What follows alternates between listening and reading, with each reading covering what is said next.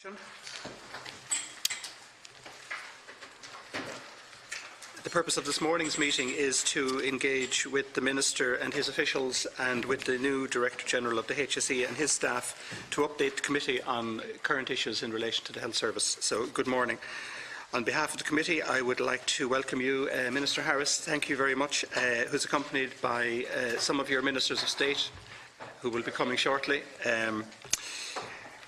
Jim Breslin, the Secretary-General of the HSE. I'd also like to welcome Paul Reid, the new Director-General of the HSE. Congratulations on your new appointment. We look forward to working with you in many years to come. So, congratulations on your new position. And we'd also like to welcome Anne O'Connor and Mr. Liam Woods, also Dr. Colm Henry and Ms. Rothwell from Waterford. Thank you very much. I wish to draw your attention to the fact, by virtue of Section 17(2)(l) of the Defamation Act 2009, witnesses are protected by absolute privilege in respect to their evidence to this committee. However, if you are directed by the committee to cease giving evidence in relation to a particular matter and you continue to do so, you are entitled thereafter only to qualified privilege in respect of your evidence. You are directed that only evidence connected with the subject matter of these proceedings is to be given, and you are asked to respect the parliamentary practice to the effect that, where possible, you should not criticise or make charges against any persons or entity by name or in such a way as to make him or her identifiable. I also wish to advise you that any opening statements you have made to the committee may be published on the committee's website after this meeting. Members are reminded of the long-standing parliamentary practice to the effect that they should not comment on, criticise or make charges against a person outside of the Houses or any official, either by name or in such a way as to make him or her identifiable. And just to alert the members of the committee that the Minister is under pressure for time and needs to leave by 12:30. So just to keep that in mind in relation to your concise questions. We also have a representative, Ms. Rothwell, from Waterford Hospital here, so we are going to address issues in relation to that as well. Chair, can I ask, is that going to be a separate section, or are we going to just take them all together? The meeting will probably take on a life of its own, so if we can deal with it within the substance of the meeting, well and good. If there are any unanswered questions, we can devote some time to it. Okay. So, can I then ask the Minister to make your opening statement, please? Well, thanks so much, Chairman. I'm delighted to be here this morning, and to thank you for the invite and thank the committee members for the engagement that I know we're going to have. Particularly like to welcome Paul Reid, the new Director General of the HSE, and his colleagues in the HSE. I'd want to formally wish Paul well in his new role, as I'm sure we all do. I think he's a very exciting and important appointment for our health service at a crucial time where we have record levels of investment, but also a very ambitious reform programme that we need to deliver on. I'd also like today to take the opportunity to thank Anne O'Connor, the Deputy Director General, for her tremendous commitment while serving as Interim Director General of the HSE for the last number of months as well. I'm very happy to be here today to give an update on recent developments in the health sector and issues affecting the Department of Health and the HSE, and I'm particularly pleased to report on a number of positive developments. We've spoken at length here at this committee about the need to transform how our health services are delivered. Our population is rapidly changing and bringing with it changing healthcare needs. Like other countries, the Irish health service needs to radically change if it too is to properly meet the health needs of our population. We need to rethink how we deliver services, placing a greater emphasis on prevention, on population health initiatives, in order to support people to live independently in their own community for as long as possible. We need to deliver efficient, effective and sustainable health and social care services to meet the needs of all of our citizens, and this will require a whole society approach with new ways of thinking and new ways of working together. And the good news is Sláinte Care provides us with that roadmap and with that vision for the future of Irish healthcare.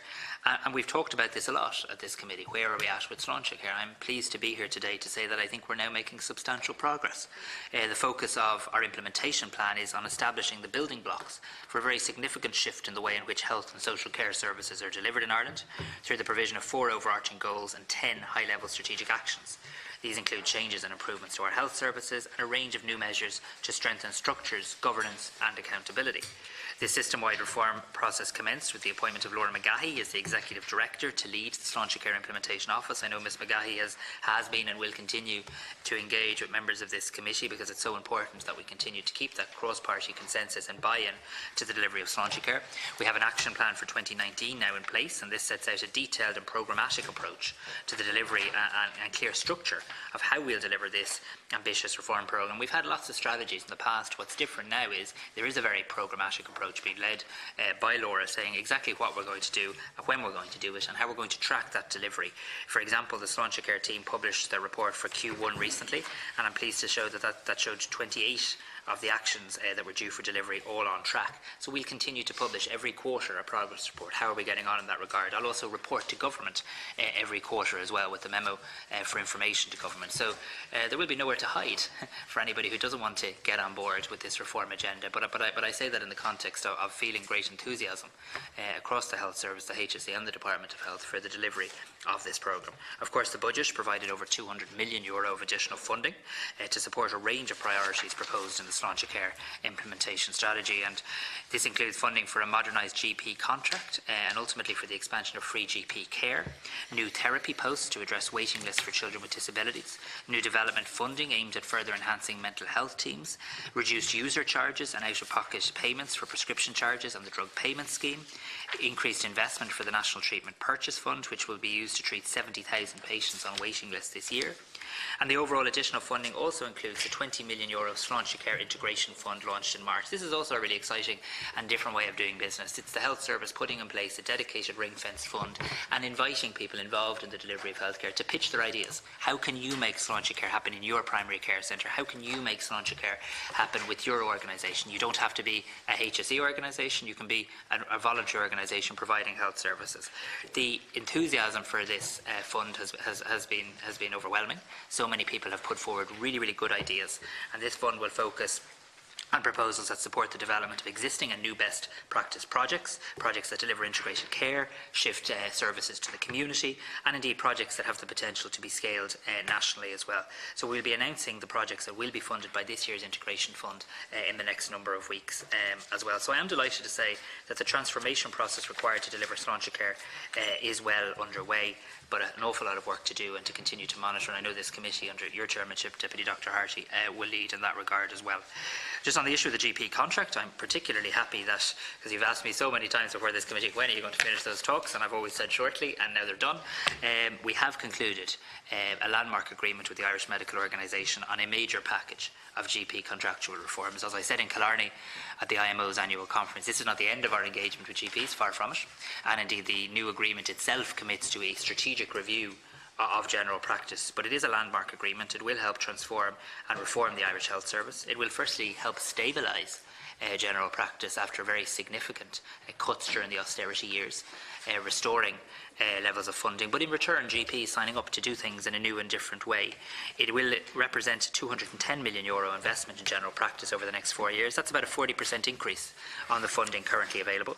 80 million will be available for the management of chronic diseases. This is a crucial Sláintecare initiative. The idea that people with chronic diseases like certain heart conditions, with diabetes, with asthma and with other conditions can now be treated in the community under this deal, see their local GP instead of having to go to the hospital is really important. And there's also a wide-ranging set of modernisation measures, including medicines management, e-health and multidisciplinary working.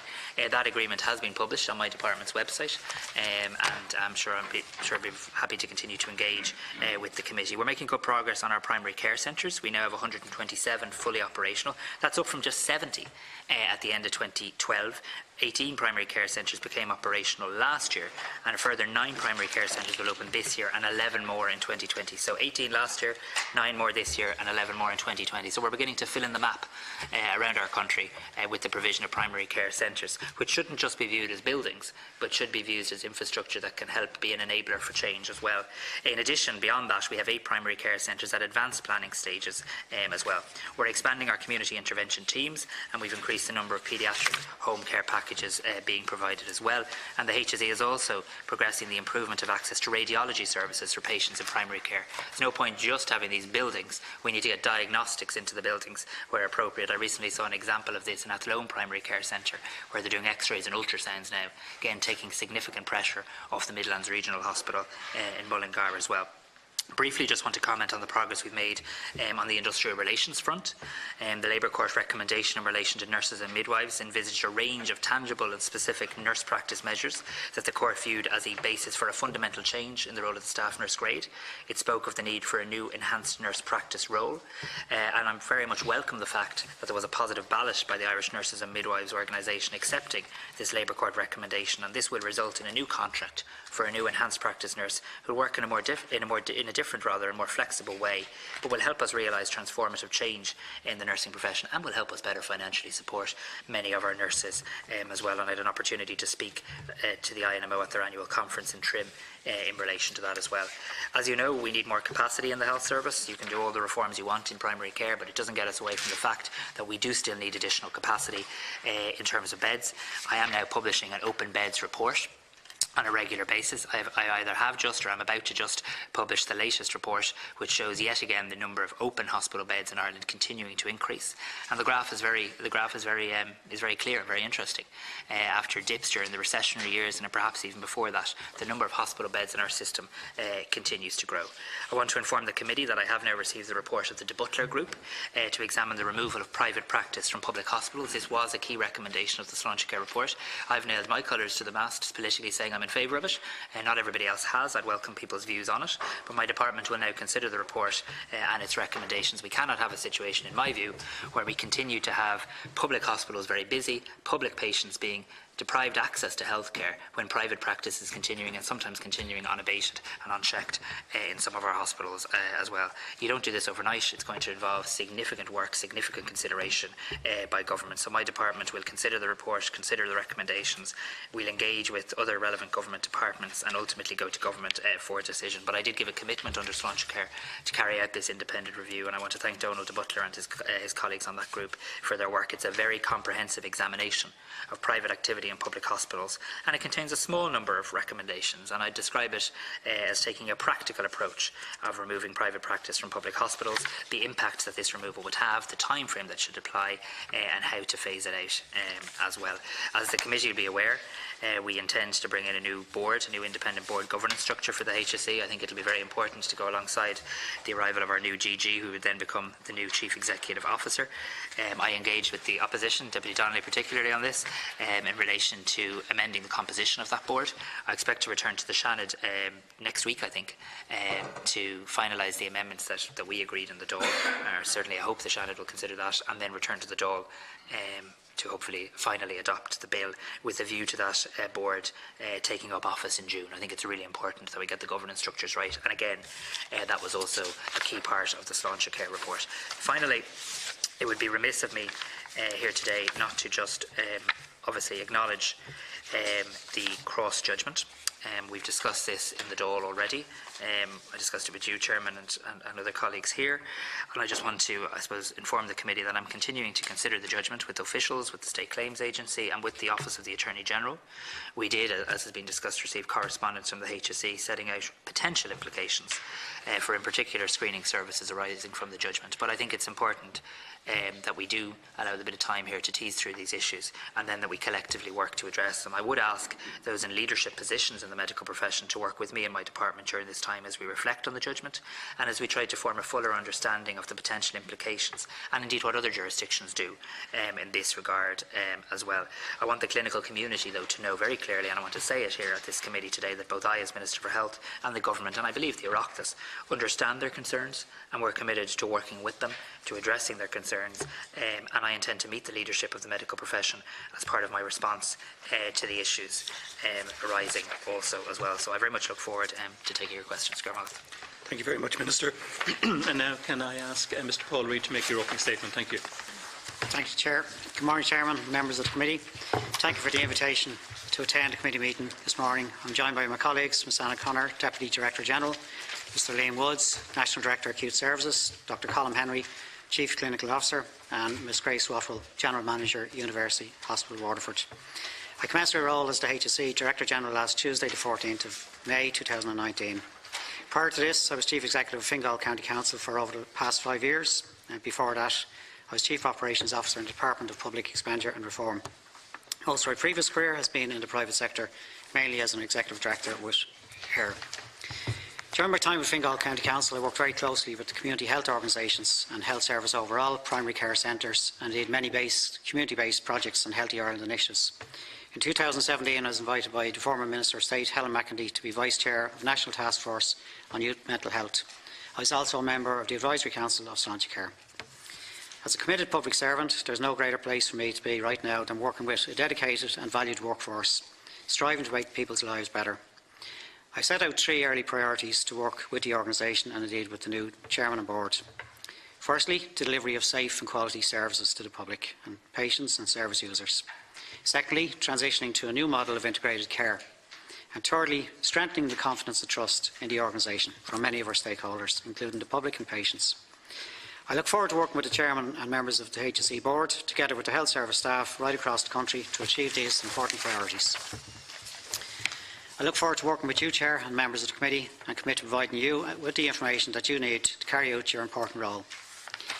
I now want to briefly reference a few of the topics. Sláintecare Report 2017 signalled a new direction for delivery of health and social care services in Ireland.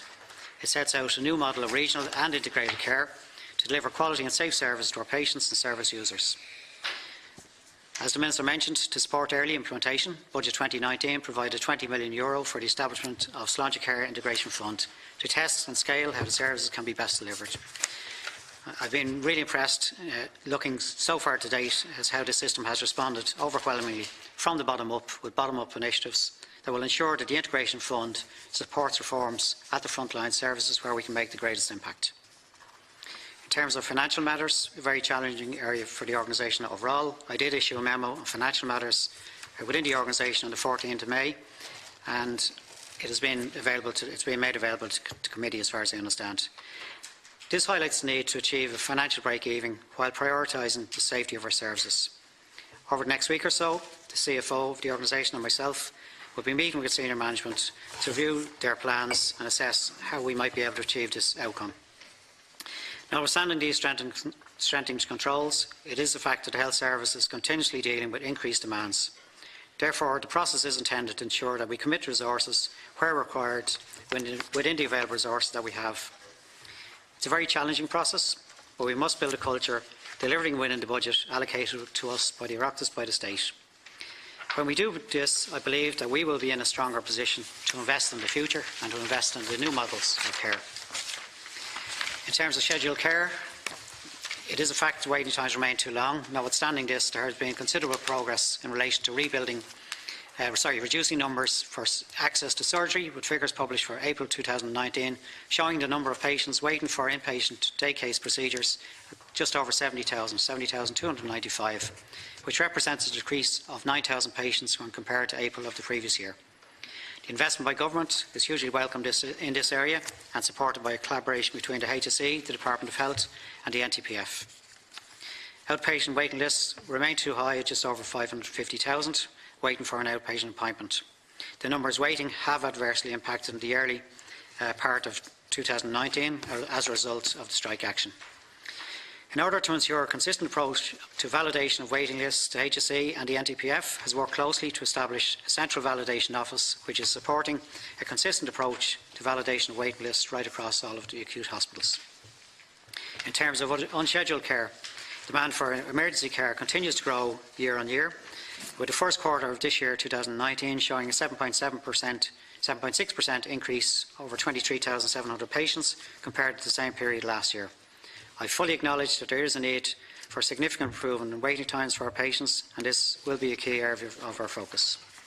We have initiated a review of the winter planning process in 2018 and 2019. By agreement with the Minister, the HSE is extending this review to include commissioning an independent expert report to carry out a review of emergency department performance and activity analysis over the winter period in nine individual hospital-focused sites and their associated community health organisation areas. This expert group will examine the emergency department performance, will have regard to capacity, bed utilisation, internal capability, including consultant manpower, medical, nurse and overall staffing levels. The expert group will report its findings and recommendations as part of the winter review report for 2018 and 2019. expecting that this will be completed within a 3-month period. And Chair, we believe this can bring back some real good evaluations and learning, not just from the winter period process, but overall in terms of best practice across the various hospitals and groups. In terms of the mortuary, Universal Hospital Waterford. Universal Hospital Waterford mortuary is a South East Regional Centre for autopsies. I recognise that the current facilities are not compliant with contemporary requirements. On my second day in my role in the HSE, I visited the hospital and the mortuary, and I spoke with local management, staff, consultants, pathologists. Immediate interim control measures are now in place, and additional refrigeration capacity is also available. In acknowledging the issues and concerns expressed by Universal Hospital Waterford staff, a review of the mortuary services there is planned. This is to include a review of existing mortuary facilities, and the terms of reference for the review are currently being finalised. It's proposed that the final report will be available in September of 2019. The mortuary capital development is on the HSE plan and approved since March of this year. Approval to tender has been approved since March of 2019. The expectation is that a new building will be in place within 2 years. In terms of HPV vaccination, the provisional uptake of the HPV girls programme is at 70% for the first dose in 2018-2019, which is an increase from the school year 2017-2018 when it was at 60%. Older girls are now coming forward to receive the vaccine where they had previously refused, which has to be welcomed by everybody. The second dose of the girls programme is being delivered in March to May 2019, and final figures will be available later in 2019. Ongoing concerted efforts are required from all healthcare professionals and opinion leaders to improve and maintain vaccine confidence in HPV and indeed all vaccines. Ireland's first gender-neutral HPV programme is due to be rolled out from September 2019. A communications plan is in development. The vaccines to be used in gender-neutral programme is HPV-9, which has protection against an additional 5 cancer-causing strains of HPV compared to the currently used Gardasil 4. National Patient Experience Survey. The key message from our reviews of our adverse incidents and complaints is the critical importance of listening and responding to our patients. This month, the National Patient Experience Survey is underway for the 3rd consecutive year. During the month of May, 28,000 patients who have had an inpatient stay in our hospitals will be invited to give feedback about their experiences. Over 80% of the respondents rate their experience of hospital care as either good or excellent. Indeed, Chair, I look forward to engaging on these surveys with our patients directly over the coming weeks. 83% of respondents stated that they were treated with dignity and respect, and they had full confidence and trust in the staff providing their care. 96% of respondents rated their hospital room or ward as very clean. This year, the survey programme will be also extended to maternity services, where 11,000 women will be invited in February 2020 to give feedback about their own experiences. I personally intend to visit a number of hospitals in the coming weeks to promote this patient experience survey and to thank staff for their valued work and hard commitment to the programme. Thank you, Chair. Thank you, Mr. Reid. Now we're going to open the meeting to our members, and our first contributor is Deputy Stephen Donnelly. Thanks, Chair. Minister, thank you for your time, and to all of the officials. And Mr. Reid, best of luck. Not a small task you've been handed, so I wish you the very best of luck with it. There's a huge amount of work to be done. I'm going to come back to the question of access in a minute, but I just want to start on 2 specifics first. One is Spinraza, which obviously we've all been following closely. There's obviously families watching this very closely. They will have noted that the NHS approved Spinraza recently, and the clock is ticking for their children. They asked if we could put the following 3 questions directly to you. The first is there a definitive date on when the decision on funding will be communicated, be that a yes or a no? Secondly, is there an explanation as to what's causing the delays in the decision making, certainly relative to other EU countries? And thirdly, is there a definitive timeline on how quickly access to the drug will be available if the decision is positive? Could we start with those, please, Chair? Briefly say, and then I'll ask the Director General or Dr. Henry to come in on this. So firstly, I recognise that it's a very stressful time for families. I recognise that they've been waiting more than patiently in a very difficult context, worried about their own children for these drugs. So I genuinely recognise that. I also recognise that the HSE has a statutory power in relation to making these decisions that you or I don't have. I think that's important. It's very clear in the Health Pricing Act, and that the responsibility lies with the HSE. I'm also conscious of the fact that it does take two sides to negotiate an agreement, and that the HSE have been working to try and get a good agreement in relation to that. I'm very clear that we do need to make this drug available in our country. And I think the HSE knows my views in relation to that. So whilst being very respectful of the processes that are going through and have to be gone through, I am very clear that it needs to be made available. I might ask the Director General to comment on the specifics. Thank you, Chair, and I will just ask the Chief Clinical Officer, Colm Henry, to make a few comments in a minute. But just to say, Deputy, in response to your question, firstly, like the Minister, I too totally understand the strains, the concerns of the families and children involved in this one. So it's a very real issue, very close to all of us. Just in very brief context, just in terms of overall drug approval, just to make the point, in terms of approvals of drugs by the HSE over the last while and the committee that oversees it, there's been 23 drugs approved for over 10 million, which is a budget of 10 million. And those decisions are across a number of criteria, one of which is cost effectiveness, but not the only criteria. Just specifically related to this Spinraza, the Drugs Committee did go through a process and have been through a process, and by a short minority felt it wasn't cost effective. Again, across a range of criteria that has been their decision just recently. That decision will be brought back, and I've asked it to be brought back to my own leadership management team. It will be brought back in early June. Obviously, as the Minister said, there is a process ongoing through that in terms of negotiations and cost effectiveness with it. But I've asked for the issue to be brought back to my management team in early June. I'm very conscious of the NHS decision and where we now stand as Ireland in that regard. I think everybody wants to make the right decision, including myself, in relation to this drug, and that's the track that I want to get us on. I just need space and time to bring the process back to my own leadership team and assess that decision, and we'll make the decision. But you know, that's exactly where we are just there. I might just ask. Thank you. I think that's fine. Thank you. The second issue I'd like to touch on is the moving of the Coombe to the St James's site. So, Minister, you and I have talked about this before. It was my understanding, and I think everyone's understanding, that tri-location was the big argument for the James's site, putting aside whether the James's site was the right one or not. And it certainly came as a surprise to me to hear that there had been no planning or design started, because then Minister Varadkar, I think in 2015, had committed to saying that the Children's Hospital and the Coombe would actually be progressed in parallel.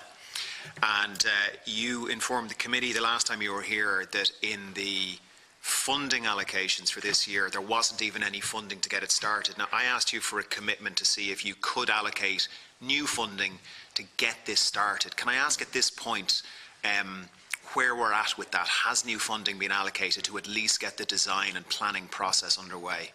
Yeah, so thanks very much, Deputy Donnelly, and I know you've been pursuing this issue for quite a while, so I won't go back over old ground other than to briefly say, I suppose, two things. Firstly, we are under our National Development Plan planning to move all of our standalone maternity hospitals to the site of an acute adult hospital.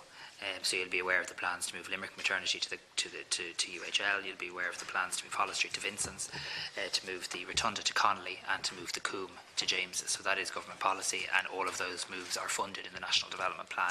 So it absolutely, I'm not suggesting you're doing this, but some people I think are suggesting, particularly people who've opposed the Children's Hospital, are suggesting that somehow we're not planning on moving the Coombe. We are, and I know you understand that.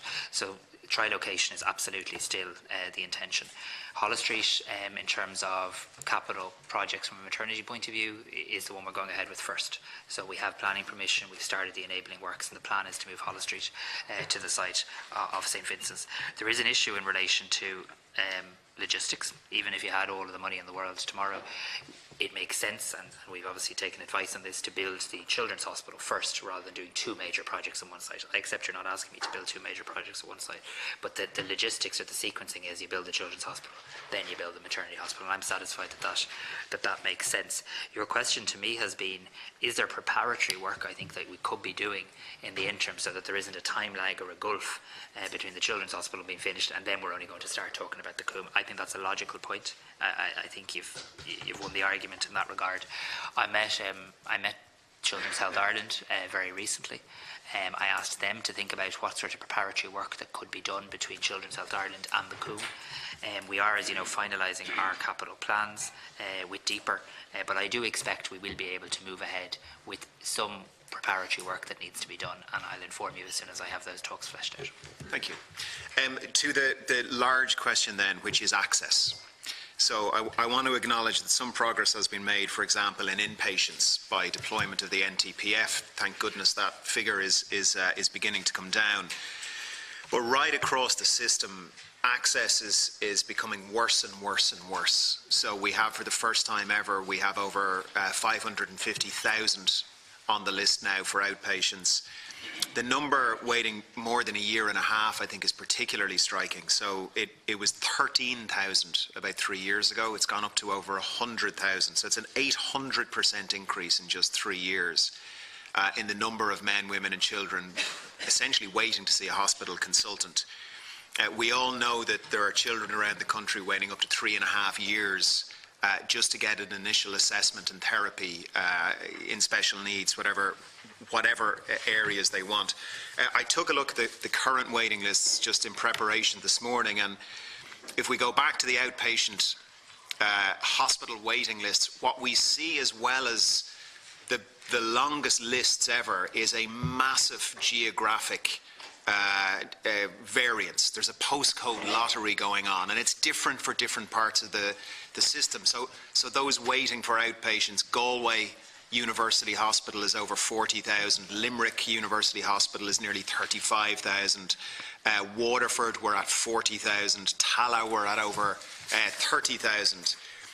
In other areas like physiotherapy, we see a big spike in Waterford, for example. It's nearly 2,500 people waiting just for their initial physiotherapy appointment. Minister, in our county, in Wicklow, on occupational therapy, an initial assessment, we see there's over 1,100 people waiting. So we're seeing these sort of postcode lottery, depending on whether you need to see a doctor or a physio or an OT or whatever it is.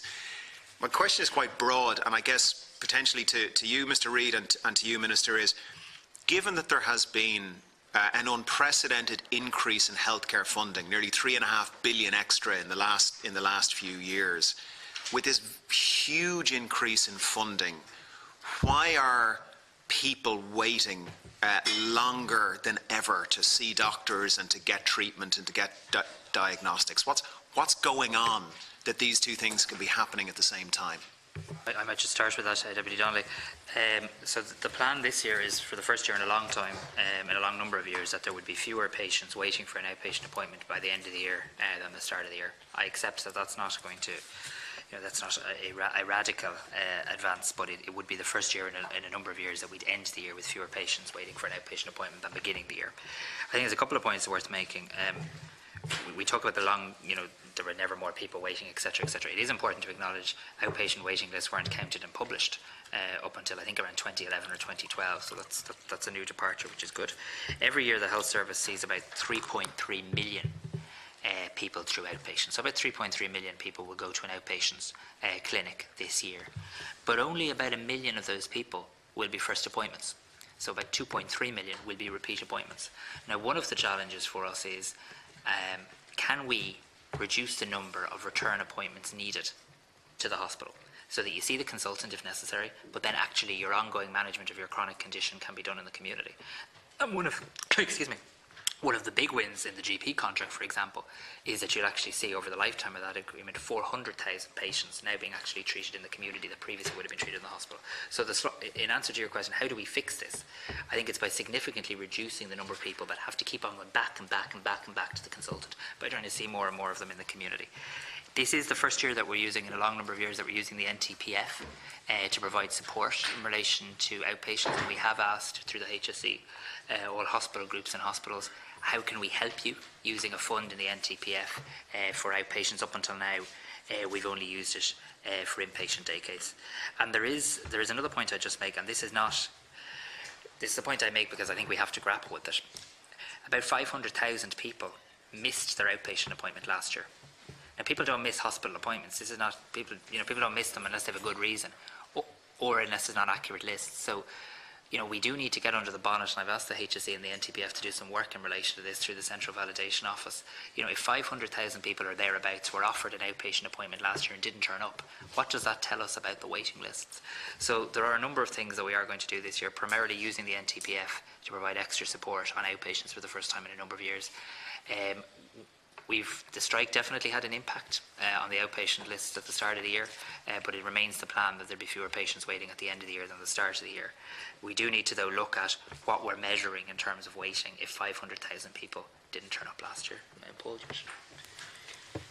Thank you, Chair. Deputy, just a few general comments, and I might ask some of my colleagues just to make some specifics. Firstly, in terms of the Minister just referenced there, I've certainly strongly heard from all across the organisation the requirement to do a deep assessment of the validation lists. And as the Minister touched on that process, we've kicked off in support by the NTPF. Certainly, I'm hearing it from consultants, I'm hearing it from staff, nurses, etc., that it is something that needs a wide assessment, and that process is going to help us. There's no doubt, state the obvious, the demographic pressures on it are all upwards in terms of requiring outpatients appointments, and that's been well proven. And you are right, there's certain demographic issues across the country in terms of geography and where it's spread differently and some of the impacts on us. The third thing I just want to make is the new models of care. Obviously, one of the big strategic intents of Sláinte Care is to move to an integrated model of care where we increase the capacity in the community. And the primary care centres, and I've visited many of them and I've been in supporting the building of them in my previous role, there's no doubt they have capacity for the future when we can invest in some of the diagnostics in them, etc. And so, continuously running with the same model, I think we will aim and we will chip away. Our real move and transition has to be to the new model of integrated care. And I'd be, in terms of my role, is to work with the team in Sláinte Care and work with the department to start moving us, leveraging off, as the Minister said, the agreement with the GPs and how that can be deployed locally, leveraging off the nurses agreement that's been concluded recently and how we can move to the implementation of that agreement and the deployment of nursing care into the community in a stronger perspective. The issue you reference on the budget is a very real one, and I've just touched on in my open statement. Certainly from the National Service Plan budget for the start of 2018, it was 14.5 million, I think. The outturn was just over 15.2, and this year we've 16 billion. So we do have to assess how we can deal with the upward pressures that's on us, which are very real, deal with the demographic issues that are pressing on this health service, probably like not too many, and move to the new model. So it's a very challenging environment of assessing every cent, every euro we have, where we currently put it. But my early assessment is if we continuously put it into the current system of congested acutes and building the outpatients, we'll continuously make slow progress. I really want us collectively to move to the new transition and the new model. And finally, I just think the assessment that we've kicked off, I know it's primarily focused related to the winter programme and the emergency departments, but that is going to tell us a lot around what parts of the country, what groups between the group hospitals and the community health organisations, where there are better processes in terms of managing a patient through. I visited Waterford last week, I visited Tullamore, I visited some other hospitals, and you can see a variance in terms of how the outpatient progress has moved on. And I really want us to get to ensure we have best practice, we understand what's best practice. And certainly I'm hearing a major call from the whole service to really look at that. And I'm seeing some excellent practices. I saw them in place last week, both in Waterford and Tullamore, in terms of managing the outpatient experience and what has to be a follow-through, if you like. So I think it's all of the above that we're going to have to really focus on, and I appreciate it's a challenging agenda. I might just ask one of my colleagues to give some detail of specifics. Just in terms of some of the figures you mentioned there, we know from our March data that over 94% of people referred to speech and language and physiotherapy were seen within 52 weeks. Now that's still a long time, you could argue, if you have a child waiting for a service, but it is over 94% now, which is better than it used to be. We are definitely challenged in relation to OT, no doubt about it, and that's something we're working on. There's a couple of important things to note as well. So we have 100 100 posts that the Minister referenced that are going out now to the CHOs. They've been notified of them just over the past week, particularly for disabilities, and that will help in some of those therapy waiting lists. And in terms of just shifting the model of care, we also have our Therapy in Schools project in CHO 7, which is the Kildare area, because we know that early intervention is key, particularly with children, and this initiative has about 30 therapists working across all the schools, and the idea there is that we pick up children much earlier so that they don't require the service further down the road, and that is still a pilot project that is proving to be very positive and very successful. So we are looking at models, and again just building on that integration both across our community services, because within the community we're not always that integrated, never mind between community and hospital. So our first step is to have the community services integrated, and this year we are having our 9 learning sites for community health networks that will allow us to apply a population view in terms of how we deliver services, because we know that there's a lot of duplication with people sitting on different lists. So we can have the same child sitting on a number of lists, and if we tackle it from the population perspective within a network, it will allow us to coordinate the delivery of care in a much more streamlined and effective way. So we have a number of things going on, but taking your point, we are absolutely committed to trying to improve access to the community services. Maybe just a couple of practical ones. And you were asking about what's a potential way forward, and if you look at specialties, which is what we're doing, I should say firstly the 3 strike days were we lost about 13,000 outpatient appointments per day, unfortunately, and we have to work that back, and so that's the most recent significant negative shift is associated with that. But when you look at individual specialties, in ENT, for example, in Letterkenny, the GPs and specialist consultant have agreed a protocol of care, as Paul referred to, and they have undertaken an exercise to clear backlogs and waiting lists, to guarantee priority access for urgent cases, and to support that with diagnostics in the hospital. And that is part of what's needed, and that was a pilot and it worked, and I think the GP contract will enable that to work further. In orthopaedics, we know that physios, musculoskeletal physios, can remove 85% of the people from the waiting list now. The orthopaedic programme has identified that, and we are investing in that because that's a critical resource. That's actually a community investment. Those physios really need to be out in the community space.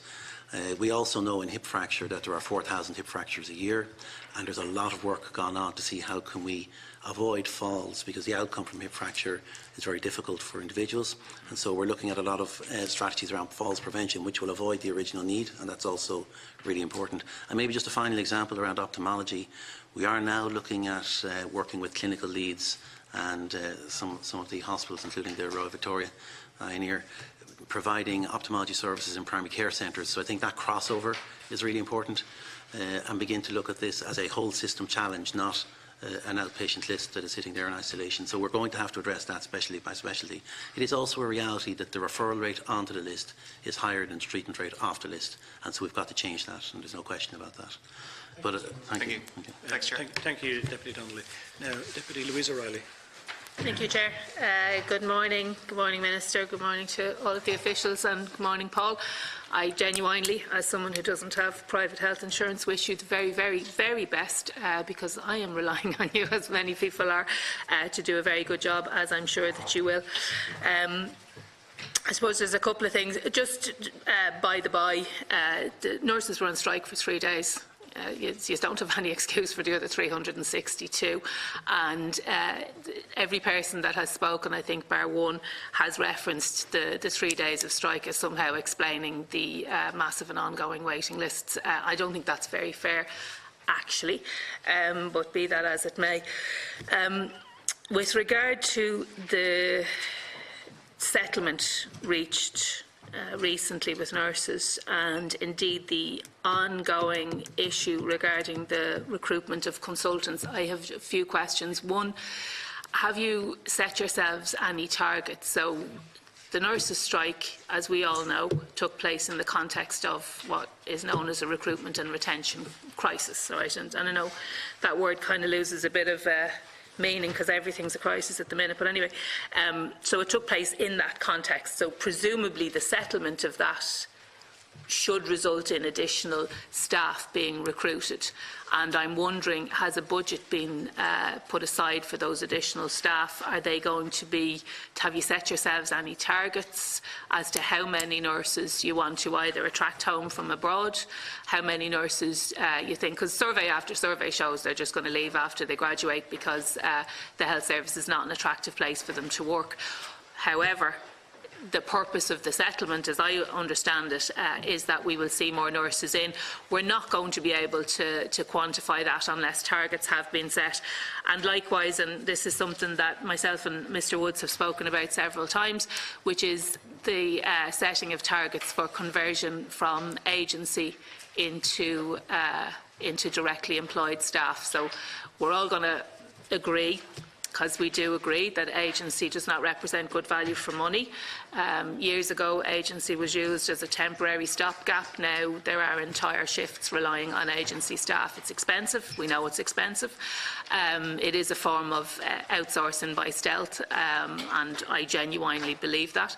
And I'm just wondering, have you set any targets at all? And in that context, and in the context of recruitment, and this is a question, Minister, that I had asked you previously, you indicated you would get an answer for me. Now, the answer is not overdue or late. I'm just wondering, do you have it, with regard to the urgent care centre in Connolly opening from, as it was promised that it would be open, from 8 a.m. to midnight, 7 days a week. I'm going to say here and now, I don't think that the staff are going to be in place to do that.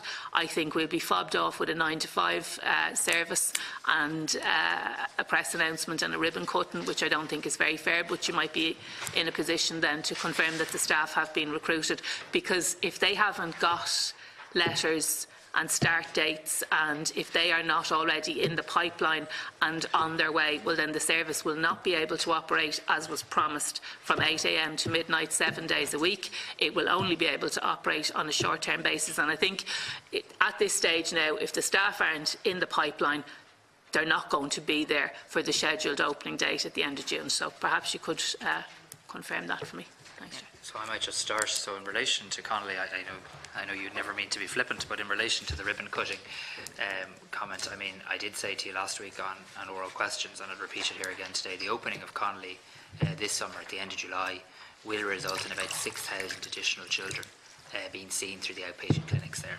So there will be extra children who will benefit from the opening of this facility this year.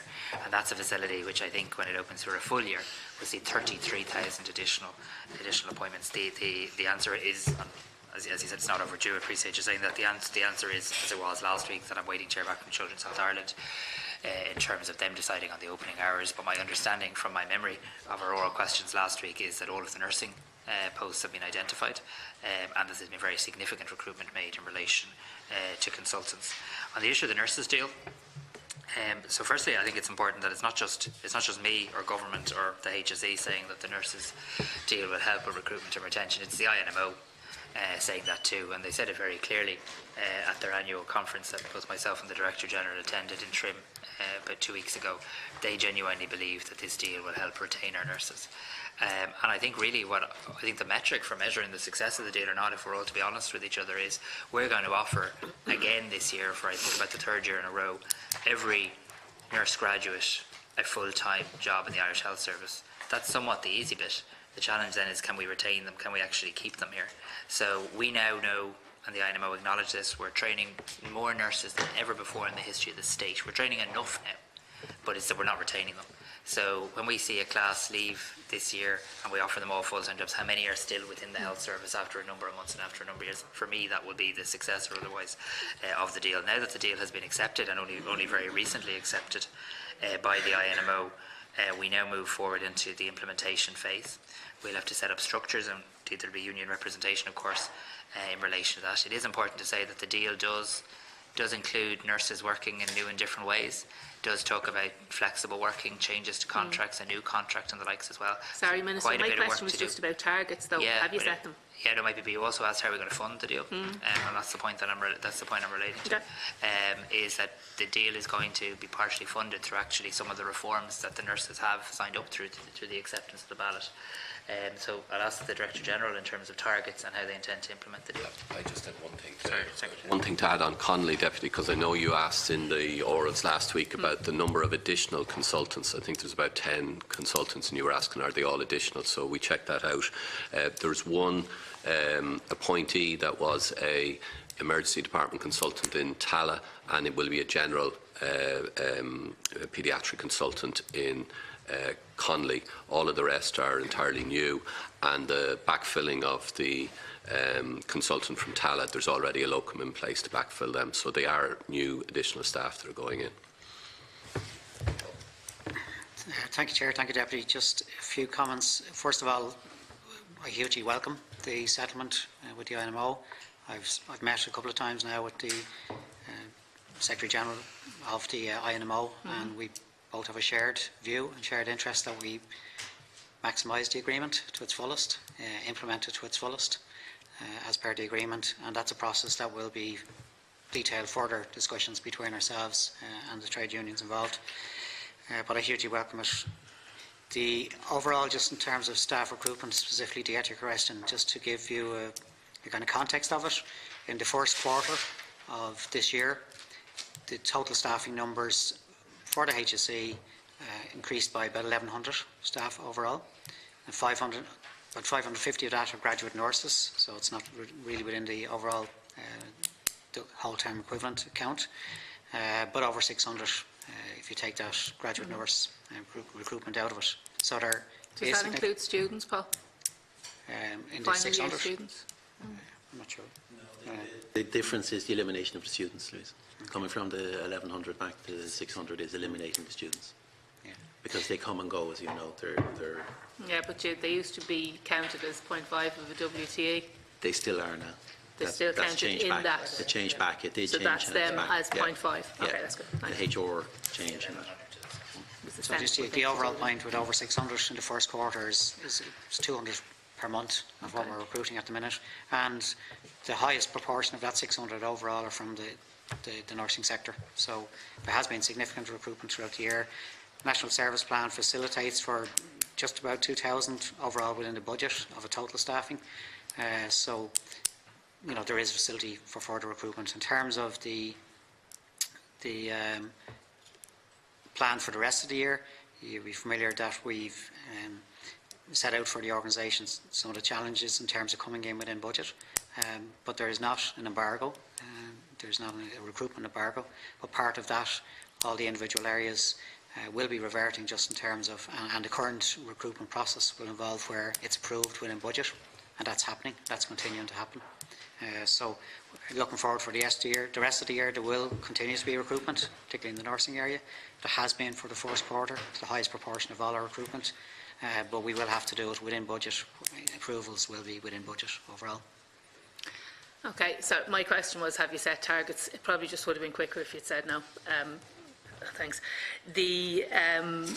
With regard to the conversion of consultants who are not on the specialist register, again, this is an extremely serious issue. And sorry, Chair, if I could just, as an aside, Ms. Rothwell, you're very welcome, but your name was, or your presence wasn't indicated or flagged to us in advance. It's not on any of the opening statements, so we were not prepared. I have a few questions for you, but we weren't prepared or alerted to the fact that you'd be here, because I assumed you weren't when I checked on that there wasn't going to be a representative when I checked in the opening statements. So we obviously were very welcome, but I think that some of the deputies from Waterford, had they had advance notice, would have been able to rearrange their schedule to arrange to be here. And I know we will have a separate session, but I wanted to point that out, and I don't mean that disrespectfully. You're very, very welcome. I do have a question for you as it goes, but it wasn't indicated in the opening statements when I read them, so I just assumed that there wouldn't be a representative here, although I know that we had flagged up that there may be a discussion about it. That's just as an aside. But on the subject of consultants, and those not on the register is something we've spoken about previously, and I had a very detailed engagement with Rosemary Mannion in relation to this. I think the last time we had a session, and I'm still at a loss to know if anything is being done to stop this from happening. So we're all aware of the rights and entitlements of a person to a contract of indefinite duration. There are currently a high and increasing number of consultants who are not on the specialist register, who are engaged in specialist activity, who are being paid for as if they were on the specialist register, who are fulfilling those roles. And every day that goes on, they get closer to a legal and lawful entitlement to a contract of indefinite duration. And those conversions are just being rolled over and rolled over. Now, I did ask Rosarie the last time she was here, and I pressed her on it, and I'm going to ask you again.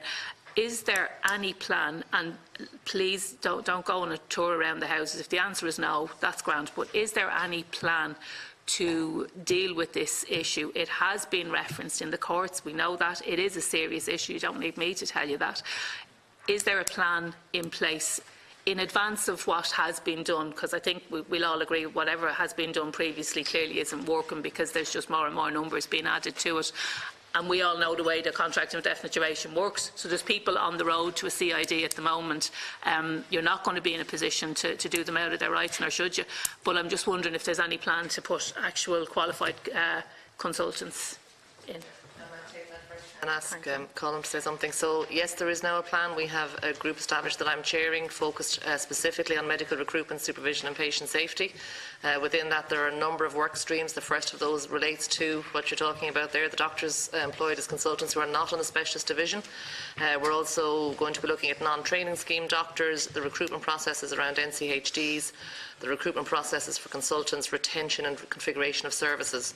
And taking your point, we know that we are very challenged on this. We have had a team working under Professor Frank Murray, who've gone around the country to assure themselves in terms of the governance, to ensure that there is adequate supervision in place today, and that there aren't risks there. So a lot of work has been going on, but we know that strategically we need a far more robust plan that actually looks at how we address this issue now and into the future. And I might ask Colm to add to that. Sorry, just very briefly on that. You say that the supervision is in place. That's for every single consultant. So every single consultant who is not on the specialist register but is being paid and working as if they were is under some form of supervision. Yeah, and we've had a report back. So does that mean they don't work on their own, or how does that work? It means that, well, all consultants are in, and again, Colm can talk more about this, but there are clinical directors, so we have been out to each area to check and see what this. Now, again, supervision, when it comes to consultants, they don't work under supervision per se, but there is a governance framework within which they have to work.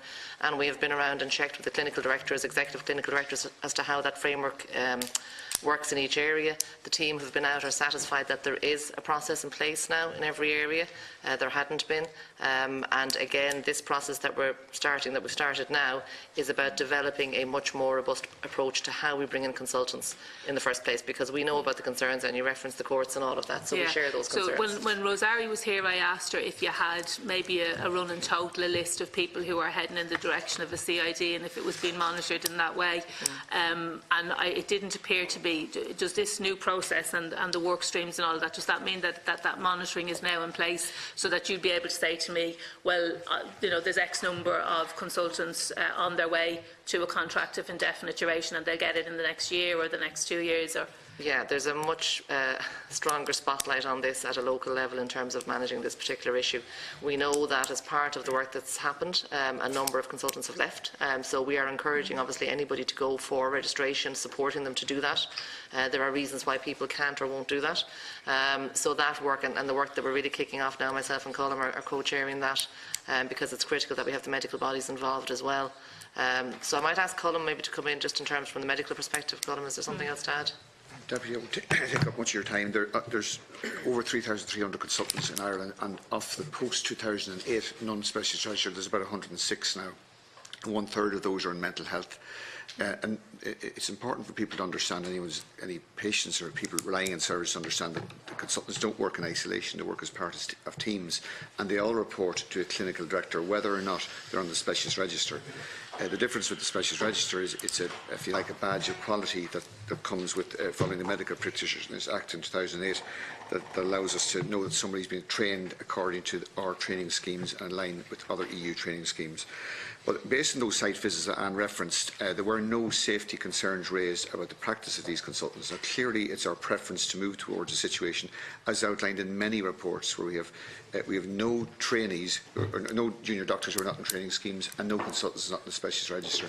But there are considerable challenges for us, not least the fact that they were delivering unscheduled care on 26 sites around the country. And in an environment right across Europe where recruitment is quite difficult, it's becoming increasingly challenging for us to provide unscheduled care on so many sites. So there's a context here that requires understanding in terms of recruitment that's not alone just to us but to other European countries as well. Indeed, unscheduled care is really the kind of the nature of the business that you're in, so it shouldn't, I don't think it should come as any surprise. But anyway. So with regard to the primary care centres, Minister, you referenced that there are 127 primary care centres fully operational. I have one in my own area, and I've referenced it many times. Paul would be familiar with the one in Balbriggan. No additional staff were provided for that despite the growing population, and no diagnostics. So I did ask this via parliamentary question recently, and the answer I got back was that there are no plans in place currently to provide additional diagnostic equipment. And I suppose that brings to the main, that's a small local issue, but it's obviously extremely important if you have to travel into town all the way from Balbriggan for every little scan and all the rest of it. So I'm just wondering, with regard to the capital plan, when are we going to see that published, and will that contain within it references to the primary care centres and additional diagnostics for the primary care centres? Because the reply I got from the Minister's office indicates that there were no plans, and okay, that's for a local issue, there are no plans currently to put any additional scanners or any additional equipment or any additional diagnostics into Balbriggan. But I'm wondering, is that replicated everywhere else, or is there a plan in place to have the diagnostics into the primary care centres? And also then, as part of that, are any additional staff going to be recruited? Because I have asked parliamentary questions in relation to all of the primary care centres, and the answer is the same. I'm sure a lot of care and thought goes into it, but it's really just the exact same words on every single reply, and it says services will be provided from within existing resources, which is code for there will be no new or additional staff. So I'm wondering, is there a staffing plan for the primary care centres? And just very briefly, Chair, and I'm conscious of the time, Minister, I absolutely welcome the road to Damascus-like conversion now to public provision of healthcare and not private. That doesn't really gel with the NTPF and all the rest of it. But that aside, how do you square that with the building of a private clinic within the National Children's Hospital if the plan is going to be that that's going to be phased out? It seems to me that we're really stacking in private healthcare, and indeed we're paying for the infrastructure so that private healthcare can be delivered from within our public services. I'm just wondering, now that you have seen the light, perhaps that could be put, maybe that piece of infrastructure could be put to better use for the public service. Thanks, Chair. Very much. Minister. Yeah, if you think I'm on the road to Damascus, I mean, I think some of the Oireachtas are still Googling and trying to find out where it is, because before they even get on the road, because I very clearly nailed my colours to the mast long before any Butler reports that I don't believe it's appropriate. So don't in any way, not that you'd ever do this, Deputy O'Reilly, in any way cast any doubt over my position and therefore the position of government in relation to this matter. I want to see public practice in public hospitals. Quite frankly, what consultants do outside of those areas in terms of private hospitals is a different discussion. But I want to see public beds used in public hospitals for public patients, and I believe that's how you increase capacity, and it's something that, whilst it might make you and I feel somewhat uncomfortable, I think it's something we genuinely agree on, and it's something that's in the Sláinte Care report. But the Sláinte Care report did say map it out and work out how to do it. It didn't say just jump right in. So that's what I've done with the Butler report. If the practice changes and the contracts change and custom practice changes, the use of any facilities will change in accordance, so that'll be no different for the National Children's Hospital either.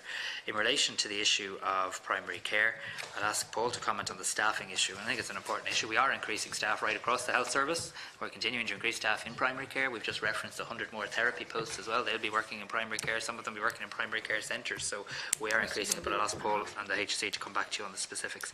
You ask an important question, though, about diagnostics.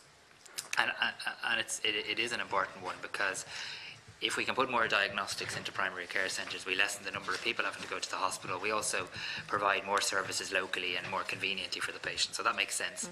I think we all know, and I'm not talking about any specific primary care centre, but we all know there can't be diagnostics in every primary care centre. So there's different types of primary care centres. Some are larger, some are built for diagnostics, some aren't. Some are serving large enough catchment areas. There's clinical issues in terms of the safety, in terms of the amount of patients that you see, and also the oversight of that. So, for example, in Castlebar Primary Care Centre, where I visited, they've an excellent radiology facility there, but the clinical governance is overseen by Mayo General. So there is an exercise going on as part of Sláinte Care to map out where we should have our diagnostics within the community. And yes, that will require funding, no doubt about it. And can I just say, in answer to your capital plan question, yes, the capital plan will show how we intend to advance that, and I expect the capital plan to be published by the end of June. By the end of June, halfway through the year. Just on that, Minister, am I to understand what you said there, that this, so there was reported that there will be a private facility within the National Children's Hospital, and you're saying that that's not the case, that actually will, maybe converted to use. I'm sorry, because it wasn't clear to me what you said. Whether you want to talk about a children's hospital, whether you want to talk about a maternity hospital, or you want to talk about an adult. No, I want to specifically talk about the children's hospital and that portion and I'm just basically saying, regardless of the hospital, the rules will be the same. If the rule is that there is no private practice in public hospitals, then there will be no private practice in any public hospital, children's or otherwise. In fairness to people developing hospitals today, that's not the situation today.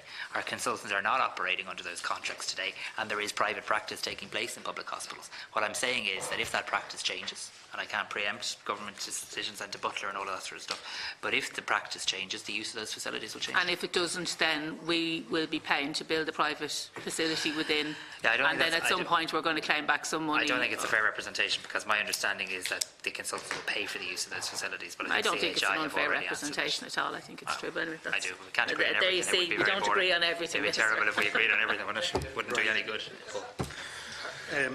Are you happy with that your question's been answered? I think Paul is going to answer some of the questions there in relation to primary care.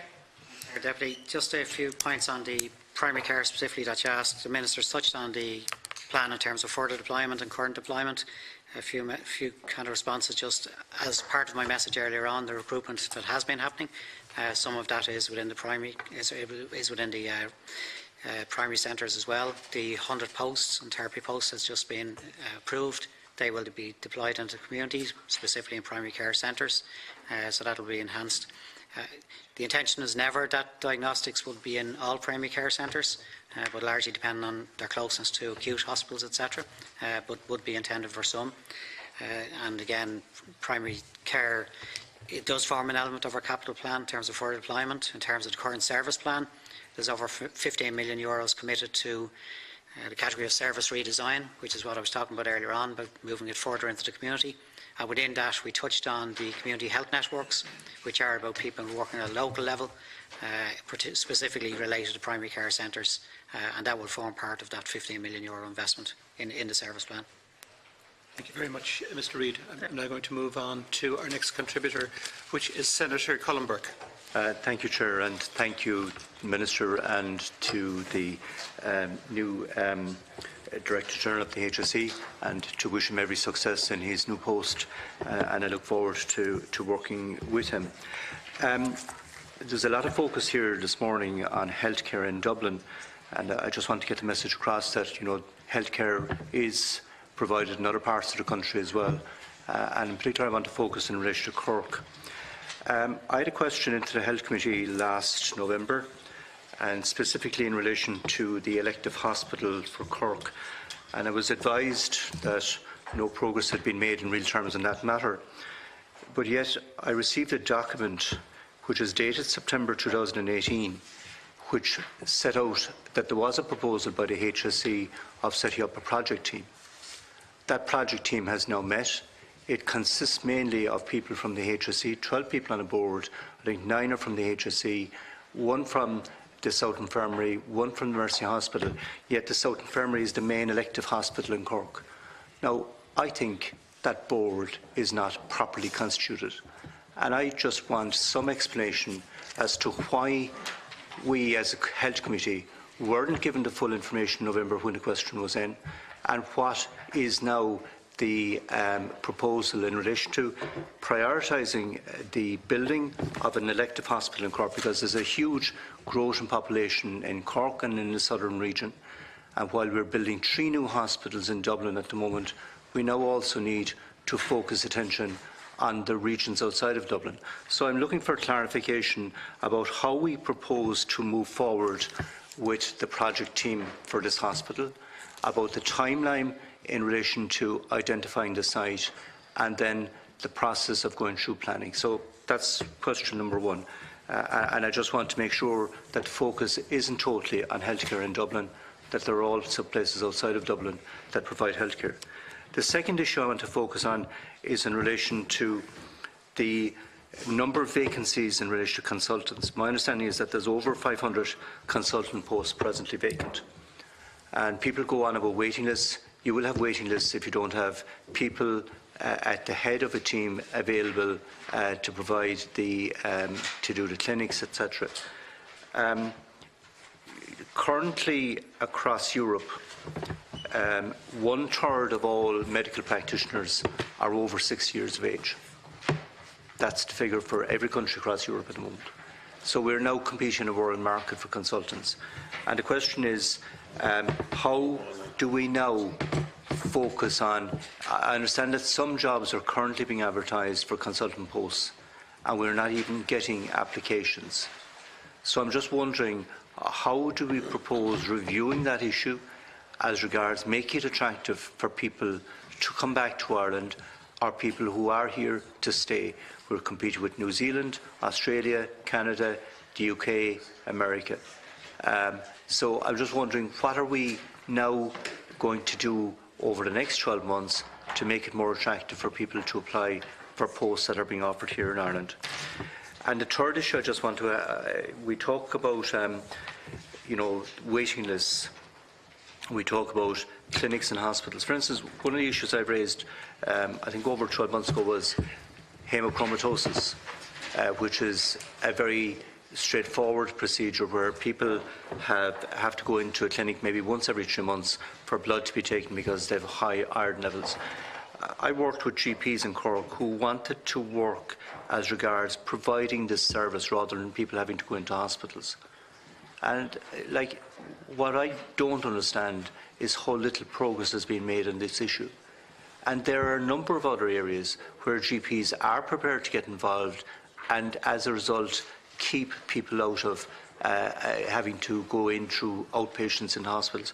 So I'm just wondering, have the HSE or the department identifies areas which are at the moment being dealt with in hospitals and are being dealt with in large numbers where could be dealt with out in the community? And I know, for instance, in relation to hemochromatosis, I know the GPs concerned had long discussions with University College Cork, with the medical practitioners in Cork, and also with the blood bank as regards coordinating that. So there are my 3 questions, and maybe we might try and deal with those issues. Thank you. Yeah, okay. May I just start?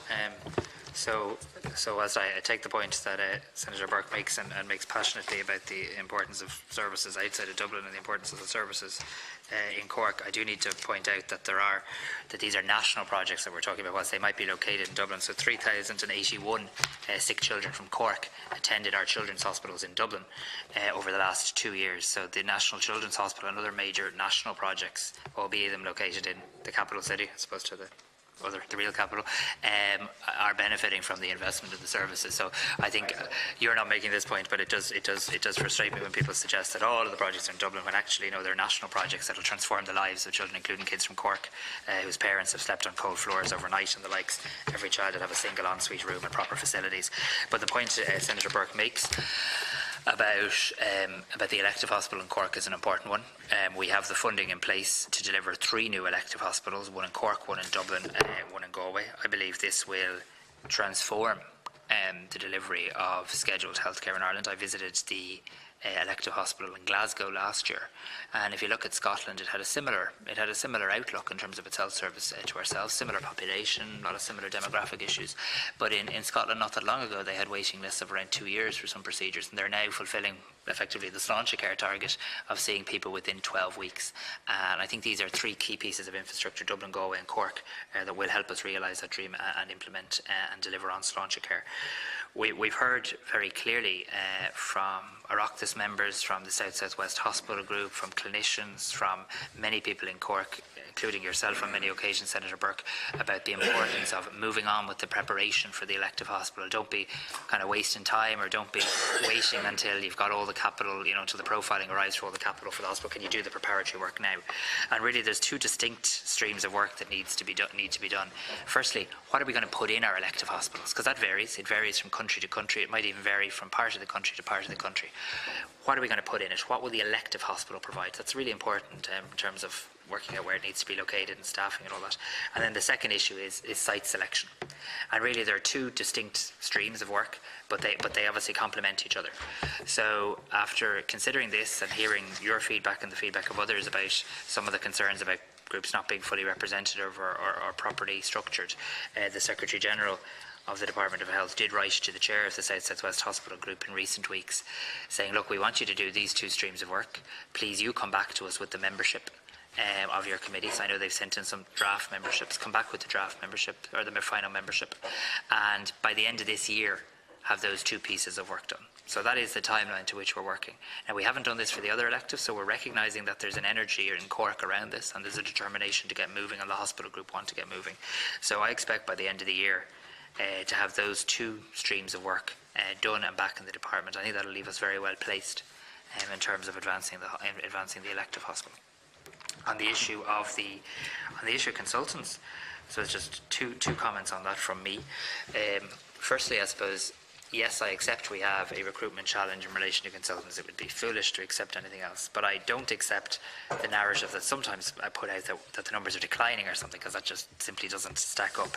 The figures show that we're continuing to see extra consultants working in the Irish Health Service, and quite significant increases in the number of people taking up consultant posts in the Irish Health Service, whilst accepting that there are still vacancies. What I would say today is what I said at the IMO conference in Killarney. We had a number of very big issues to try and work our way through from a HR/IR point of view in the health service. With the GPs, job done now in that regard, a new agreement. With the nurses dispute, job done now in terms of them accepting the agreement and now the implementation of it. And the next logical group that we really need to sit down with and address is consultants. And I gave a commitment at the IMO conference that the government will follow the recommendations of the Public Sector Pay Commission and put in place a process, because we do live, as you rightly say, in a globally competitive world. We do need to attract consultants to our country, get some of our Irish consultants back to our country, and try to keep some of them here. So I'll be working with government colleagues to work out what that process looks like. But we need a process. We need to engage with consultants in a similar way we engage with our GPs and our nurses as well. And just on the point of hemochromatosis, I am pleased that under the new GP agreement, GMS patients with this will no longer have to attend hospitals for therapeutic phlebotomy, and instead this service will be provided locally by their GP. This is obviously going to be more convenient for the patient, but even nearly as importantly, what it will do is it will benefit about 7,000 to 8,000 patients who would normally require 3 therapeutic phlebotomy sessions per annum. So that's taking out 7,000 or 8,000 patients out of the hospitals and transferring them to primary care. You're right, our GPs wanted to do this.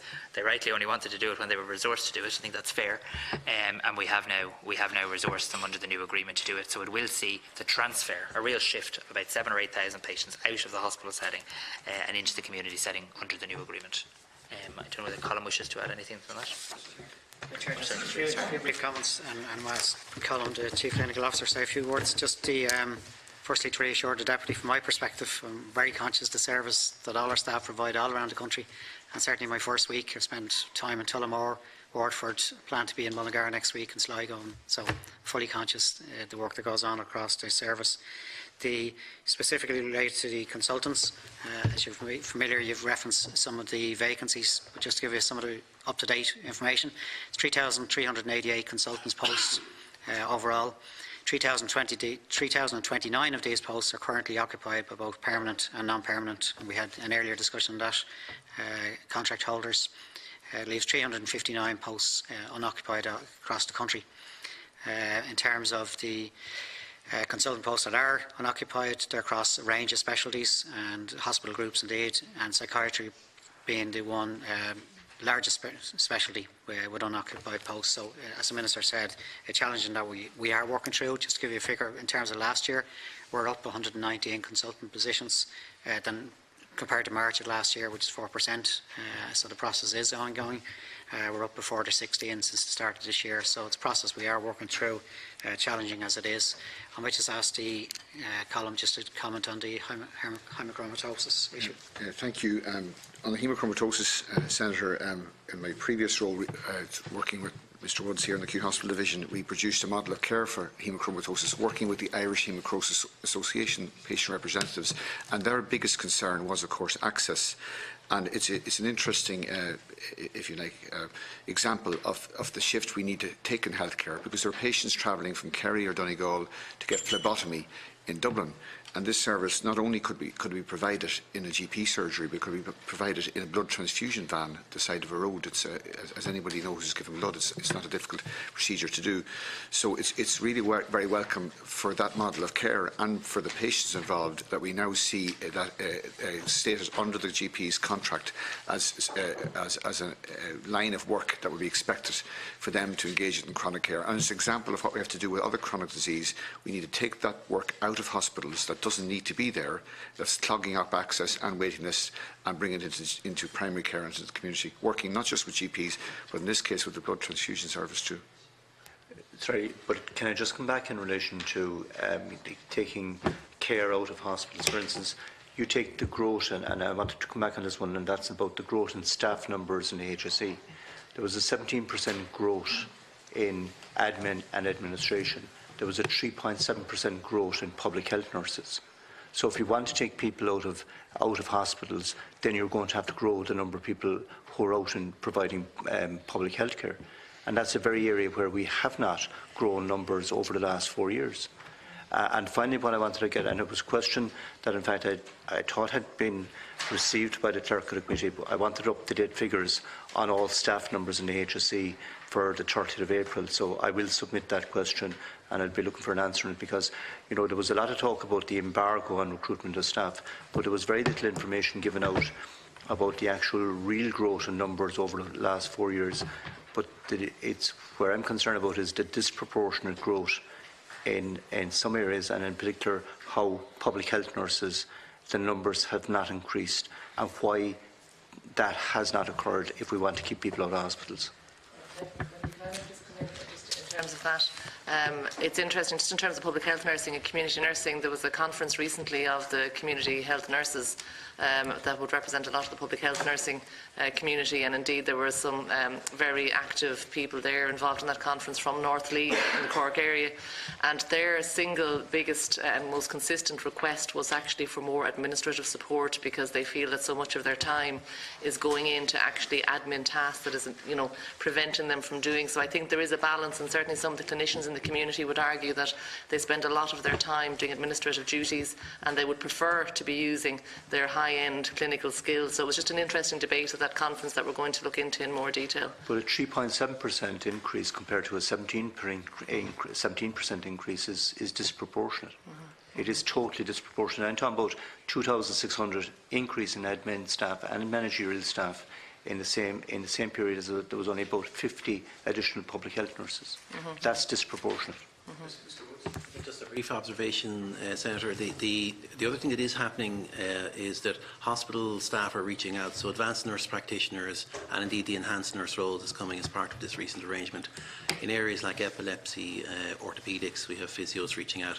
I think you will see a greater staffing along a care continuum based on clinical planning rather than by institutional or geographic. Okay, but let's take dietitians. Dietitians are not visiting nursing homes. Instead, if a person wants to see a dietitian from a nursing home, they have to be taken into hospital. Yeah. When are we going to change that? So I think, and I just mentioned. No, I'm asking a question. When are we going to change that? We have dietitians who are not being paid travelling expenses to go out and visit nursing homes. Why can't we change that rather than people having to go into hospitals? Yeah. One of the things we did do over the winter was actually support increased investment in dietitians, and actually found it, as you're suggesting, to be very beneficial in the community and in a primary care setting outside of hospital, using hospital resource. So I think we'll be seeing more of that. I did want to reference briefly, Senator, we've just started doing a pilot piece of work on, in receipt of blue light calls, of National Ambulance Service calls where falls are involved, and on appropriate triage, we're sending OT and potentially physio to people's homes with the view, from hospital, with the view to seeing can we address issues there. And just very briefly, and it's very early data, that's happened on 40 occasions, and on those 40 occasions, 28 patients didn't need to come into hospital. So that kind of work, I think, as you're pointing toward, is exactly where we need to go, and I think we need to do more of it. So, you know. Okay. Thank you. Thank you very much, Senator. And now we're going to go to Senator John Dolan. Margaret, first of all, just to welcome Minister State and the officials, and to particularly wish Mr Paul Reid all the best in his new role.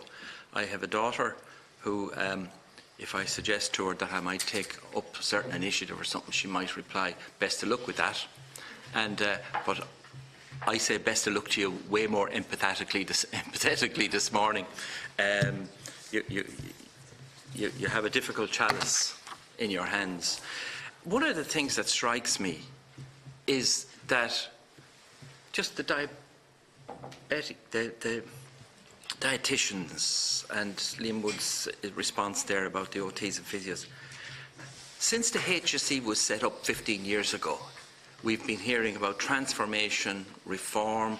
We've had beautiful documents with butterflies flying around them. We had enhanced transformation programs. We've had all of this. And I can't figure out how we keep talking about, I'm not trying to blame anyone, but there's something really wrong that 15 years later, we're only producing, training 25 dietitians a year, I think, in one particular college. Quite a number of them go into private industry. So that's just an example. I hadn't it in my head before Senator Colm mentioned that. So there are huge issues. We keep talking about reform and change, and that the minister's statement was that there's no place to hide for people who aren't getting on the reform and change bus. But people have been somewhere for the last 15 years. And is there something that we're not getting to grips with around bringing around some simple reforms? The two statements, the one from the Minister and the one from Paul Reid. When I look at them, listen to the ministers and read and listened to the Director General of the HSE, I'm struck by the common thing that is not in either of them.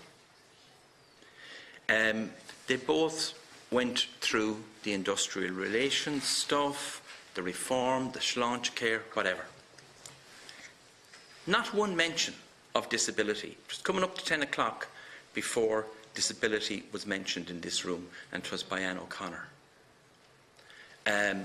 We have a hard cohort of people who are return users of services, and they need the clinical stuff and all of those things, the chronic conditions. There was 3 chronic conditions mentioned. There's more chronic conditions than I'd name in a week. Now, some of them, thankfully, don't have many people having them, but there's a huge area of work that needs to go on here. Very important statement released yesterday on behalf of the rehab group. Relief, utter relief for 3,000 people or so that have an assurance now that the services they're getting will continue. Interesting, there was no mention of that this morning. There's no mention of the work that's gone on recently and has been underway for quite some time and should have been done earlier. In relation to a certain number of Section 39 organisations. We ratified the UN Convention in April of last year. We're told over and over there's nearly $2 billion a year now going into the Disability Services Programme. and yet it doesn't merit a particular reference in all of this. Let me come to somebody said this morning that the word crisis is overused because there seems to be one all the time. But it seems to me it's only when you put crisis with going into the public space and actually protesting that actually something happens. Rehab, for instance, have been talking about that issue for a long time. Other disability organisations and community groups have been talking about underfunding and deficits. But it's only when one actually says, to hell with it all, we're going public, that somehow 2 million is found.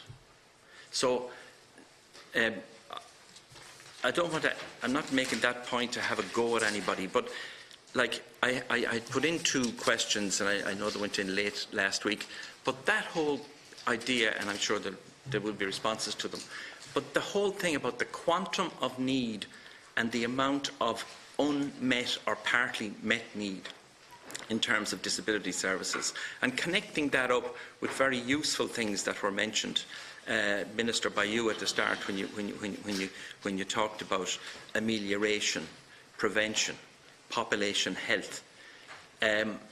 These are some of the things that are way critical for people with disabilities and their families, and we just don't seem to be able to turn the corner.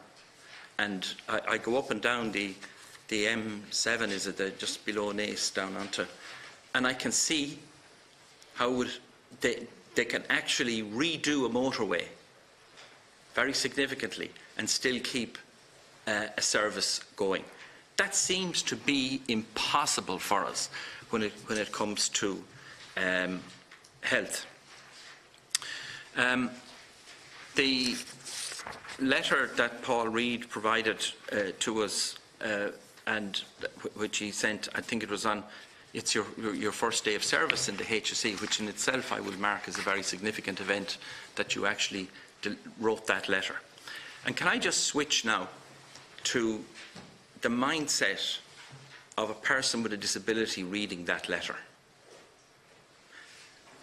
And the one thing that will come to my mind is I am absolutely going to live within budget, and that's not a bad thing to do. And it's going to be about the people, and this was in your statement as well, Paul, the people who, to make sure that the quality and safety of people who are getting service. So let me use this analogy. The old feudal system, you built the big stronghold, the castle. If you were inside the gates, you had protection. But if you didn't get to the gates in time, and you could be knocking on the gates for a long time, we do not have the honesty or the information to show how much unmet need there is there, or we're not providing it, but we're putting it out there for people. The cynical view, Mr. Reid, would be that you're Deeper's man now in health, and that is a cynical view, okay? And we keep hearing from Deeper in other places about a third of the public purse goes into health.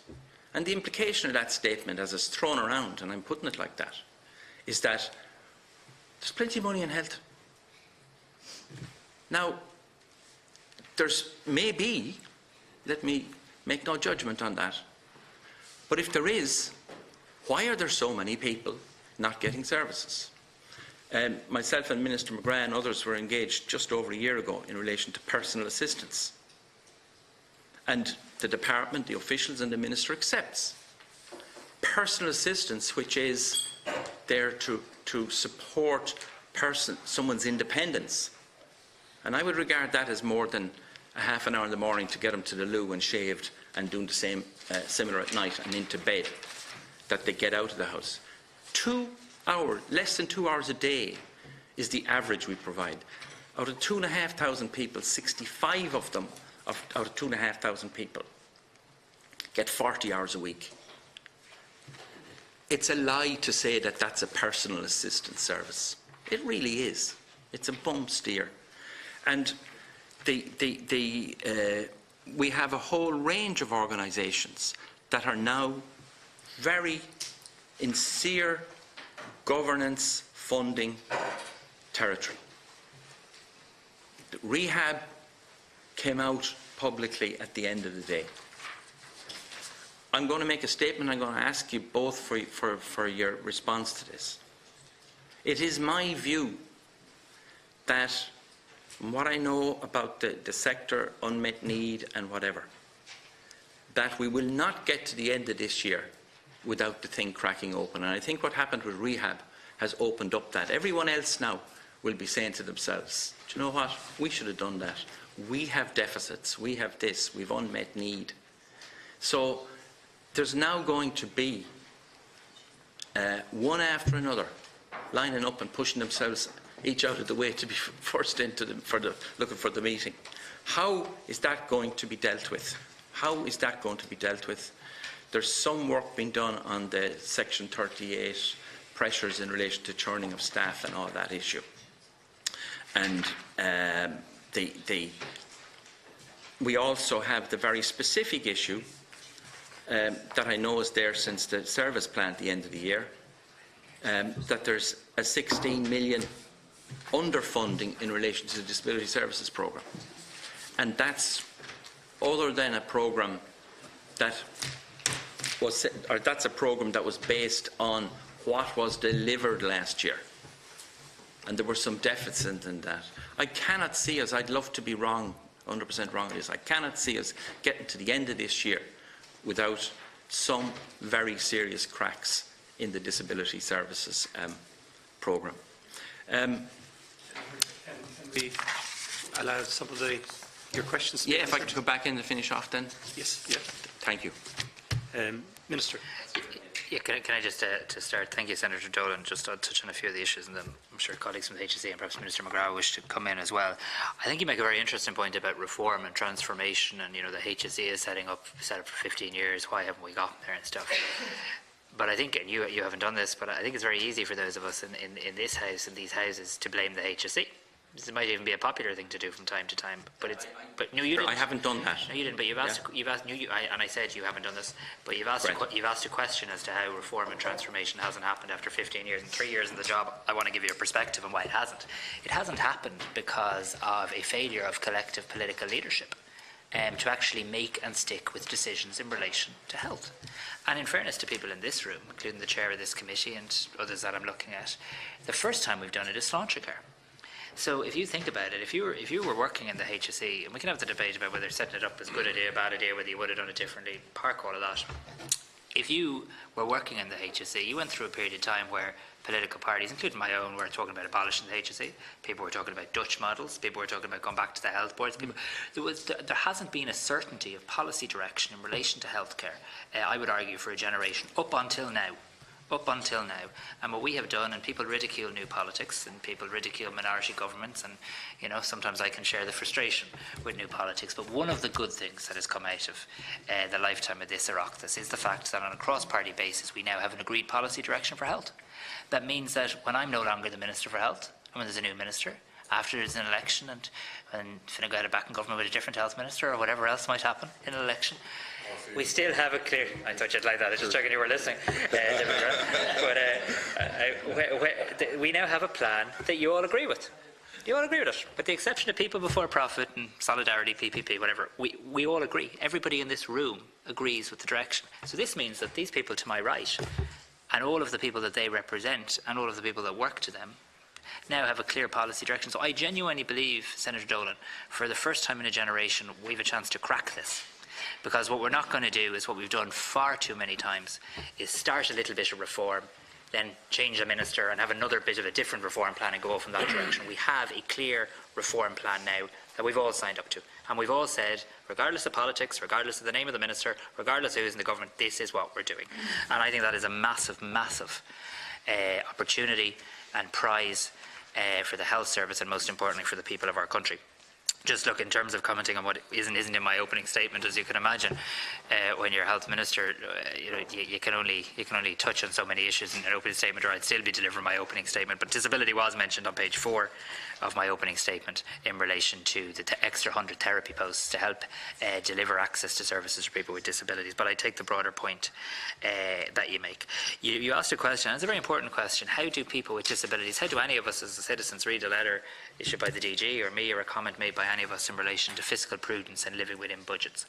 I suppose what I would say to those people, I would say, is I hope you read the letter this way, and you should read the letter this way, because it's the way it's intended. The opportunity cost to service users, the opportunity cost to citizens of a budget overrun is significant. Imagine, and again, this is not apportioning blame, but imagine if we had a situation where we didn't have to find €600 million for an overrun. Imagine what we could have done with that as a country. Imagine what we could have done with that as a health service. And I think what the Director General is quite correctly doing is saying to everybody, and I know he said it in his opening statement today, if we can make a real push here, if we can make a real push and a real collective effort, yes, to deliver services, but to come within budget, it means the extra investment that we'll inevitably receive in Budget 2020 can actually deliver more services and begin to address some of that unmet need that you referenced as well. And just the last point I want to make before inviting colleagues in is you referenced rehab, and then you rightly referenced the broader sector and what are the implications for this. So the first thing I want to say is myself and Minister McGrath co-chaired 3 meetings on this. This was a very intensive process, and the process is ongoing. There's still intensive ongoing engagement. Our priority was for we continue to engage with sectors. We don't just have a conversation, and we're rehab. Our priority was for service users, and was to make sure that service users and services continued to be delivered. So it's not a case of come on over and receive additional funding. That's not the case. The case is if there was an acute pressure that would have damaged services or detrimentally impacted the service users, we wanted to work constructively together to try and address that. The broader issue of the sector, be it Section 38s or Section 39s, will require a forum or a process or an engagement. And I think the Catherine Day report has been quite instructive and helpful in that, and that's a matter for Minister McGrath. He'll comment on that now. But there does need to be a conversation about the voluntary sector, the public health service, how they interact, mutual respect, clear understanding of roles, and a clear understanding of funding. So I might ask the Director General. Very much, and just to be conscious of time, so we're going to bring in Mr. Reid and Minister McGrath, and then we'll move on. Thank you. Mr. Reid. Thank you, Chair. Thank you, Senator. Just a few overall comments and some of your inputs. Just firstly, in relation to the questions that you did pose, we have provided answers, and we make sure they get directly to you as soon as possible. So we have some detail in the responses, and happy to pick them up with you. Just in terms of the a few items that you just raised, and specifically, I guess, first of all, in terms of the finances and the memo, etc., that you just referenced in terms of my own communications. As I said in my opening statements, it wasn't my only first message on day one, but I appreciate it is a factor that will obviously get wider attention. But there were 3 messages, and just to put in balanced context. First one was very strongly around patient safety and care, and particularly valuing the work that goes on across all of our health service and the people who work in it, and what they do and their commitment to that. But also the strengthening controls and governance issues that we have to address that have been highlighted. Second issue was, and you've touched on yourself, just in terms of the reform agenda, which I just want to come back to. And the third one was a wider message just around building trust and confidence, of which one aspect of that will be moving to managing within budget. And I think that will build trust and confidence, not just from our funders, the public, the Oireachtas, the government, but indeed for our patients, indeed for our capacity to invest in the future.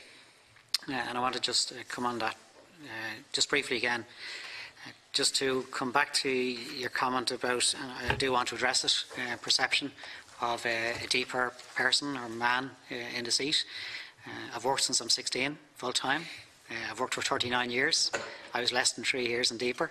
I've had a very successful career in the private sector, not-for-profit sector, central government and local government. So my career is widely spanning across a wide range of sectors. What I am definitely is an absolutely committed, passionate public servant.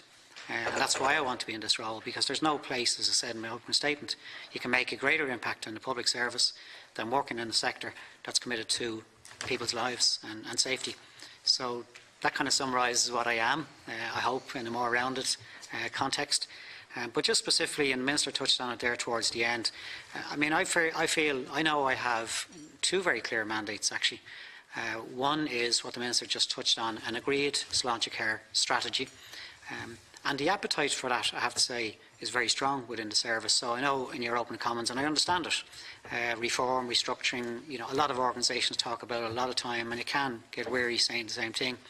But from my early experiences since the announcement of my appointment 6 weeks ago, and since I took it up, I've spent a lot of time talking to people in the service, and there's an absolute passion and appetite to move to a new model of service.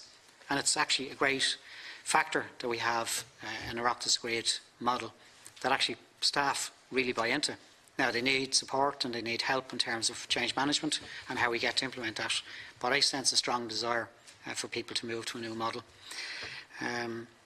Just on the, so two mandates. One is certainly in terms of the Sláinte Care change plan, and the second one is the overall service plan and budget that's being committed to us. And just to put in context, I made comments just in my earlier contribution. Certainly the National Service Plan at the start of 2018 had 14.5 billion, and the outturn was 15.2 billion. This year we have 16 billion. So, you know, we're up 2 billion overall on the original National Service Plan for 2018. That is the budget that that's been mandated to me to manage within. And in doing that, delivering quality services and delivering our commitments in the National Service Plan. So, like many of the other sectors who are under pressure, justice, education, local government, where I've come from, and the many wider pressures, I feel the wider pressures for us here, because particularly it impacts on people's lives. So it is a challenging one. It is one that I feel, and I know I have a mandate, I have a budget, and I have a change plan, and I have to work towards both of those. No public servant, myself included, has the mandate to spend overall above what we're committed. And that's my challenge. I'm committed to public services. I want to get value for money for public service. I want to deliver quality services. And I may have referenced the Colm Henry as the CMO, apologies if I did, the Chief Clinical Officer and the team are working very closely on this as we work through, in terms of delivering to the budget. How do we do it in a manner that delivers the services and provides good quality care and safety? So, you know, that's a very strong driver as we work through this process. But ultimately, you know, I am clear, and as a public servant, I know of the committed funds. I don't have a mandate to spend beyond it, and I want to bring the whole organisation along with me. Now, just positively to say, well before I came, the team here have taken some very well and good actions in the first quarter that I really want to recognise, and Anne, who's been interim Director General, they took some really good actions that I hope is beginning to, I guess, constrain the overrun that we've seen throughout last year, and put us on a way forward for the rest of the year to make some decisions and difficult choices that we will have to make to work through that process. But we will be doing it in a balanced way, and that's the message I want to clearly communicate. So, thank you. Thank you. And to bring in Minister McGrath. Excuse me. Can I say, first of all, can I assure Senator Dolan that there is a plan and there is a strategy to develop and progress services for people with disabilities. And we have to accept as well that in 2019, in the HSE service plan, 1.904 billion is being invested in social service for people with disabilities.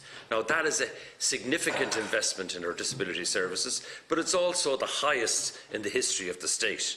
And what it means as I'm speaking is that in relation to as I'm speaking today, that means 8,600 people are in residential places, 27,000 people are in day services, 182,500 overnights for respite residential support, 1.63 million hours in relation to personal assistance services, and 3.08 million hours for home support services. And finally, in the region of 160 people who are now in institutions will be moving out of those institutions in 2019. Yes, there are problems in disability services, and yes, we're trying to fix those problems. But it's also it's proper to acknowledge that the work that's going on and the tremendous work that's been done by the HSE in relation to that. Of course, Senator Dolan is right in relation to his earlier points about disability. I'm smiling privately here. We're getting to disability at 11 o'clock in the morning. I've been on many committees where we didn't get to disability until 12:30 or 1 o'clock on the day after a 3 or 4 hour meeting. So, that's a reflection, though, John. I think it's important we say that, and I've seen that in the research from the National Disability Authority, is we need to make disability more mainstream in society. There's a lot of talk about disability, but the broader society and within the whole political system, disability needs to be kind of brought more into the centre, and that's my job as Minister, and I try it every Tuesday in relation to the Cabinet table, that every single Minister has a role to play with that. But can I say, in relation to John's questions on the unmet need in disability services, we are currently updating the data as part of the whole transforming life situation. So we all accept that we need to plan the services and they need to be done in a structured way. 13.5% of our population, that's 643,000 people, have some form of disability. So that is the reality of the situation. Most do not require disability services because they can be met in the primary care services, which is a good thing. But the figure we zoom in and the figures that John is talking about, 60,000 have their needs recorded for the next 5 years. And 1.6% of those are under 65. So what I'm making the point is, we need to plan for those services. And what kind of money are we talking about here? We're talking about a residential place cost in the region of between 100 and 500,000 euro per place per annum. And that is, the 500,000 figure there is for really high dependency adults with disabilities. A day place can cost as low as 5,000 per annum per year to 50,000. And I'm making those points to get in there in relation to the funding. In relation to what I think needs to be done over the next 5 years and the unmet need, I think we need for the 10 million additional funding, for example, for respite services. We've done a fantastic job this year with the 12 new respite houses opened. But we need, over the next 5 years, we need another 10 million for respite. We also would need 90 million for to develop support needs for people with disabilities, both day places and other places. And we'd also need another 6 million in relation to the therapy posts. We've got the 100 therapy posts this year, but of course I know exactly from talking to people on the ground what we actually need. So the figure, the ballpark figure of and personal assistance service, as you mentioned, absolutely, and home support hours would need an additional 30 million. Now they're the part of the plan over the next couple of years. So the figure we're looking at here is, if you wanted to be upfront about it, it's in the region of 286 million over the next 5 years. That's additional money to do that. So that's the first thing. In relation to your points about rehab, yes, rehab is a very important service, and yes, Simon and I want to thank Simon Harris and the HSE for the tremendous support they gave me in relation to the resolution of rehab. Absolutely very supportive of the 3,000 people with disabilities and their families. But Simon makes the point is, the work goes on. We're looking at the Catherine Day report, absolutely. We have a deficit issue, which I talk to Senator Dolan regularly. We're going to come back with a plan in relation to that. We have to deal with those issues, and we will work constructively with all the service providers, because we need proper plans and we need proper budgets. And of course, as Minister for Disabilities, I'll always be looking for extra money. Sometimes I do well, sometimes I don't. But the bottom line, though, is we have to make the overall view. And in fairness, when we ratified the UN Convention last year, it actually did help to change some of the mindset. But we still have a long journey to go to kind of bring this human rights approach into our disability services and say, hang on here a second, these are our citizens, these are people, many of them now are working, which is a good thing, many of them are in employment, more can have the ability to work, and they're paying taxes and they're making a contribution to society, and they should not be left behind in any way. So from that point of view, we have started the work, a lot of work has been done, and of course we need to do more. Thank you, Carl. Thank you very much, Minister. I'm going to have to move on, but we will bring you back in a second round if we all remain disciplined. Yeah, I hadn't finished my I question. understand Okay. that, Yeah, yeah. but we have Thank you. devoted almost a half an hour to that contribution. So can I now ask Bernard Durkan to ask your question? Yeah, half an hour within. I'd stay within the half hour. That's okay. That's okay. Yeah, seeing the very helpful pieces that have already been set. First of all, Mr. Chairman, I want to welcome Mr. Reid and wish him well. You need all the good wishes and the help that you can get, I can assure you. It's a formidable task. It has been successfully achieved so far, and that's not a reflection on any of your predecessors. It is simply a statement of fact that the objectives some of us saw as being primary and necessary were never achieved. Like, for instance, staying within budget is one thing that hasn't happened so far, and I agree with you. It's correct. If you don't have a budgetary structure that you can rely on, and that you know from the beginning of the year is going to be there and available and capable of discharging the services that are required, then you're going nowhere. You can't run an organisation like that. Another issue that I have raised in the past, as the ministers will well know, is the efficacy of the structures of the HSE. And I know that that's now been changed, and the Minister is going to have regionalised authorities within the system. I always have been of the opinion that the amorphous mass of the HSE, which replaced the regional system, has not worked and will never work. And I hope that I'm wrong, but I haven't yet seen the proof otherwise. And the point I'm making is this. It's like the building of a wheel. The further you go from the centre, the less clear one's remit becomes, and the greater the difficulty of ensuring that the outer reaches are capable of operating in the way that it was intended, and that they are committed to it. For example, the team needs to pull together. Everybody needs to be heading in the same direction. At the same time, we do not need to have people, if we're going to run a proper service, capable of meeting the needs of the Irish people. We do not need to have a situation where different opinions emerge on a daily basis as to who should do what and when and how often. So the simplicity should be the order of the day as we proceed from here on, because complications lead to various cul-de-sacs into which everybody will sneak from time to time and emerge when it's opportune. I think that has to stop.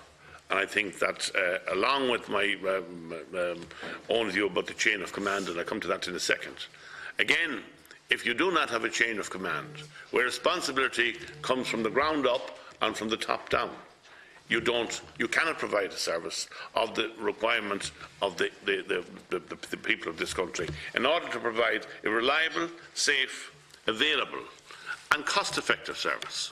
And the cost effectiveness is something that I want to just refer to briefly.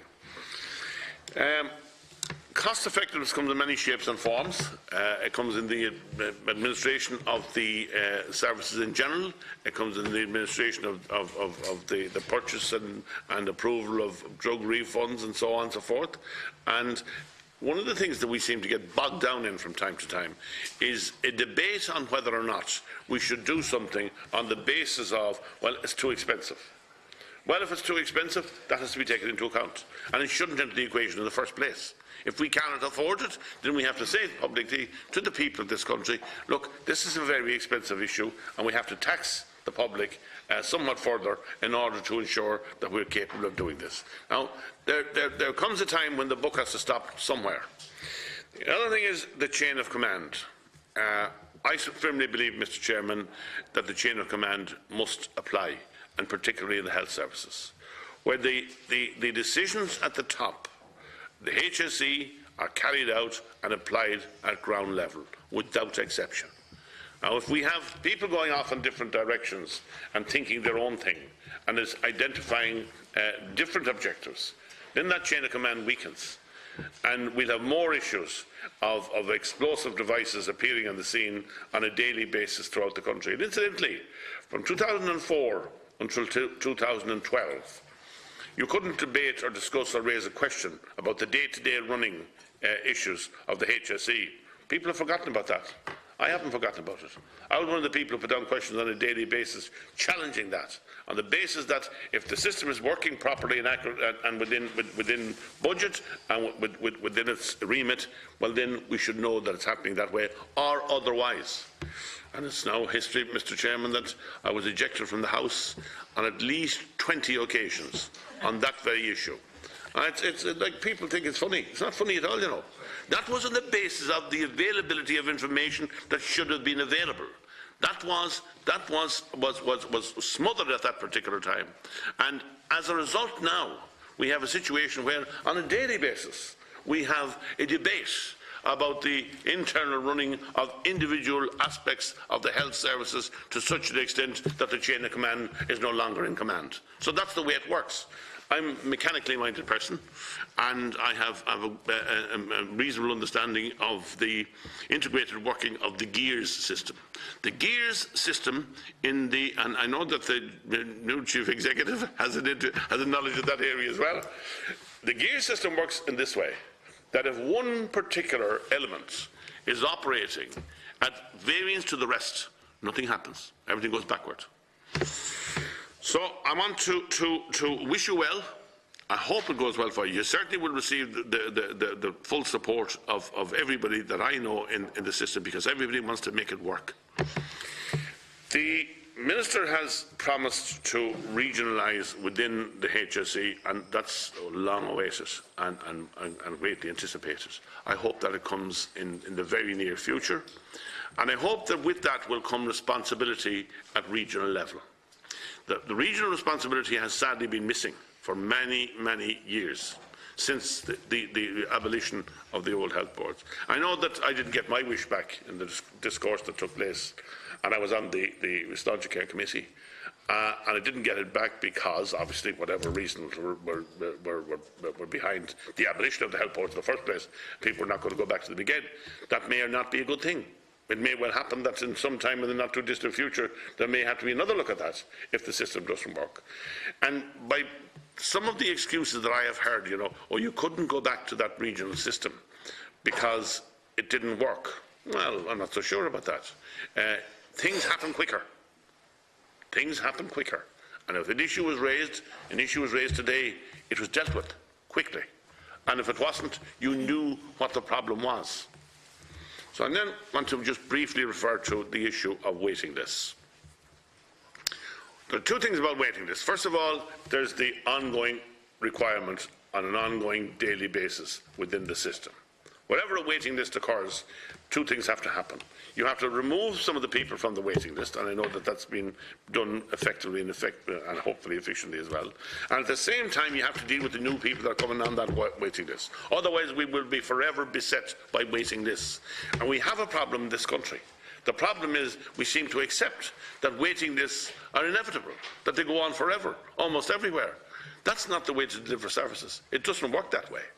I know you think that I should resort to a question. I think at this time in my life, I nearly have the answers to most of the questions that I've asked before.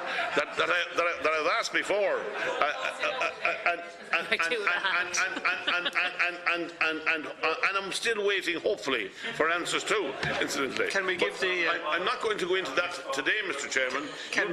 You'll be glad to know. But I don't wish to take any more time. I know that our Minister and our guests will answer in due course, because I will conclude, and I will stay well within the half-an-hour guidelines that were laid out before me.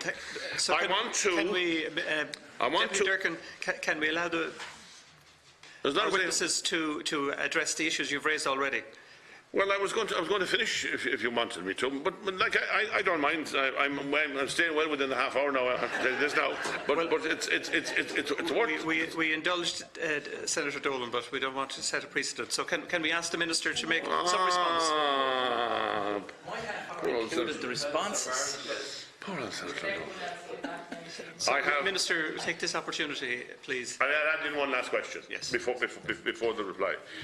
The national treatment in the NTPF has been really successful in dealing with some of the waiting lists. And my question there is, have all the referrals gone outside the jurisdiction, or how much of them have been dealt with within the jurisdiction? In other words, are there facilities within the jurisdiction that can deal with some of these in the private sector, public sector, whatever sector it is? I don't have an ideological hang-up about somebody receiving service in the public and the private sector, as long as they receive the service that they require at the time they require it, and not be told, well, if you wait for 4 years or something like that, we'll do something for you. Minister. I'm nearly afraid to endeavour to answer the questions, considering Deputy Durkan asked and answered some of them and more ably than I could. A couple of things just to reassure Deputy Durkan that it absolutely remains my position to advance the restructuring of the health service in line with the Sláinte Care report. Regional Integrated Care Organisations, or RICOs, is not what we're going to call them, because I think that clashes with some racketeering in South America. But we will we'll come up with a better name for it, but it will achieve the same aim of having integrated structures that deal with both acute hospital care and primary and social care, having one structure in each region and not multiple structures in each region. And it is my intention to go to Cabinet before the summer recess to seek approval for those new structures in line with the Sláinte Care report. I think it will be a very important moment for the health service, because you don't change structures for the sake of it. You only change structures if they're to be enablers for change and for reform. And there's no doubt in my mind you cannot reform the health service while continuing to have a hospital group and a community health organisation and two separate structures. We have to have one structure that does provide an opportunity, as Deputy Durkan alludes to, for greater devolution to the regions, a smaller national centre, so a smaller national HSE, more devolved responsibility to the regions, and more accountability and oversight at that regional level. I don't mean this as a criticism, but I know it's a great frustration often to deputies that they have to raise on the floor of the National Parliament a question that they'd like to have a regional structure where they could get a more efficient and localised answer. So I think the bringing forward of those proposals before the summer recess will be a very important moment in terms of advancing Sláinte Care, and again showing there's no going back, that the Sláinte Care train has left the station and everybody needs to get on board. Deputy Durkan also referenced chains of command and governance and the likes, and just also to reassure the Deputy that it is still my intention that the new HSE board will take office in June. I think that's very important. I think the HSE itself, and indeed Mr. Reid's predecessors, have at these committees alluded to the kind of bizarre governance structure that's currently in place that needs to be reformed. And the new board, subject to the Oireachtas doing its business, and I hope I'll have the cooperation of the Shannon and the Dáil, will take office in June. In relation to the waiting list issue, I think there'll always be a list. I think we all know that, because as soon as one of us gets our treatment, another person will need our treatment. It is the issue of how long people are waiting, I think. And we are making good progress. I accept that we have a huge amount to do in the area of outpatients, and we had some good exchanges earlier on that. But it is important to note that at the end of April this year versus the end of April last year, there are 9,119 fewer of our citizens waiting for a hospital operation or a hospital procedure. And that's as a direct result of some of the investment decisions that we've made in recent times. I'll come back to the in writing on the NTPF with the exact breakdown, but almost all of the NTPF's expenditure is within the jurisdiction. I think there was a very small amount done in previous years in relation to maybe scoliosis and the likes, but almost all is done within the jurisdiction. And importantly, now we're seeing more and more of that budget as a percentage now being spent within the public health service. And what I always remind my HSE colleagues is that the NTPF should not be seen as just a fund for private hospitals. That might have been the old days. There's absolutely every opportunity for public hospitals that have capacity, and we do have capacity, particularly in sometimes our smaller hospitals, to do more. And we've seen some exciting proposals in that regard. For example, the €1 million we gave from the NTPF to open a new cataract theatre in Nina last year, using a public hospital, NTPF money, to sort out cataract waiting lists in the Midwest. Did you need to add anything? Mr. Reid. Just briefly, thanks, Chair. Deputy, just on the budget matter, just to agree with you, and I think I gave my contribution just about how important it is to deliver in what's committed to us. But I will just make the point again, which the Minister touched on earlier on, is that in going through this process, we will need in the future to invest in transformation. I've never been involved in any major transformation that doesn't need investment. I think that's clearly understood by everybody. It's explicit in Sláinte Care. So I'm wise enough to say that we have to do what we have to do to strengthen the trust and confidence, and then invest funds in the future model. And that's what I'm committed to. Just the structures of the HSE, and the Minister has touched on it, but I certainly welcome the new board. I've met all of the new board. They're not appointed yet, but I've met them individually. And I think they're going to bring a great mix, great challenge into the executive structure, as it will be then. And I think they're bringing great expertise to work with us on. We look forward to working with the new chairman and the board in the priorities that they will work with us on, and they set for us as well, in conjunction with the department and the Minister. Just the third point I just want to make very briefly, you mentioned just decisions around if things are too expensive, and that's just decisions we'll have to make. I will make the point which I made earlier on, and we were talking about it in the context of Spinraza, but on drugs overall. Firstly, I'd like to thank the Drugs Committee. They do fantastic work for us throughout the year, and very difficult decisions that they have to make. I really want to thank them publicly for the record. But they do make decisions across a wide range of criteria, and they have approved drugs that would not be cost effective, but for obvious reasons and for the people impacted, they have approved them. And 23 drugs approved this year, many of them not cost effective. So there are decisions we have to make in the public interest as well. Just the final comment, just on the two final comments, the chain of command, in terms of regionalisation, I absolutely agree. In any large, big, complex organisation where people, and particularly the workforce, most identify with is their local unit, probably the local manager, or local hospital, or local primary care centre, or local. So the more you move to a regional model, you do get a stronger identity. So certainly in my view, and it's in Sláinte as well, as we move to that model, it is a model of the HSE, of policy with the department, department policy, but just in terms of central policy making and involvement and deployment, and particularly getting consistency. The last thing we would want to do, I think, for the public and the public service, public health service, would be to have a regional model with different models applying across the model. So we'll be regional, let people buy into the service, and particularly workforce as well, but with a level of consistency and control at a centre. I think that's the model that we all want to see. And finally, just on the Minister touched on it also, which is the NTPF and the waiting list, I see it as a great lever. Many of the local managers in our acute hospitals, including Grace Rothwell is here with us today, are leveraging it and using it in a very proactive way in terms of trying to address some of the waiting lists. It is in either the Irish public or private hospitals. People who would travel overseas would be on the basis of HSE, not NTPF. So it is deployed in terms of our public and private hospitals. Thank you, Mr. Reid. And we'll now move on to Deputy Kate O'Connell. Thank you, Chair. Thank you very much for coming in this morning, and I'd like to welcome you, Mr. Reid, to your job and wish you the best of luck.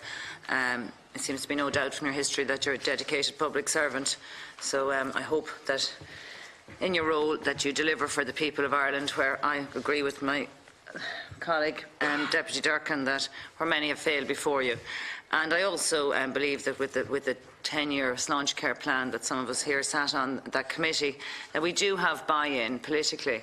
And I do agree with you that you need buy-in from the public, and there needs to be confidence. And there is lack of confidence if it appears that we're not in control of a budget, because it just appears to the public that there's not a steady hand on the reins. So I wish you the very, very best. Just in terms of governance, I don't want to rehash some of the previous comments, but in many of the recent crises or scandals or whatever word you want to put on it, there's a constant narrative, not just in health, but in other departments, where, we need a change of governance structure. So in the health service now, we have a new board being appointed in June, and there is your change in governance structure. So many times in the past, governance has been blamed for failings. Well, if your governance now is right, from June, as far as I'm concerned, there's no excuse when it comes to governance anymore. If you have a proper chain of command, and if the spokes on the wheel aren't too long from the centre, and if there's accountability, well, from June, I don't expect as a representative to have to come in and listen to governance being blamed for whatever incident happens. Minister, in the paper earlier in the week, a number of eminent GPs, addiction specialists and psychiatrists, consultant psychiatrists, wrote a fairly clear letter on their position. I don't have the letter in front of me, on their position about the effects of cannabis use recreationally. And as you know, Minister, myself and I know the Chair, Dr Harty, spent a lot of time working through the bill that was before this committee, was it a year ago or more than a year ago? And somehow that bill, despite the massive volume of legal advice not to proceed with the bill, somehow managed to proceed to the next stage. I know it has been halted by the absence of a money message. But I think when you've eminent psychiatrists, GPs and experts on one hand saying one thing, I think it would be maybe helpful this morning if you would outline the difference to the committee between legalisation, decriminalisation, harm reduction, and then on the other hand, and I really take objection to the word medicinal cannabis, because as far as I'm concerned, a Schedule 1 Class A drug is it, and until it gains the evidence for it to adopt the medicinal name, well then we're just dealing with a Schedule 1 drug.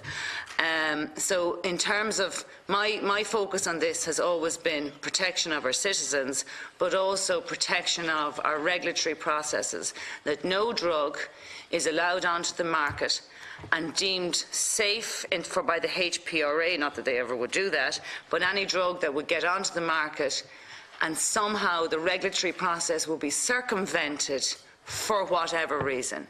And the doctors, in particular, Dr. Wally, has spoken in the media about the prevalence of this issue on the business pages of newspapers and the push towards investors in this area.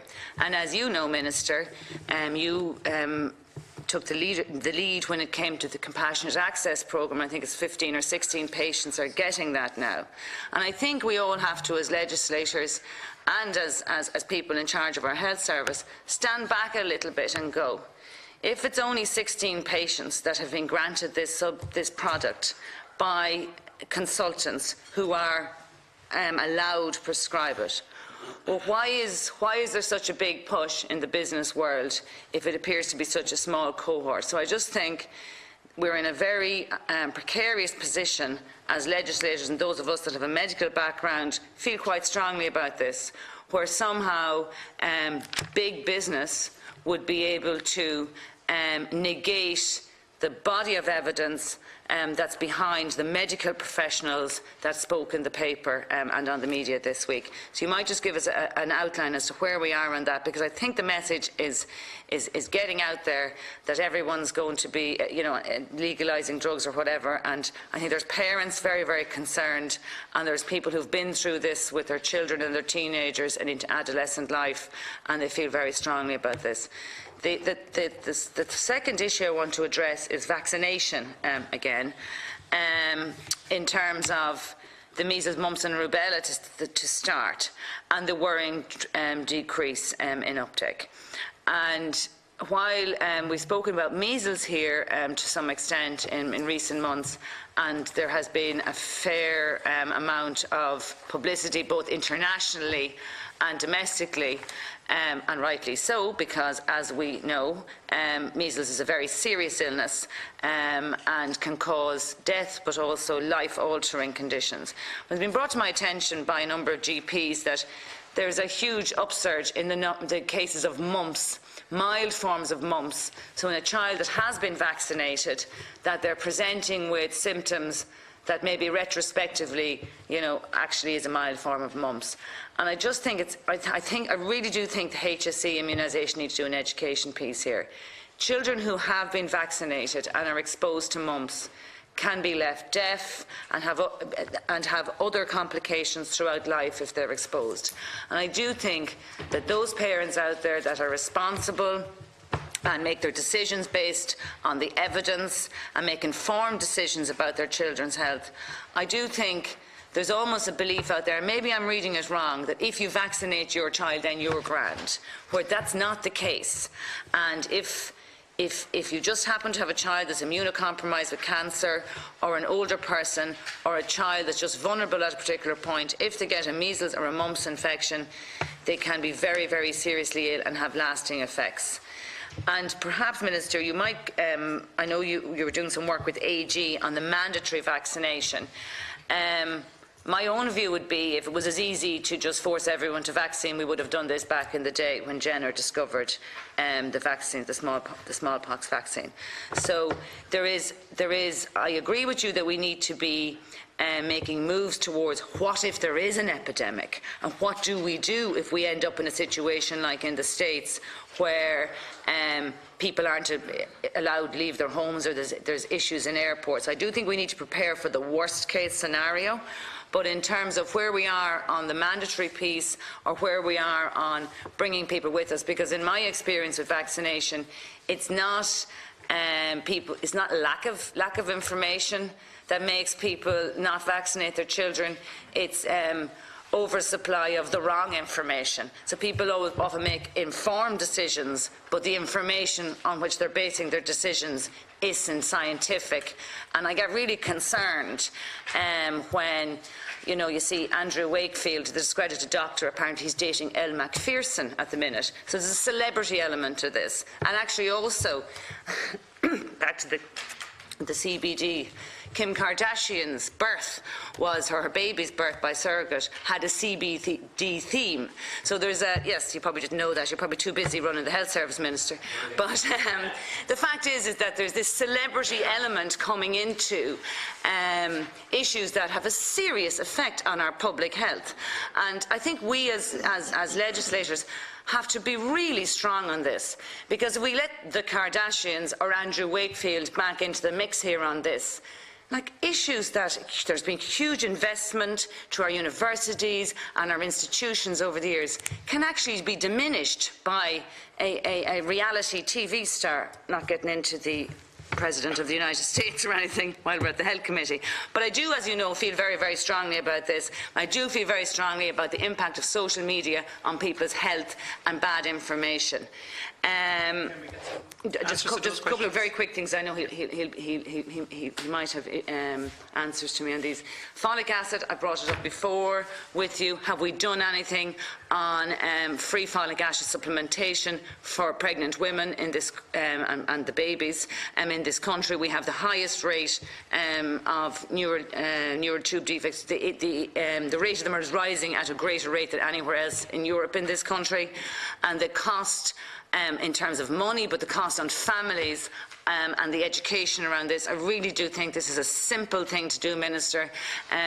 In terms of budget, it's not much money. I gave you the figures, how cheaply it could be done, and I do think it's a first step to have free folic acid to everybody sitting beside the pregnancy test, sitting in the doctor's surgery, sitting in the newsagents. I don't care where they're sitting, once people have access to folic acid. Free contraception, where are we on the working group on that?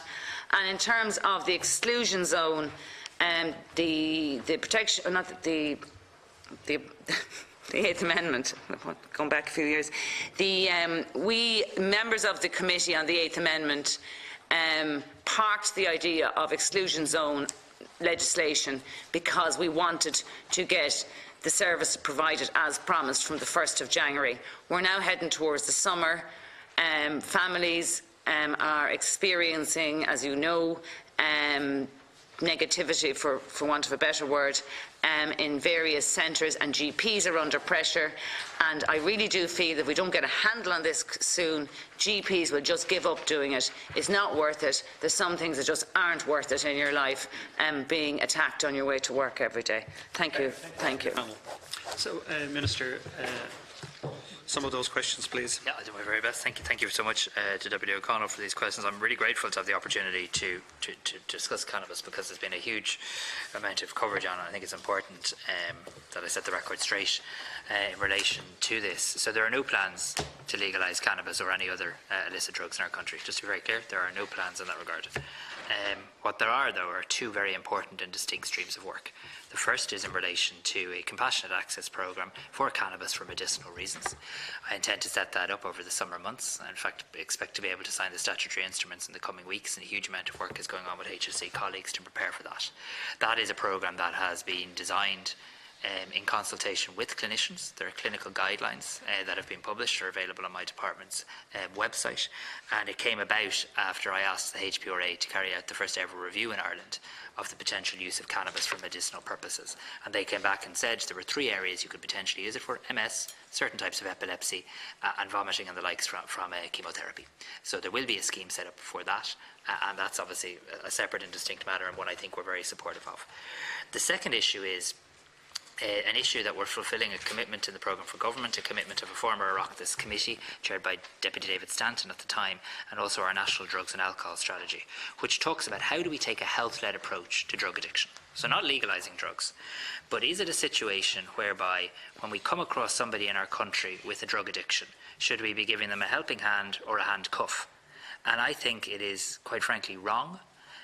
I think it is stigmatising, and I think it is dismissive of our obligations to people with an addiction if we only take a criminal justice approach to that. So it's not about legalising, it's about recognising the fact that behind every addict is somebody's son or daughter or mother or father or brother or sister, and that the war on drugs around the entire world fails.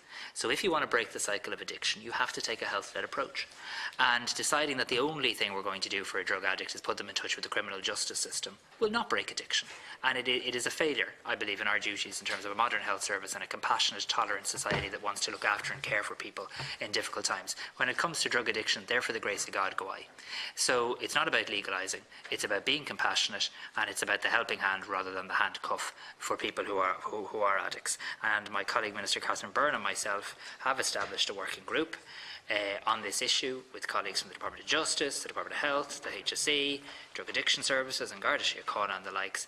It is now reported, and we'll consider that report and go to government in the coming weeks in relation to it. So no plans to legalise, but a plan in relation to medicinal reasons and a plan in relation to how do you actually tackle the underlying issues of drug addiction, recognising that no one is born wanting to be a drug addict. Many people become drug addicts by circumstances of birth. We have to ask, why are people taking drugs? And we have to ask, how do we break the cycle of addiction? So I hope that clarifies what I believe has potentially been somewhat of a misrepresentation by some, and in fairness, a genuine concern by our medics and medically qualified people that their voices weren't being heard in this. And I want to assure them that we'll continue to work very closely with clinicians on this, and even in the medicinal programme, there are clinical guidelines drawn up and an excellent body of work done in that regard. In terms of education, I mean, I really do think you need to work with Minister Joe McHugh on this. If the message in the last week has been corrupted to such an extent, well then the messages our young people are getting are subject to corruption. I really do think there's a piece here that could be done in early stages of secondary school where the facts are put out. Like young people today, children today, they're very, very good at accessing information and deciphering it, and they put a lot of faith in their teachers.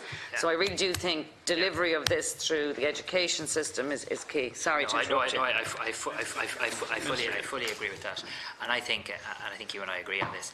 I mean, the lock 'em up mentality that has dominated so many of our debates in relation to tackling difficult social issues. Lock them up, brush it under the carpet, pretend it doesn't exist, send it abroad, all sorts of different versions we've heard for when people have become on difficult and hard times in this country. So we have to face up to drug addiction.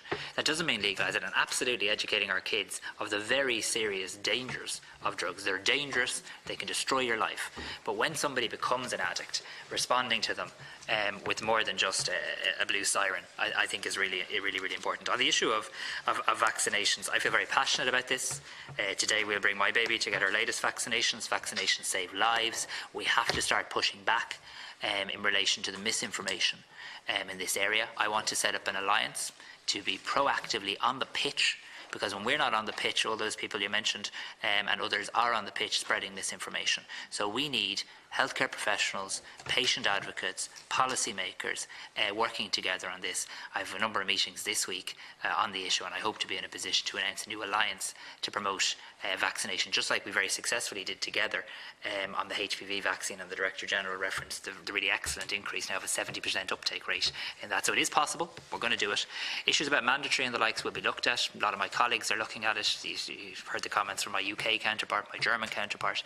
But Ireland needs to be involved in these discussions because they're happening right across the globe, but no decisions have been made in that regard. But the alliance absolutely needs needs to happen, because unfortunately diseases that we had thought had become confined to the history books because of the success of vaccination are now actually creeping back and causing devastating effects for some as well. So I expect we'll make progress on that in the coming weeks. On the issue of folic acid, that will be looked at in the context of the Women's Health Action Plan. Work is underway on that plan. The issue of contraception, the working group has been established and is underway. Had a very good meeting with some colleagues from the HSE's sexual health unit last week in relation to that, and I expect the working group to report to me in September, in time for me to try and make provisions in the forthcoming budget. And on the issue of exclusion zones, just to say at the outset, I am pleased the number of GPs signing up to provide termination services continues to rise. It's well above 300 now. It was about 160 when we started the service, but there is a need, in my view, for safe access zones. I am absolutely committed to bringing forward that legislation, and I expect to bring a general scheme on that to Cabinet before the summer recess. Thank you very much, Minister. Budget for is it the folic acid you meant as part of the Women's Health Action Plan? Folic acid is part of the Women's Health Action Plan and contraception working group in September, both in advance of the budget. Thank you. Thank you, Deputy O'Connell. And before I go to our non-members, Deputy Brazel and Senator Conway-Walsh, just to you, Mr Reid, and also to Anne O'Connor, in relation to the HSE Service Plan 2019, which is the plan we're operating to at the moment, there is a strong reference in there in changing the model of care and reorientating our health service away from hospital-centred care. And the current model of care is not capable of meeting the demands that there are on the system. I think that's reflected in the service plan. And just in relation to that, there are issues around the level of care in our hospitals, particularly at weekends. And we do tend to move from a different level of care Monday to Friday to weekend care. And there is a deficit in our hospital services where there's a lack of diagnostics at weekends, and there's a lack of access to specialist consultant care at weekends because of the model of care we're using. We don't have a 24/7 model. We tend to have a 5-day-week model at one level and a weekend model of care at weekends, which inhibits the flow of patients through the system. So perhaps you might make a comment on that. The National Service Plan also says that the allocation of funding this year is challenging to meet the service level that was provided in 2018, particularly under the existing models of care. And we need to move to innovation and to integrated models of care. Perhaps you might just expand on how you see that being delivered, and I know Sláinte Care is very strong on that. What's happening at the moment, Mr Reid, is that because of the increased demand on our service, 5 or 6% increase year on year on attendances in our A&E, that our elective beds are being flooded by emergency care. And soon we're going to move to a level of care where we can only provide emergency care, which may be emergency care coming through our A&E departments, but also emergency cancer care. And elective care has been pushed out of our public hospitals. And I have been contacted by a number of consultants who are now doing more care through the National Treatment Purchase Fund in private hospitals than they are able to deliver through their public commitment in our public hospitals, particularly when hospitals are operating to 95% capacity. And there is a reference in the service plan that the National Cancer Control Programme allocation for 2019 will not enable the services to match referral demands in areas such as radiotherapy, rapid access cancer clinics and diagnostics. So in the context of your move to stay within budget, which of course is absolutely correct, how can you match the demands that are being placed on the system while keeping within a budget which even the service plan says is going to be challenging to deliver services? And finally, the development of elective-only hospitals is absolutely essential, and I think it needs to be prioritised within the capital budget and within the service plans going forward, because we cannot have unfortunately, acute hospitals delivering acute care and also expecting them to deliver elective care in a timely manner. And we need to move to those elective-only hospitals as rapidly as possible. So perhaps you might make some comments on those points. Thank you. Thank you, Chair. Just a few comments in response, and I might ask the Chief Clinical Officer, Colm Henry, also just to come in as well on a couple of them. Just the first point you said, which I've mentioned today, is the challenge to deliver the service plan with the increased pressures in terms of service pressures. And that's one that we're working through with the team now in terms of the process that I've kicked off, is to review back from all areas the proposals to come in on budget, but in an overall framework of quality and safety overall. So when I do get all of that back, we will be in a position to review and assess the overall commitments in the plan, which we will set out to deliver, what other areas of our service are under significant pressure, and what choices do we have to make around some of that. So it's a process that we are working through, and but you summarise it up well. It's a challenging process because of the upward pressures we have.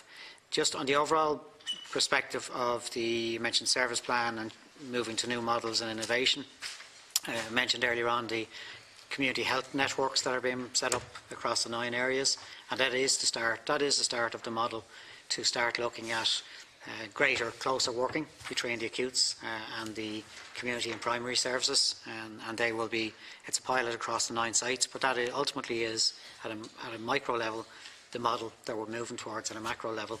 So we're going to assess the benefits as we move towards all of that. You do summarise where we currently are, an acute service under pressure in terms of capacity and demand, and a community service which is under pressure in terms of available step-down facilities, etc. So, and that's some of the areas that we want to get looking at in more detail in terms of greater alignment and working relationship between the acutes and the community side. But overall, it is, as you described, very challenging. Just on the elective care, and I did summarise earlier on, there has been some progress, and yes, NTPF has been part of the solution, but also in terms of our own services and consultants, the work that they've done, and again, Colm, I just want to add to that overall. So in summary, a very challenging process. We're working through it over the next few weeks to just look at the outcome for the year end, providing a very safe quality framework, and making some judgments in terms of how we prioritise within the budget for this year. But it will be a challenging process. But notwithstanding that, we do have significant extra budget on last year in terms of the uplift that we've been given by government, and we want to make sure that we use that in the most focused way we can. So, sorry. Dr. Henry. Deputy, you're absolutely right. The models of care are key here, because in the absence of a model of care for chronic disease, be it CCF, congestive cardiac failure, or chronic bronchitis, which are well known to you from your other career, we will continue to invest on the wrong side of that care, namely waiting till patients trip into hospital and join waiting lists or go on to trolleys in emergency departments. And that means investing in the whole spectrum of care. We talked about vaccinations earlier, but self-care, self-management, creating hubs of care in the community built around increased capability of nursing to deliver care long before people reach hospitals. The key to this is reform of public health, and it's a piece of work that's been undertaken in my office with the department at the moment, where we want to build up the capacity of the public health workforce to deal with health service improvement, so that we don't, when we're looking for models of care, we don't rely on the expertise of hospital clinicians alone. We look at the whole spectrum of care required, from prevention and promotion right through to specialist care. On the elective care question, Deputy, there has been a move in recent years, perhaps a necessity, but also, again, going back to model of care design, working with the National Clinical Programme of Surgery, which has done some sterling work led by Frank Keane and now by Ken Mealy, who's in our CSI. And what we have seen is a dramatic increase in day cases. We have seen a shift from day cases of procedures that were usually done for a few days, stay now to day case. We know that even if the day cases, up to 20% or higher, don't need to be day cases. They can be done in outpatient surgery or even in GP surgery, and that's where the GP contract and enabling primary care is really important. So putting the pieces in place, a stronger public health workforce focused on health service improvement, a stronger, more resilient primary care, and building hubs of care in the community, not waiting for patients to trip into hospital to join queues. That's key to reform. Minister, have you any comments to make? Okay. Just before I move on to Deputy Brazel, then, just Mr. Reid, in relation to you attempting to come in under budget, obviously you've referred to there's increased funding there to allow you to do that. We've spoken about moving to change models of care where things can be done more efficiently. But there are many processes within our hospital structure, within the clinical and management structure of our hospital services, which quite often inhibit patient flow through the system. And what we permit to happen in our hospitals, if we allow it to continue, we're actually promoting it. And there are many structures within our hospital system which do not work in the best interests of our patients. And by permitting those practices to continue, we're actually promoting them. And I think that is where a huge amount of efficiency and cost effectiveness can be applied, because our hospital structures are not in keeping with modern medical delivery. Many of them are 20, 30 or 40 years out of date.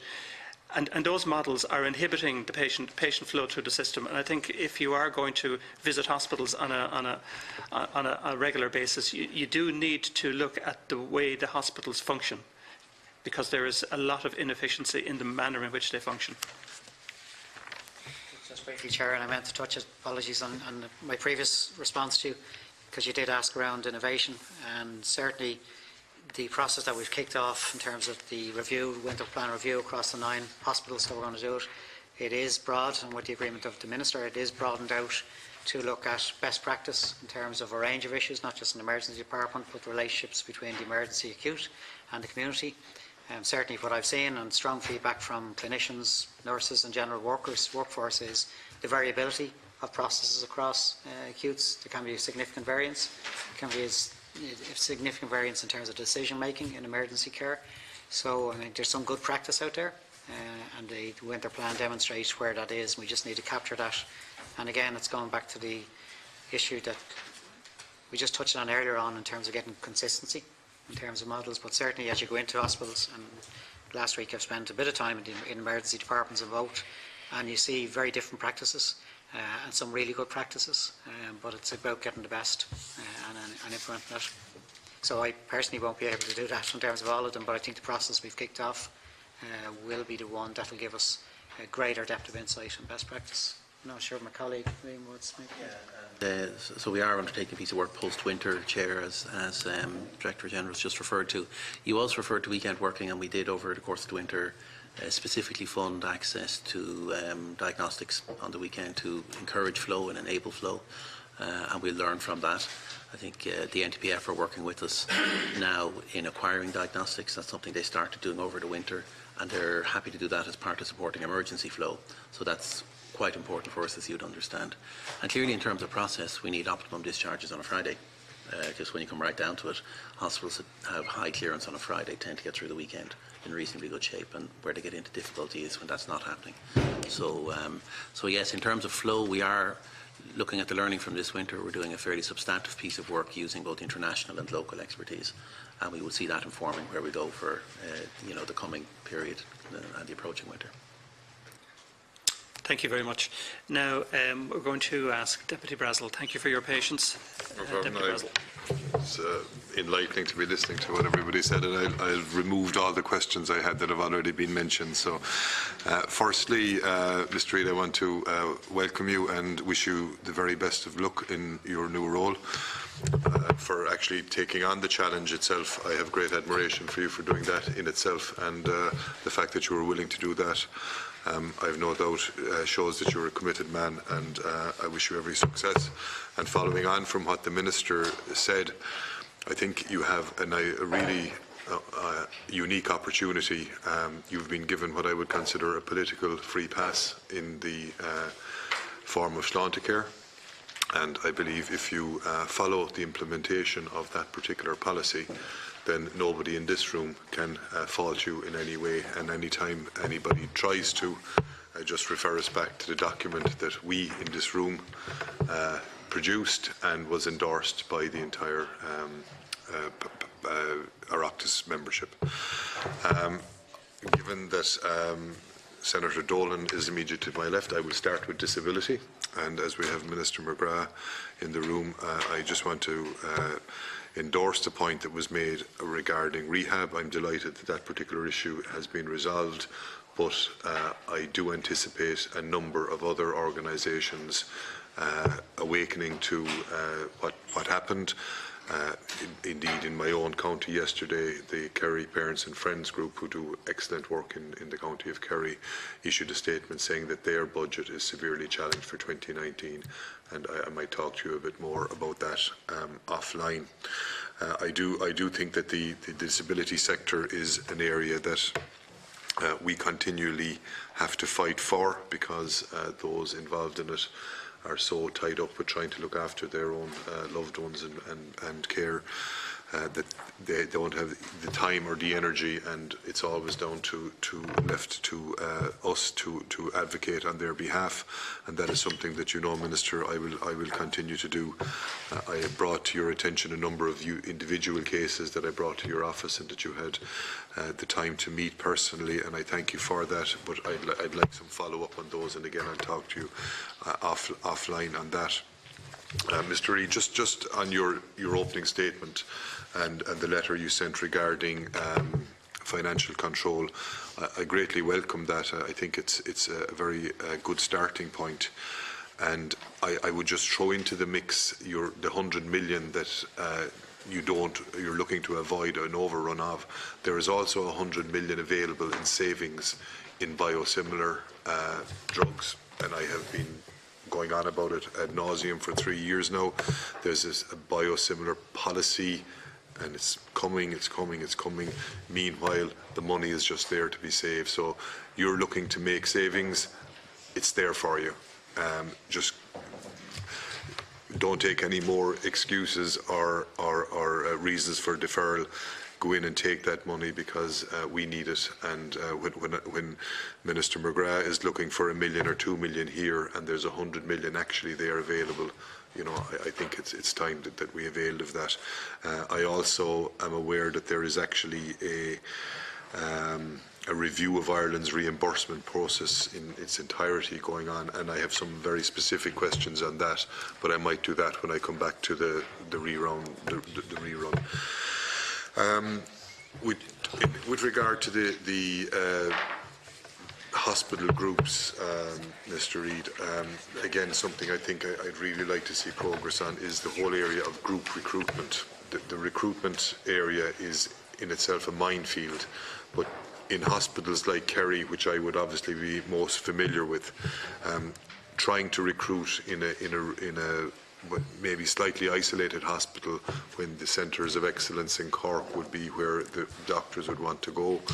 I think we have to recruit as groups across the board, and if there's a shortfall in one particular hospital, maybe a Category 3 or a Category 2 hospital, then the Category 4 hospital needs to intervene and send people down.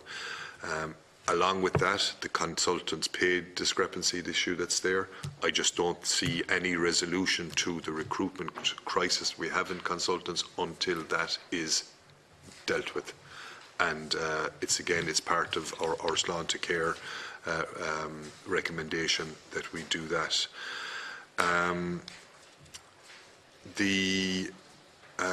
One issue as well where I think savings can be made, and I've stated it many times, the budget for Fair Deal and the budget for home care packages are dealt with separately, whereas the cost of having a patient in a Fair Deal scenario would be at least double, if not treble, what it would be to keep them at home, and the person in most cases would want to be kept at home, but they're dealt with in two budgets. So when a family go looking for home care, the district nurse is saying to them, the first option is, have you considered Fair Deal? Because she wants to hold on to her budget. You should have them two budgets in the one pot, and I think you would get significantly better value for money. With regard to the pharmacy sector, and I know, Minister, that you met with the pharmacy at the recent conference, and I understand there was very positive exchange. But the advancement of the minor ailment scheme is something that I think is would provide great value. The whole issue around provision of contraception, I think, is another area where there's significant savings to be made. And even though I am a pharmacist and will declare my conflict of interest, we haven't yet dealt with FEMPI restoration for pharmacists, and I think as a group they're a hugely underutilised resource, but I do think it's only fair that they get the same treatment as every other healthcare professional, and I would ask you to look at that. Ophthalmology in my own area, as I'm aware, NTPF does not cover ophthalmology for patients in Cork Kerry region for some reason. If I'm mistaken, that's fine, but I don't think I am, and I would like it to become available because we do have a huge waiting list in ophthalmology in the Cork Kerry region, and it's something that I'd love to get tackled and get on top of. Just to go back to the recruitment issue, and I'll just give you maybe by way of a slight example. This time last year, the cardiologist in Kerry University Hospital handed in his notice, and following PQs, etc., we were told that the recruitment process had begun. Following up almost 12 months later, I got the same answer, except that it was told that the advertisement for the job would commence shortly. So 12 months after the person handed in their notice and we were told that the recruitment would start, the job hasn't even been advertised.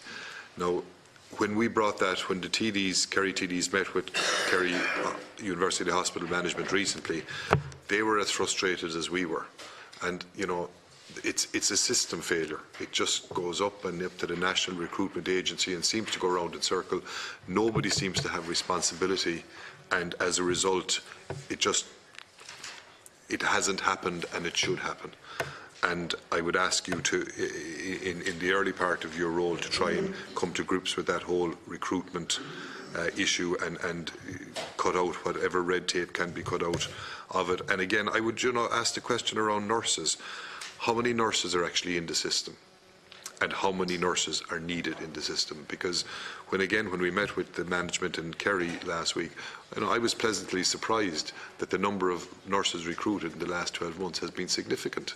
But that message maybe just doesn't get out there. It gets lost in all the different controversies. But I'd like to know factually, how many nurses have we in the system vis-a-vis how many we need?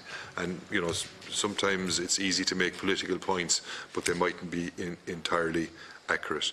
So I might leave those few points with you for the moment, and I will come back to the specific issue around the review of the reimbursement process with some specific questions in my second contribution. Thank you. Could I just start just very briefly with the issue of, firstly, I just want to acknowledge Deputy Brazel's genuine interest and advocacy for the need to do something on biosimilars, that we need to pick up the pace on this, and we'll take away what you said on that, but I can assure you it is a priority for us collectively, because you're right, there's a chance to make significant savings here actually for the health service, whilst also doing the right thing by patients. Just on the pharmacy specific issues, just to briefly recap, so as you rightly say, I addressed the Irish Pharmacy Union's annual conference in the last couple of weeks, and I'd also had a very fruitful meeting with them in the Department of Health. A couple of things we agreed, that there's definitely scope to do an awful lot more in relation to the minor ailment scheme, very much in line with Sláinte Care.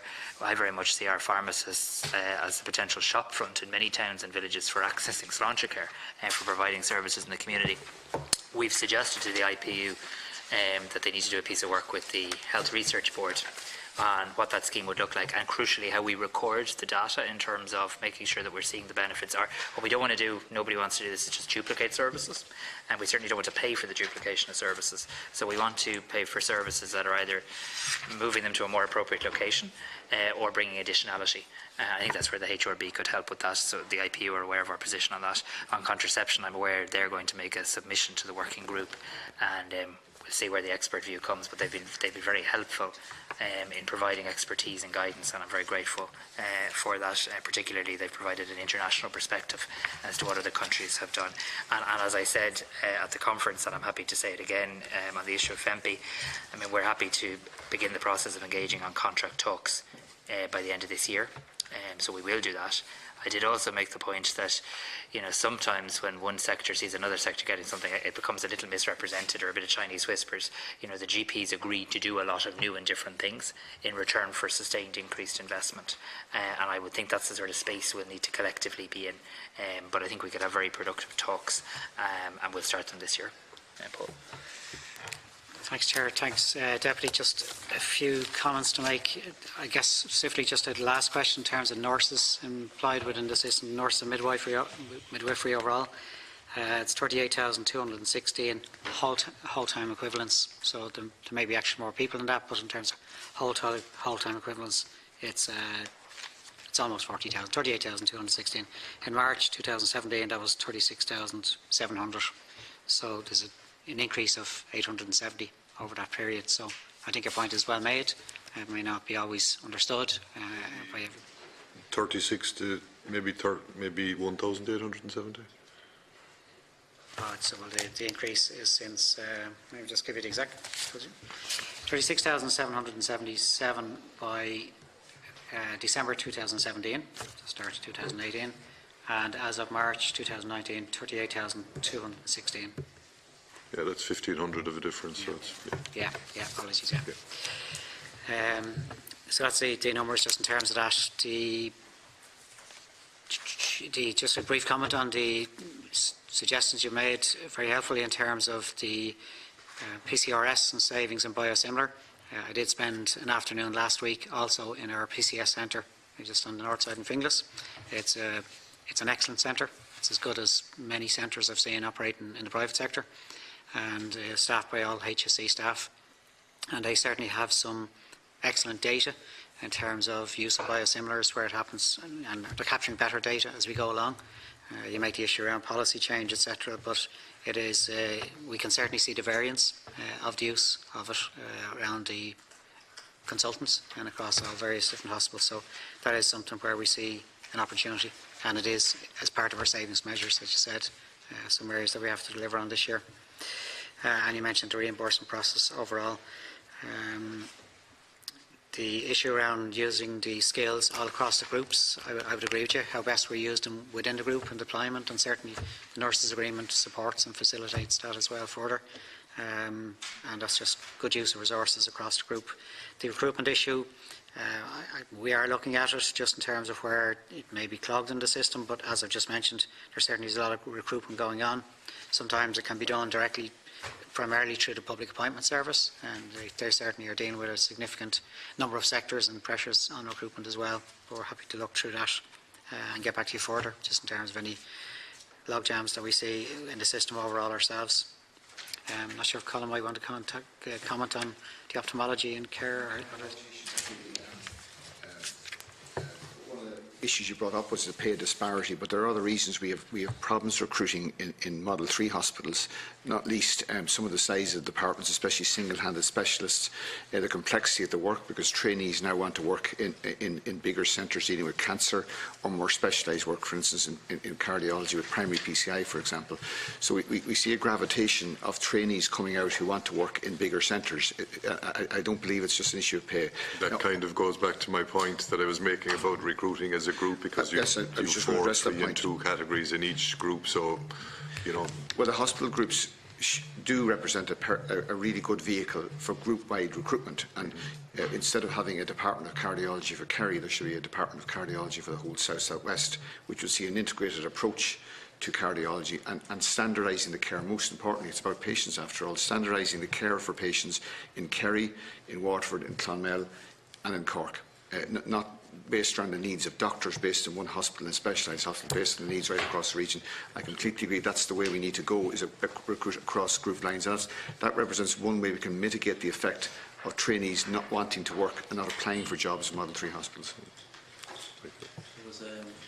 There was a question about ophthalmology specifically, I think, about... Yeah, on the NTPF, yeah.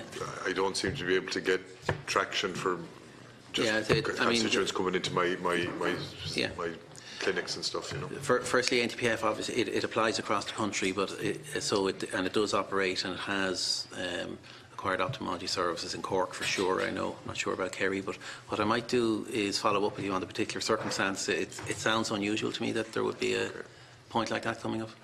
And I think the other points were covered. Thank you. Thank you, Deputy Brazel. And now, finally, in this round, Senator Rose Conway-Walsh. Thank you.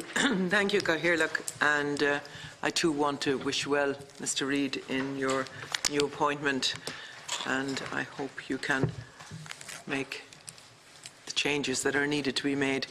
I have a number of questions. Do you mind, Cathaoirleach, if I ask them back and over and get the response to each of them rather than piling them all together, because they're on different... Would be delighted. 10 minutes, OK. I'll do my best in 10 minutes if I get some short answers. Now, I know Deputy Donnelly raised the issue of Spinraza. So I have two questions just following on from that. And the first one, did the HSE meet last Thursday, as we were expecting the HSE to meet on Spinraza? Senator, the Drugs Committee met recently. I think it could have been last week, not for the first time to consider this drug. No, I understand up to then. I really need specifically. So you met last Thursday. The Drugs Committee met. The Drugs Committee met. And the Drugs Committee advises the HSE leadership. Yes. So them met, and as we explained earlier during these questions. Yes, and I fully, I'm up to speed with that. Yes. So you met last Thursday. What's the next step? Well, the next step, as we explained, is that by a narrow majority, they rejected the drug based on cost effectiveness. They rejected it on Thursday? Last week, yes, based on cost effectiveness. But as we explained earlier, what we want to do now, given the importance of this and given the fact that other jurisdictions have approved the drug, and given the fact of the absence of treatment in this particular cohort, particularly in type 1 disease, we're going to deal with this in HSE leadership in June. That's huge. Has that been communicated to the families that it was rejected on Thursday? Well, this was discussed earlier at the beginning of this hearing. That was the latest judgment of the Drugs Committee, was that based on cost effectiveness, by a narrow majority, they didn't accept the drug. So but that will go to the HSE leadership in June. Yeah. So how is it cost effective because you know the ruling in Britain last week? Did you take that into account? In terms of, were you getting the same deal as they're getting in Britain? That ruling wasn't. The NICE judgment hadn't come out by the time the Drugs Committee met last week. So that came out after the Drugs Committee. And it's in light of that NICE hearing and the fact that most OECD countries in Western Europe are now providing this and are facing the same difficulties as us in terms of pricing and locating the funding for this. It's in light of that we will be bringing it back to HSE leadership next month. Yeah, I think that's an important point, Senator. Just to be clear, because the HSE leadership team did not reject Spinraza last month. It deferred to the decision to be taken in early June. So the HSE leadership team chose not to reject or accept, but to come back to the issue. That's correct. Yeah. Sorry to clarify, Senator. Yeah, as we touched on earlier on, Colin's quite rightly summarised the decision by the Drugs Committee, who've made many decisions throughout the year. They've approved. No, I understand that. Are you getting the same price as they've? Is the same price being offered to this state as was offered to the NHS when they made their decision? I think we'd like to continue the discussions with the provider, and it would be a commercially sensitive issue to share in here, in fairness. And I think what I have said earlier on, we are bringing the decision back to the leadership group. We fully understand the judge finding last year in the UK, and the UK haven't made their decision, which does leave us in a very isolated position. We want to do the right thing in terms of approval of this. We need to bring it back to the management team, and we need to talk to the department also as well. Yeah. So when can the parents expect a decision then on this? We will be making a decision in early June. We will be consulting with the department in terms of the funding and relevant funding, that challenges that it poses, but we expect a decision in June.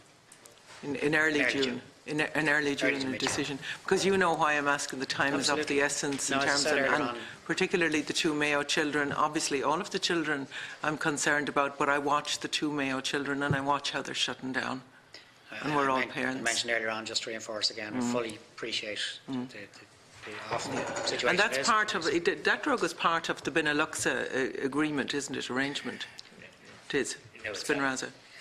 Yeah. It's not. What's correct to say, sorry, because I signed Ireland up to Benelux A, what's correct to say is the other countries in Benelux A, through their own processes, have gone ahead and bought it. It's not correct to say Benelux A have bought it and we've just opted out. So but you're right, the other Benelux A countries have reimbursed the drug in their country through their own processes. Yeah. I do think it would be wholly unacceptable if it was deemed to be in Britain, if it was deemed to be cost effective and it wasn't here. And I really need that decision to be made, and the right decision to be made as quickly as possible. Thank you. Now, on the Valparaiso response project that's been undergone and the rapid assessment report, I was disappointed that there was no, that you weren't at the conference, Minister, or that somebody representing you wasn't at the conference that was recently held with the HSE and Oaks Ireland. I thought it was a very good conference. I'll go back to the point I made to you some time ago around the need for public inquiry into this, a judge-led inquiry. We've had 40 years now, and we really need to know who knew what and when, on what basis this drug was approved for, the Epilim was approved in, for the treatment of epilepsy and bipolar. That was approved for pregnant women. So just a couple of questions on it. I mean, do you agree, Minister, that there are issues of accountability here as to who knew what and when, particularly prior to 2014? That was when the European Medicines Agency implemented the first series of risk reductions.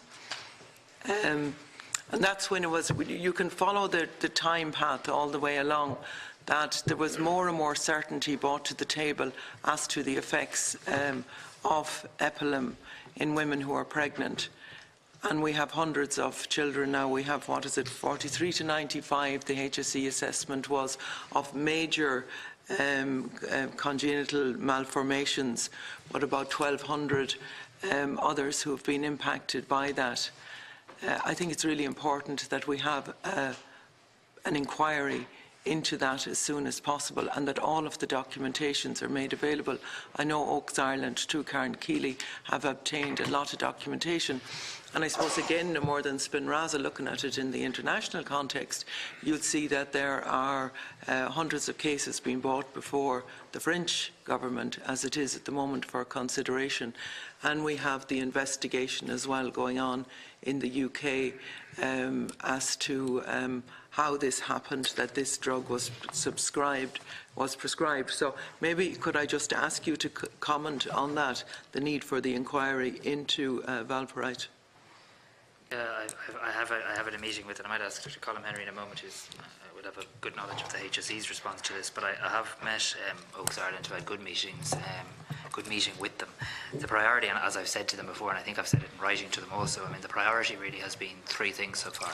It's been making sure that Ireland acts and acts speedily on the EMA advice and warnings, which we've been doing, and I think a lot of progress has been made in that regard. Secondly, the overall response team and the work being done by the HSE in that regard, the response project, some of which is references to the conference you referred to. And the third is focusing on putting in place the supports for the people who have been impacted. I suppose the question is there a need for an inquiry to look backwards and to look back at what happened? I've kept an open mind to that, but we haven't reached a decision on that yet as a department or a HSE, because our efforts, and I think rightly from a sequencing point of view, has been on putting the supports in place for the people impacted, but also making sure going forward that the EMA advice is acted on. So I keep an open mind on that, but I haven't made a decision. Okay, I would ask you to keep an open mind on it, and I would like for a decision to be made on that as soon as possible, because the anxiety of the mothers and the parents, knowing that they knowingly took this drug and it had that impact, I think the causation and the links have been clearly established now. You know, you've had the in British Medical Journal as well recently, and other writings and documents that have been published. I think it's beyond doubt the impact that Epilim had on babies. I agree with that. I mean, the issue for me, and I think it's an issue we need to consider before we establish any inquiry, is the added benefit that it would provide, considering that this was not an Irish-specific issue. Yeah. And that's the bit, I suppose, that I need to consider. Okay. Oh yeah, and I have a lot of. You need to concentrate on asking. I know, but we need to get to the bottom of these things. These are really important issues. Yeah. The other thing I'm really concerned about, Minister, is the number of misdiagnoses I'm coming across. So, I mean, do any of you have a figure, or how is, when a misdiagnosis is made, say somebody is diagnosed with depression, and they find out they have, after being treated for months, that they actually have stage 4 cancer, and other people where I'm coming across it now almost on a daily basis. And this is apart from the cervical scandal that is continuing. So as late as last week, there's other women presenting with symptoms after having clear smears. And they're being misdiagnosed. So even beyond the cervical cancer situation, people are being misdiagnosed left, right and centre. I think we need to be, I don't know the specifics of what you're referring, but I think we need to be careful, obviously, the difference between misdiagnosis and the limitations of medicine and the limitations of screening and diagnostic tools. And I think we're beginning to have a very big debate in relation to this, and I'm beginning to wonder, are we arriving at a point whereby it's actually making it very difficult to practice modern medicine, where doctors are using the tools that are available, and some of those tools have limitations. That's a separate point to the fact that when things go wrong, or there is negligence, there is mistakes, that's a different matter. How do you capture the data, maybe, if we clear that? That's kind of what I just think there is a responsibility on us to be very careful that we don't represent some things that may be a limitation of medicine. So, for example, we've all now been talking about screening for a long time. We know that that a false positive or a false negative is not a misdiagnosis or is not a missed cancer. Similarly, we know with diagnostics, we know there are limitations to medicine, I suppose is the point I'm making. But Colm might, as the Chief Clinical Officer for the HSE, might give you more specifics. Thank you, Senator. There's been much discussion on this recently, our focus on screening, but also diagnostic pathways. The fact is that the screening programmes are at best 80 to 90% sensitive, and that's more effectively communicated to people now. With breast screening, for example, the best case scenario is 90% sensitivity in terms of picking up. And we had a useful discussion at a hearing here before, Senator, on the issue of the importance of people not seeing the screening programme as a diagnostic pathway. So if people develop symptoms, and I understand, if I could just finish this, an all clear from a screening test does not mean your symptoms are insignificant. It's really important that people understand that the development of symptoms, even if you've been given an all clear, as I said, they're completely different. But see, when they go back, and I don't want to concentrate just on the screening, but when they go back then and say they have symptoms and it's still ignored, and then they find out they have cancer, that's where the difficulty is. The difficulty in terms of misdiagnosis I'm talking about is the number of people who are turned away from hospitals. So they're presenting, they're told to go home, it's whatever, and then they present again because it's symptoms. And this can go on over weeks. And I've been to funerals where this has happened, where they're telling me that people have been turned away from hospitals. So they're missing, and I'm worried because of staff shortages and ambulances lining up and all of those things, that vital diagnosis are being missed out on, and it's costing people their lives. Well, there's two issues there, Senator. Yeah, but I need you to answer that. Sorry. Well, access, impaired access could never be defended in terms of people getting access to opinions and diagnosis. But the fact is, not just screening, but diagnostic pathways are not 100% sensitive either. And as the Chair will know, when you're faced with a clinical scenario, you make a decision and assessment based in real time on the information available to you. Sometimes looking back, there is what we call a bias looking back, where with the benefit of knowledge, everything becomes clearer. And we know, for example, if I could say, Senator, in radiology, even in good standards of radiology, if you look back with the knowledge of, say, a cancer is developed, you will see something in 5 or 10% of cases that wasn't seen at the time. So, unfortunately, we can't provide 100% sensitivity in the care pathways we provide. And that's not to defend poor practice or poor appointments or impaired access, but clinical medicine has never been, it is improving and it is safer now than ever has been, but it is not 100% perfect. I'm concerned about the patterns, the trend I'm concerned about here. Thank you very much. Thank you. Thank you. Now, I'm conscious that the Minister has indicated that you don't have to go, of course, but if you need to go, we understand you had to go at 12:30. We're going to go into a second round of questions. Yes, even though the Minister may have to leave, your officials and the HSE are remaining behind. I'm just conscious that Grace Rothwell is here from the South East Hospital Group. Have I got my terminology correct? South okay. And there were issues in relation to the mortuary in Waterford. So if you have questions in relation to that, you might include them in this round of questions. Comment on the Waterford mortuary situation, yes, Minister. Before I leave, and I'm very grateful to Ms Rothwell for being here today. I'm also very grateful to her for her leadership in the hospital in Waterford and taking very swift actions to try and improve the situation, including the fact of putting in place an interim solution, and I know that that's now on site and is greatly assisting. I also think it was very important that the new Director General visited the hospital and met with pathologists and saw the situation himself, and I appreciate him doing that as well. So I just want to make two real points here today. I want to be firstly very clear that the new mortuary facility will be going ahead in Waterford, that permission to tender has now issued, and I think people have seen that that has advanced. Obviously we know it takes a period of time to build that mortuary, and that's why it's important that the interim facility is in place. I did make the point that it was important that there would be some form of review, and I know this was a view shared by Ms Rothwell and by the HSE and the South West Hospital Group, to look at internal processes and pathways in relation to where remains are received, retained and released from the mortuary, and also to review management and governance arrangements for the mortuary as well, to ensure that they're consistent with contemporary practice. And this morning we have signed off on the terms of reference.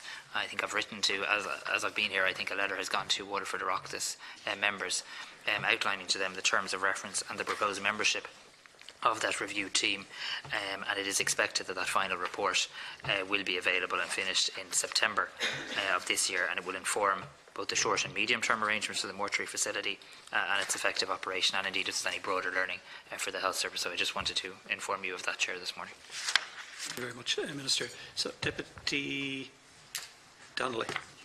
Can I just check, is the Minister going to be able to stay for the questions, or I guess go? for about 5 minutes, yeah. About 5 minutes. We might have a chat, Chair, as a committee about the timing. It's been quite a while per person. But anyway, Minister, thank you. I'm going to just run through some of the questions very quickly, if I can.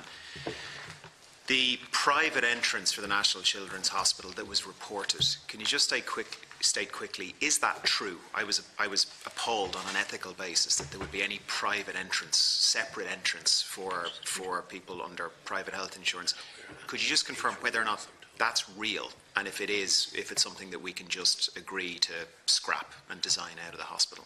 I'm looking at my colleagues here in the HSE. I'm not aware that there's a private entrance. I was aware that there were some rooms that would be used and the consultants would pay for. The reporting was a separate entrance. Can anyone hear?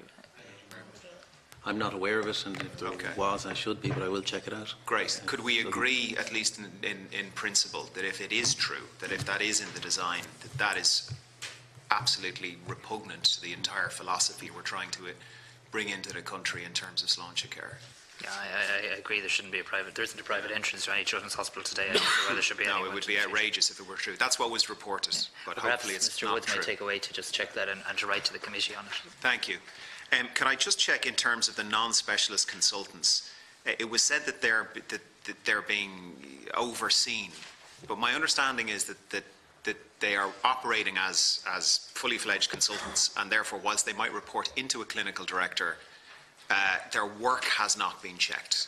Can I just see if in the review that you're talking about, has anyone actually done a review of their caseload and their work to date to make sure that there isn't a risk to patients? Dr. Henry, you best, please. Well, Professor Murray, Deputy Donnelly, Professor Murray, who on our behalf toured the hospitals concerned, asked the management there and the clinical directors there, did they have any safety concerns over these doctors, and none have emerged to date.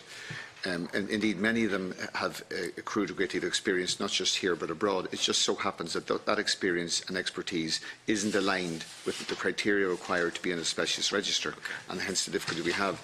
So currently there are no systematic themes coming through about safety issues relating to these consultants. That doesn't take away from the fact that the position we need to be in is to have all consultants who are called consultants to be on the specialist register, as we've had since 2008 as a condition of employment. Okay, thank you. Minister, we had the dentists and their professional body in last week, and one of the points they made, and they didn't hold back, was that in the new oral health strategy, regardless of the pros and cons of it, they weren't consulted. Could I just ask if you would accept their position on that, and if so, why would an oral health strategy have been launched that didn't consult with either the dentists or their professional body? Yeah, so no, I wouldn't. Okay. There was consultations that took place in my department. I also have a written email from the Irish Dental Association welcoming the strategy. Which I'm happy to show to you, Deputy Donnelly, welcoming the strategy. It is fair to say, though, and because I want to be constructive on this, it is fair to say that we have to now negotiate how we're going to pay dentists to deliver the strategy. But there was consultation held. There was consultation held with my department and with representatives of the Irish Dental Association. There is absolutely, now that the policy is agreed, we'll absolutely have to have the normal negotiations, and that will indeed take place. Okay, thank you. And then final question. One of the things we've been waiting for about 2 years is a government stroke HSE approved costing for Sláinte Care. So Sláinte Care came up with its own pretty rough and ready figures to begin with. The amount allocated to date, we disagree on whether it's closer to 20 million or 200 million, but actually regardless of which it is, I think we all probably agree it is significantly below the Sláinte Care's figures of year one was, I think, £500 million, maybe a bit more. Does the department and or the HSE at this stage actually have a set of figures for implementing Sláinte Care in terms of the year-on-year cost? Yeah, so I'm happy that we come back to Deputy Donnelly on this, because I think I know what the Deputy wants, and I'm happy that we provide the Health Committee with what the Deputy wants, which is what would the individual elements of Sláinte Care cost to deliver. The point I would make is the reason there isn't a one document that says here are the costs is there are a number of places in Sláinte Care where there's an option A or an option B, and there's a number of places in Sláinte Care where there's a negotiation that needs to take place. So, for example, if we just take the De Butler report on removing private practice from public hospitals, firstly, do you do it? I've made my view clear, but that's whether you do or you don't, there's a cost. And secondly, how you do it, there's a cost. Also, on the eligibility piece, there's a massive body of work going on in eligibility. Sláinte Care doesn't say everything should be free. It says no cost or low cost, I think is the direct phrase. Again, depending on where you land on the eligibility question. So there are a number of forks in the road which would determine the overall cost. But if it's helpful to the Deputy in his own work and in the work of the committee to know what each of the elements could cost, we can certainly ask the Sláinte Care Implementation Office to provide that note. There need not be any secrecy around that. Yeah. I'm just making the point that there's some figures that we can't provide with absolute certainty because it will depend on policy options and negotiations. Sure. Thank you. Just one final question, if I may. It should be quite quick. The staffing for the Children's Hospital satellite clinics, I know they're due to open, I think, this summer. End of July. End of July, which is welcome. I am, however, hearing directly from paediatric consultants who are expressing very real concerns that we're in the middle, obviously, of a recruitment and retention problem with consultants. We have about half the number we need. We're about 40% below the OECD average. There's children marching, I think in Cork, was it today or yesterday, in terms of 2 years they've been waiting for a paediatric consultant who specialises in diabetes and so on. There's a lot of issues around a lack of consultant specialties and subspecialties. One of the concerns raised with me just in the last few weeks is that in order to get these satellite clinics open, that consultants, paediatricians within the existing 3 Dublin-based hospitals are being, let's say, encouraged, some might say pressured into moving from the 3 Dublin children's hospitals out to the satellite clinics.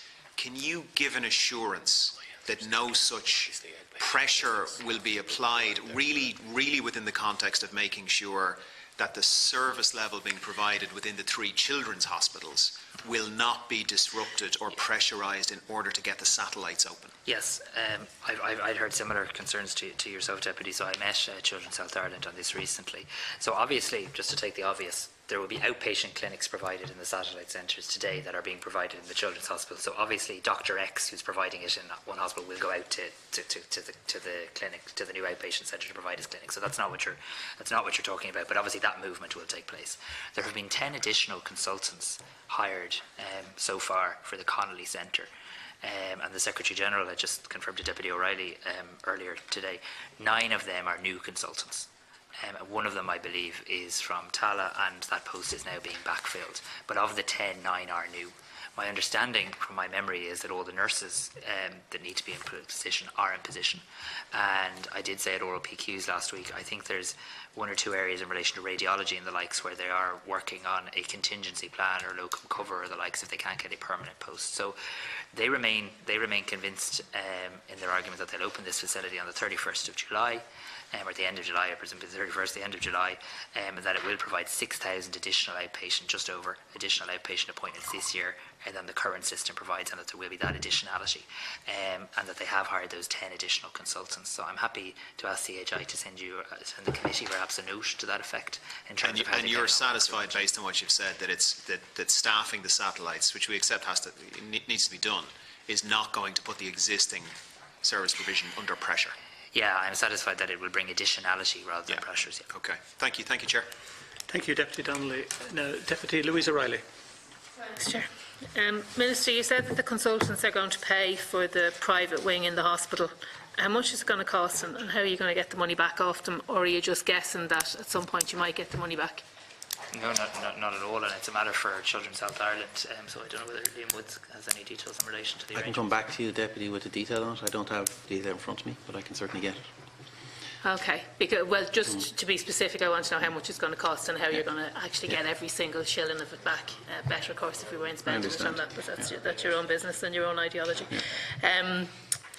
Okay, so I just have a few very, very quick questions. Minister, just a couple of weeks ago, my colleague Kathleen Funchion was filling in for a slot for me, and you gave a commitment to give us an update on the cervical check backlog. So can you give us that update now, and can you also confirm what additional lab capacity has been sourced to clear the backlog? So specifically, where is it? Has it been quality assured? And are you confident that it's going to make a real difference to the backlog? Yeah, so I'll start, and I might ask some colleagues to come in. So the backlog is falling.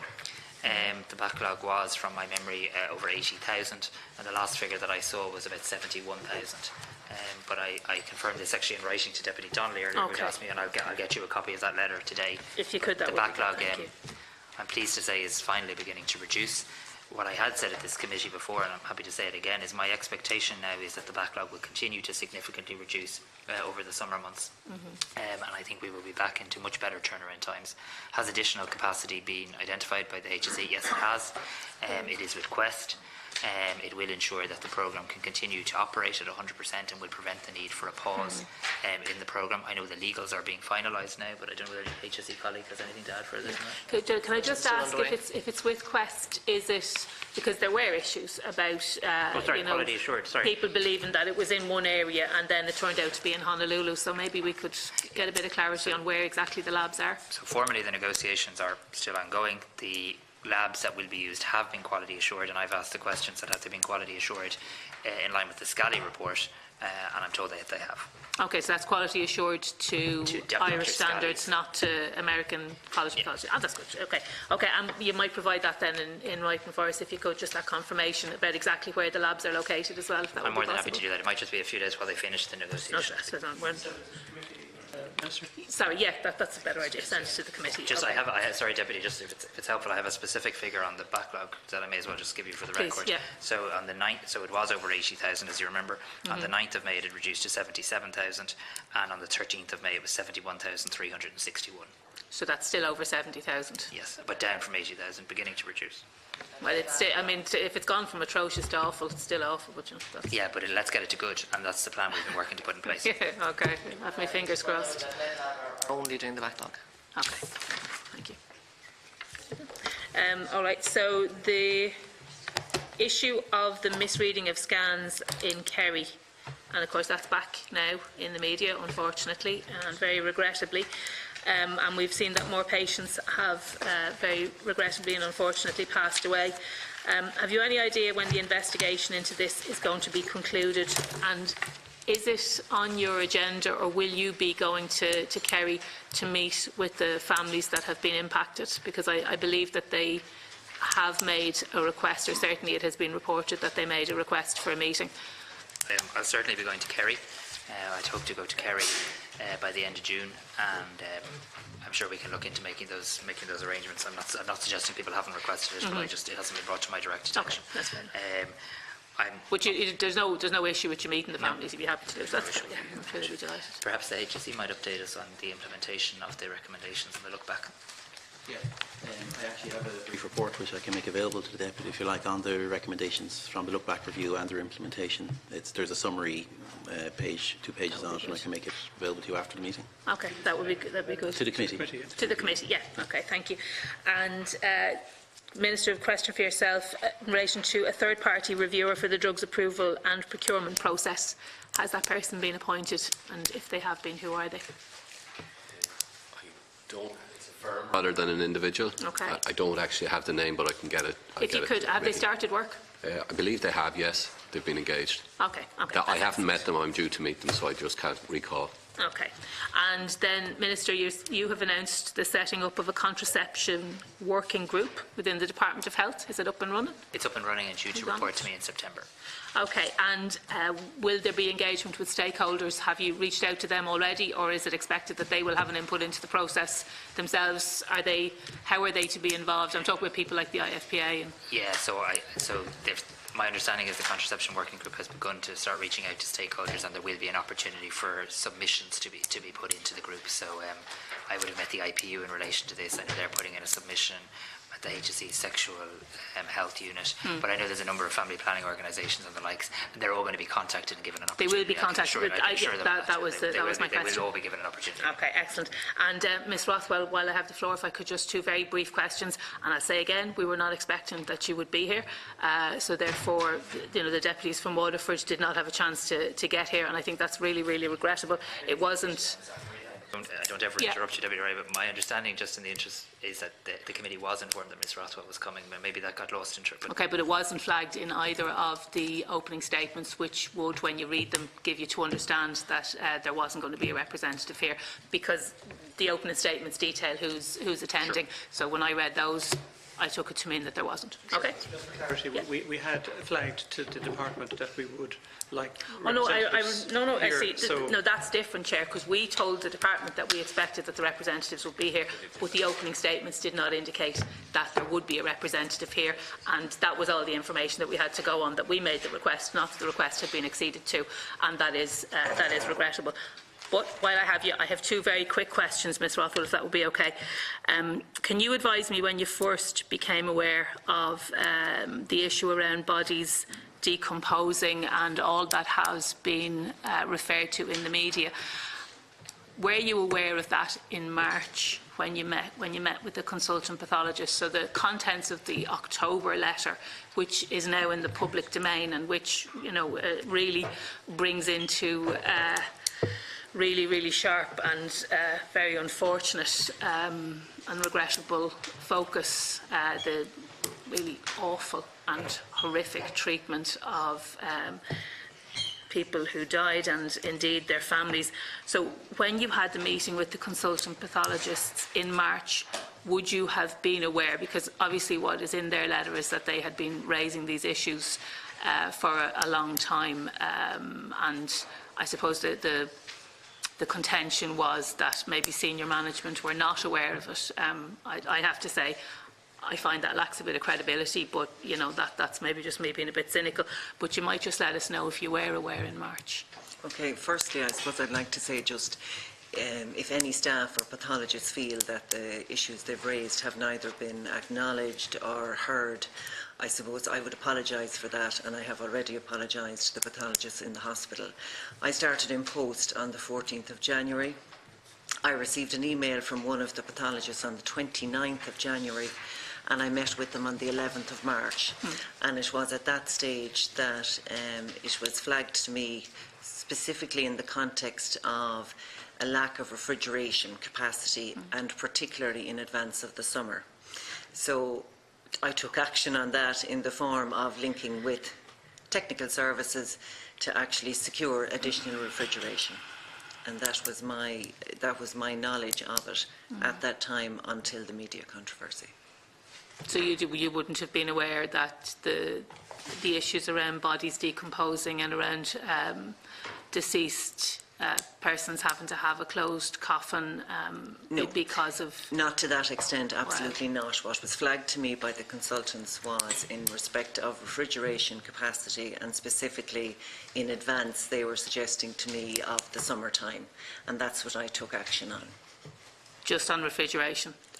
But I mean, you would also have been aware, any of us would be, I mean, I'm not a scientist, but I certainly know what happens to a dead body if you leave it out in the open without adequate. So, I mean, yeah, well, maybe you were aware, but you just didn't like to think about it, which was a luxury the families didn't have, unfortunately, because they had to deal with it. I suppose in addition to the specific actions that were taken, I also, of course, looked at the mortuary and, you know, very quickly learned it was there since 1991.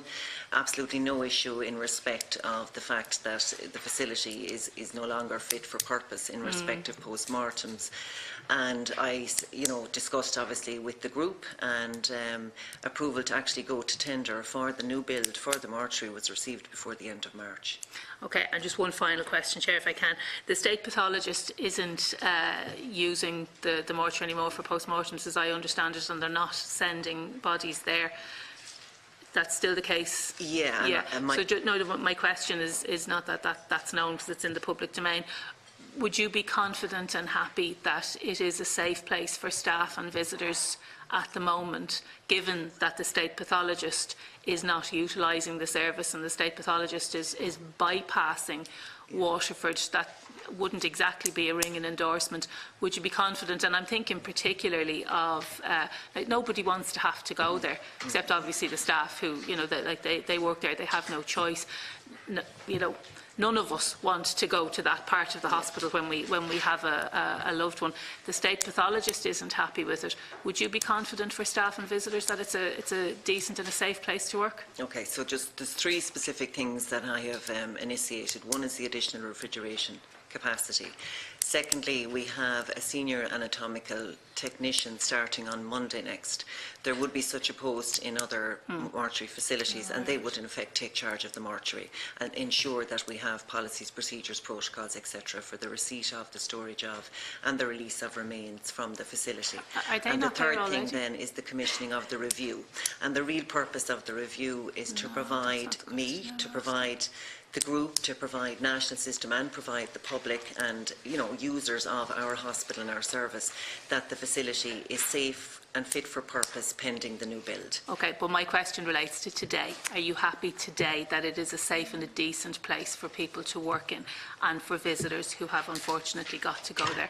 Would you be happy today? I mean, you're talking about an appointment that's going to start on Monday to put in place policies and procedures. Are you saying that those policies and procedures aren't in place currently? I am happy today that there are adequate refrigeration capacity, that it is an appropriate place for relatives to view remains, and that we have put in place in the immediate procedures to ensure that it is a safe place. However, I'm also mindful that it is a structure built in 1991, and in the context of post-mortems, and specifically the post-mortem room, that room is not, you know, it is not fit for purpose. And my understanding is, in relation to the state pathologists, that their primary concern is in relation to potential contamination of evidence, because that room is not in accordance with air conditioning, air handling. So that specific issue, my understanding, is the issue for the state pathologist. But that's an issue for the staff as well, though. I mean, if there's a risk of contamination, it's not just the evidence, it's obviously the people that are working in it too. So equally, just this week, I have secured air conditioning, air handling units, which will be installed over the coming weeks. And has the state pathologist then said they will be using the service from now on? No, are they not happy at this with it? time. No, so they're still unhappy with it, but people are still working there. Well, I have to tell you, I wouldn't fancy working there, and I don't think you would either. It's not great. But Chair, look, we weren't prepared for this because it wasn't flagged in the opening statements. But Sinead, thank you, Deputy O'Reilly. And just in relation to that, Mr. Otwell, when will the terms of reference be made available in relation to the review, and who is going to be in charge of conducting the review? The Minister said it would report in September. When will we see the terms of reference? Yeah, my colleagues might answer that. If I can take that, Chair. The term of reference is in completed form. We're today looking to confirm the Chair. We have also already identified 2 histopathologists, a laboratory manager, a pathology technician, and indeed a group director of nursing to sit on the review. So, and they're coming from elsewhere in the system nationally. So we're looking to appoint a chair over the course of today, tomorrow, and then the terms of reference will be made public. Okay. Yeah. It'll be made public. Maybe send them to the committee. As well. Thank you very much. We're now going to move to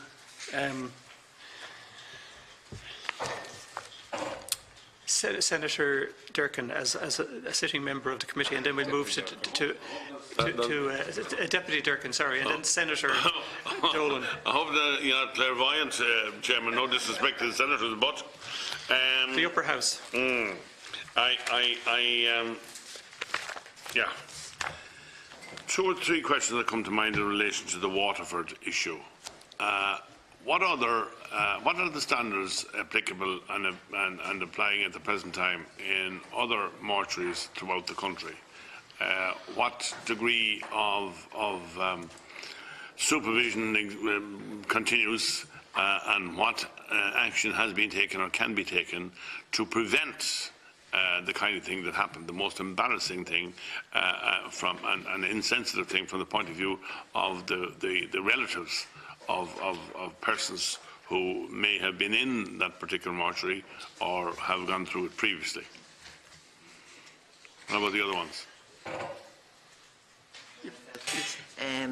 My knowledge specifically, I suppose, is that there's various guidance documents, both available from the Health Protection Surveillance Centre and indeed abroad, that provides guidance in respect of mortuary facilities and standards for air conditioning, temperature control, etc.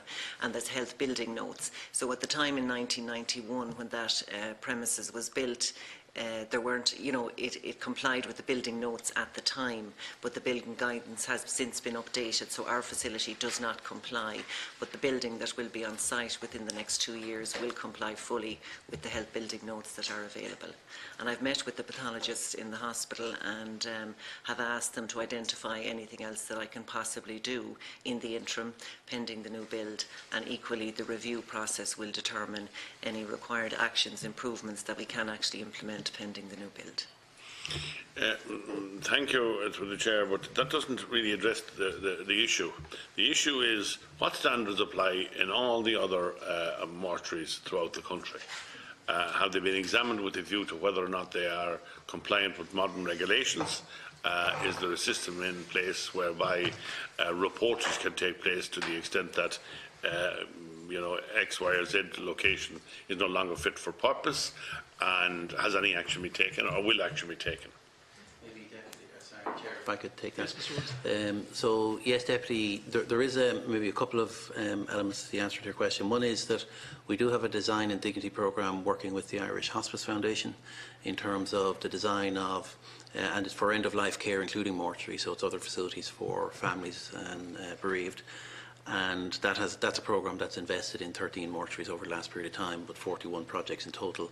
We've also, through our estates function, maybe to go to the heart of your question, looked at mortuaries nationally and their condition and what's the investment programme been. There's been investment in mortuaries over time, and what do we think would be needed?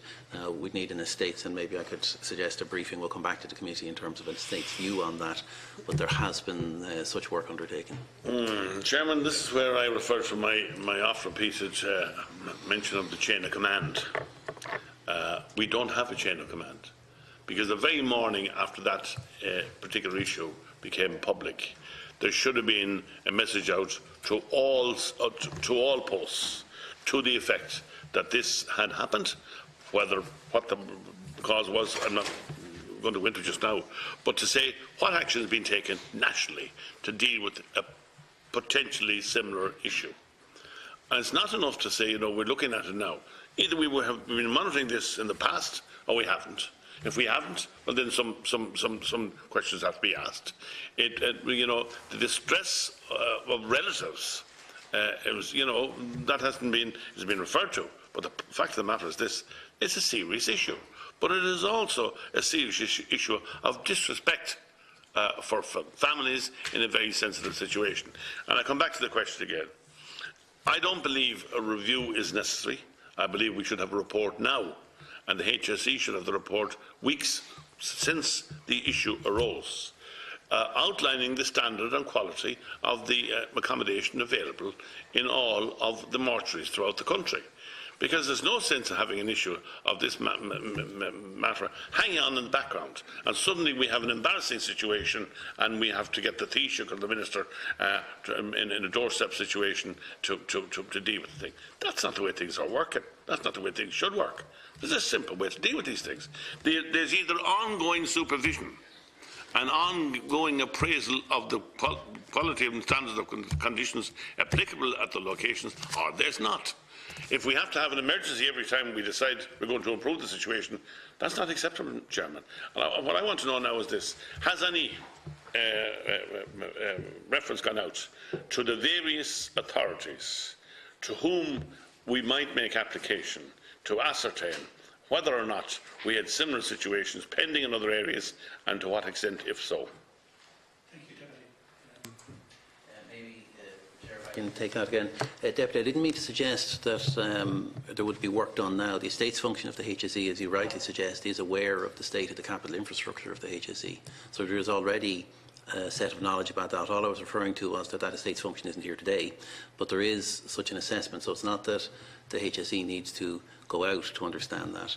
And so the wider piece around end-of-life care and the condition of mortuaries, of course, there's an alertness to the issue, but I think at the level of capital planning, that's already determined, and as you might expect it to be. What worries me there, Chairman, is this. I heard the question capital planning or the issue of capital planning 3 or 4 times. This is all supposed to be dealt with in the context of capital planning if we're doing our job.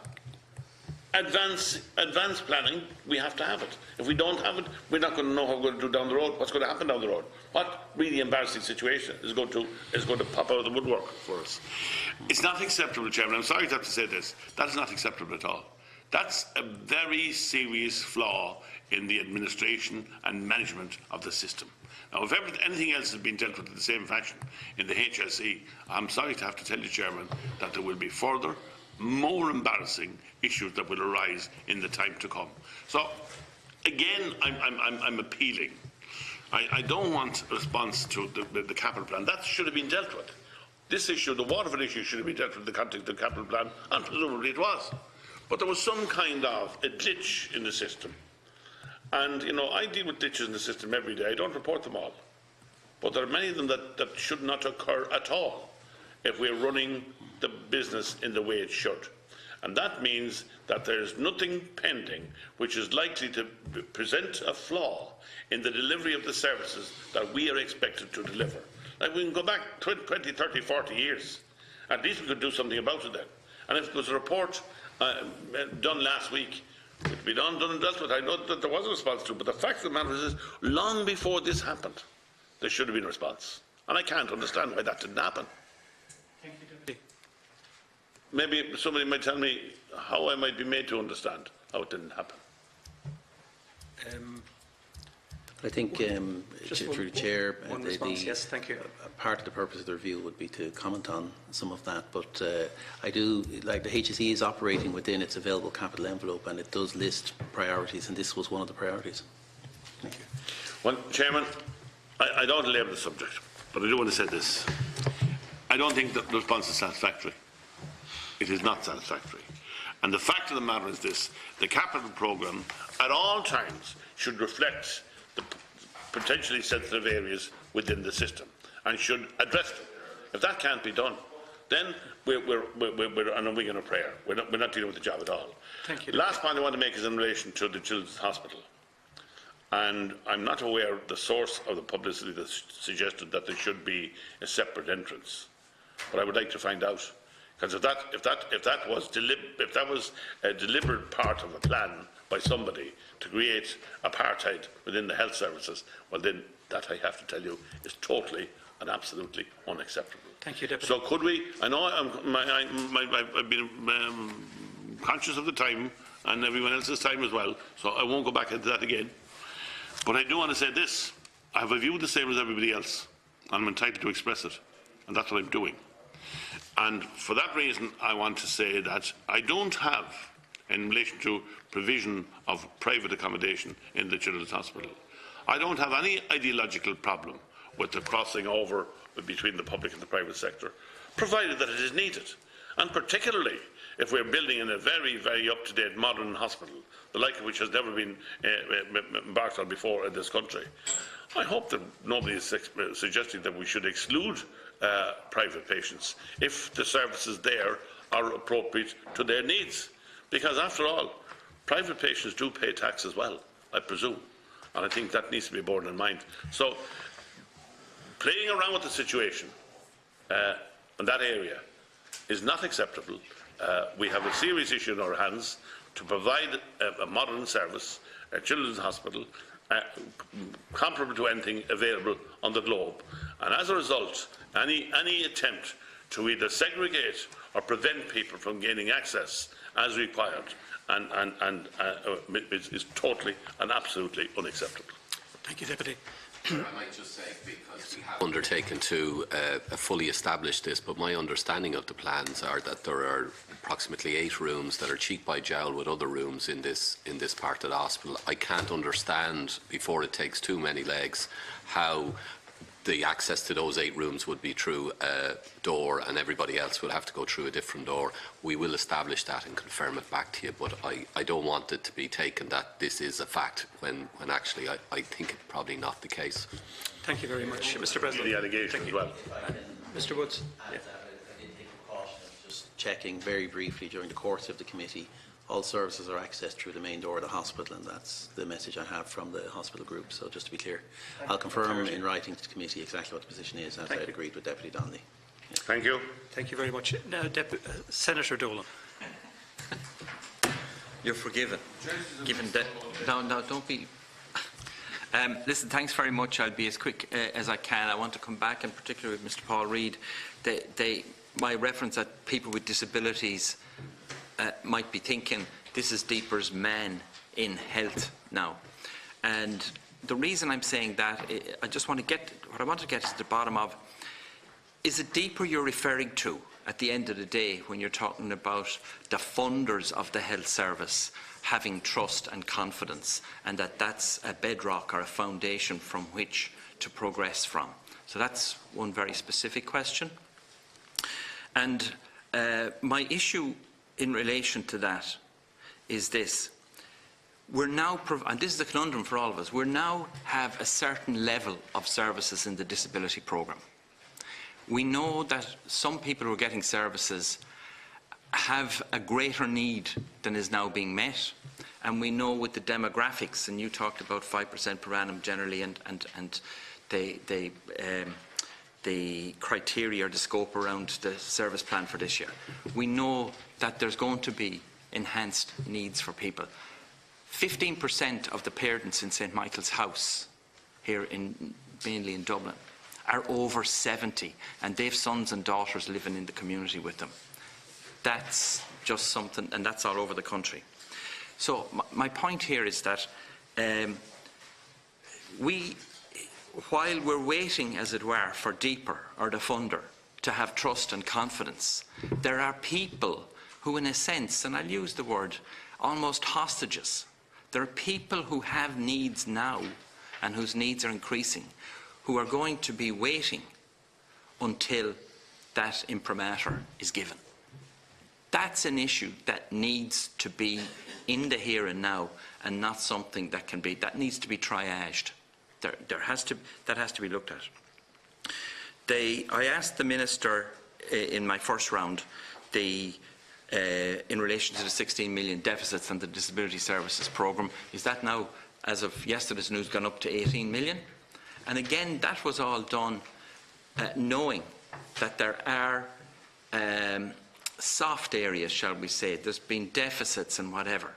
And I made the statement, and it hasn't been responded to, that there, as things stand, I see a major crisis in the delivery of the services that are now committed to in the service plan, never mind the ones that are waiting.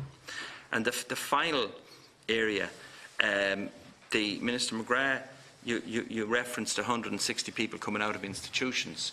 We have, and this isn't news to Minister McGrath, he knows it well, and he's concerned about it.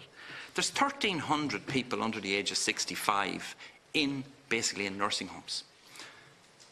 How many of those, none of them should be in nursing homes where people are, where the population is people over the age of 80 and for the last 2 years of their lives, and people who are quite fragile. None of these people should be in those institutions. So we've people going in. The HSE is putting people into these institutions while it's getting a couple of hundred out of other ones. That needs to be owned up to. And can I suggest the reason that is happening is there is not the bag of tools, community-based tools, personal assistance, home supports and a range of other things that would actually put off the day or prevent people going into these places. And there was a case recently, a man of 33 went into a nursing home here in North Dublin, and it all stemmed from him having to go into hospital for a number of weeks. He went into hospital, and while he was in hospital, the few hours of home support and personal assistance he had was swiped out from under him, and it's not there anymore. Like, there's crazy things going on. So they're really the three particular areas that I would like the committee or the officials to deal with. And I thank Senator Rose Conway-Walsh very particularly for raising the Epilum issue, and Karen Keeley, my own organisation, gave her support at the very start of that, and it's great to see other people taking it up now. Gormagus. Thank you, Senator. Mr. Reid. Thank you, Chair. Senator, just a couple of points, and I'll ask some of my colleagues to come in as well.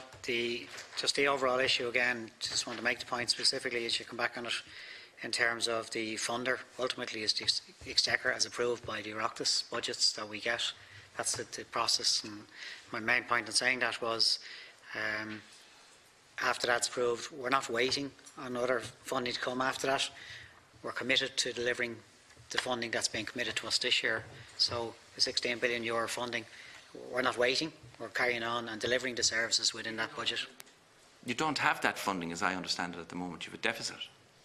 We have our ultimate funding as approved, which doesn't include that. Sorry, no, we have what's approved for us this year in terms of the €16 billion and the various services committed in the services plan against that budget. We have that. We're proceeding with it. You are correct. But you're proceeding with an amount that's less than what's needed to provide the services you provided last year, in the sum of 16 million. That's my understanding of it. Well, the 16 billion that we're providing for this year. I'm talking about 16 million in terms of disability services programme. Again, one of my colleagues come back specifically on that programme. We might be at yeah, okay, appreciate that. Okay. But ultimately we are delivering, you know, I just want to make the point for myself, just in terms of the, we're getting on with the service plan, a significant enhanced budget on last year, and that's my challenge in terms of what I set out earlier on. I just might ask my colleagues to specifically talk on that 16 million. But even just in terms, I suppose, one of the we've put in place just very recently is a review, so it's a placement improvement project, because as you correctly state, there are a lot of people out there who are managing in very difficult circumstances, and we have some people who go into placements, we have other people that we try and support through respite and different types of home support, but we are very conscious that we get very different responses across the sector in terms of the placements that we purchase. And something that we are doing is examining now, so we are looking at all placements, so we're doing a review. We know that the costs of placements increased between 2014 and 2018 in the disability sector by 22%, and the range of I suppose, costs around placements is huge, so it varies hugely. And we are very focused on trying to have a very good quality person-centred care available to people by looking at a standardised view of placements around the country, because again in different parts of the country there's different practices, there's different reasons for putting people into placements. So that project team is being... Sorry, are you talking specifically about young people going into nursing homes, or are you talking about... No, I'm talking about the disability, all placements in disability services. Okay. Yeah, and that's being headed up by a consultant in the West who has done this work in the UK with therapists as well. So we're going to be reviewing placements, we're going to be looking at the decision making around placements and looking at how we can get, I suppose, the best placements for people in terms of meeting their needs that can often be very complex, as you're aware. So that work has only very recently kicked off, and we would be hoping to see, I suppose, a much better view, because at the minute we often respond in emergency situations, we don't always have providers available, it can often take time to have placements made available. So this initiative is looking at all of that, because we are conscious that there's a huge need out there that we just can't meet with the resource that's available, but we can't satisfy ourselves that the resource that we are currently putting into placements is necessarily providing the best approach to care for some people, so we want to look in behind all of that. Minister McGrath. To follow up what Anna is saying as well, of course the issue of the congregate settings and the nursing home issues and having young people in nursing home, there's a link there. The reality is that at the moment we have 2,200 in the congregate settings, and as I said earlier on, we're trying to move 160 out this year. Would I like to do more? Absolutely. But there's a link in relation to young people in nursing homes. That is something that is closely linked to, and that's something we have to respond to. And of course, you're right, absolutely, it's linked to the debate about personal assistance hours, home support hours as well. But it's also linked to a broader issue as well, is the whole issue of the cost of a disability, the cost of having a disability. And in fairness to, I'm working very closely with the Department of Social Protection on that particular issue. And we are doing a study at the moment which is costing the region of 300 grand to deal with the whole issue of the high costs for persons with disability. People have to buy aids, medical equipment, drug costs, etc., etc. And the plan is that the research will be completed by the end of December 2019 with an interim report due by the end of August. So we're moving on that. We take it as a reality, and that would link into Senator Dolan's points about people live in the community. But you have a strong point. When you're looking at keeping people in institutions and looking people live independently, there's a value for money argument as well that we need to make, and that's part of my role as well. But the bottom line is, those people you're talking about in nursing homes, as far as I'm concerned, we have to design the services in their interests. If we're talking about an inclusive Ireland, that's the direction we have to go. But also, we've also got to convince the people from the economic arguments that it makes common sense to have people living independently with the supports in their own home. Except that these people are being paid for to be in nursing homes. So there's already a budget. I'm not saying it's enough for this or that.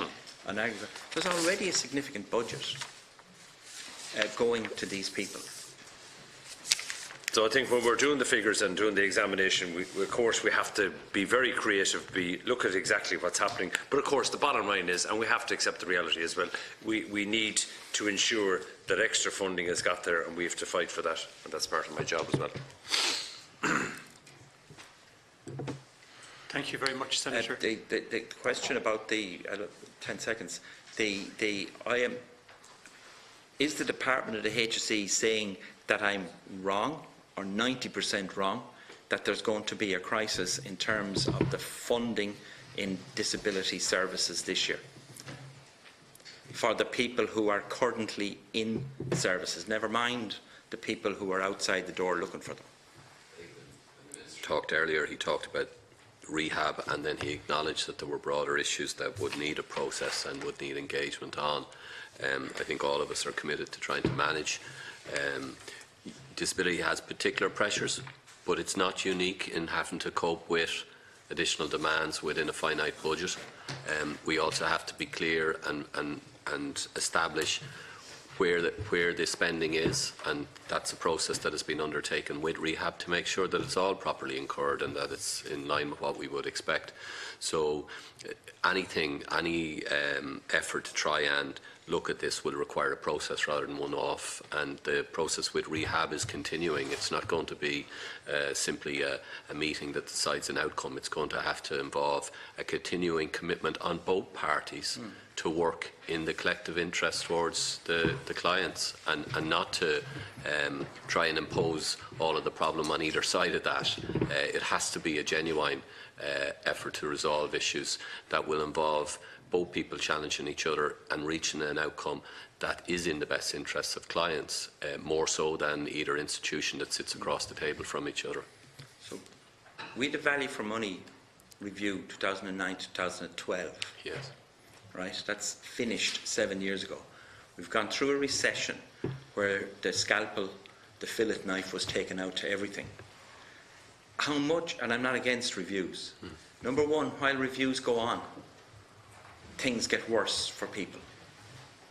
Number two, how much is there to be got from a review after what I've just said? I'm suggesting that could be marginal.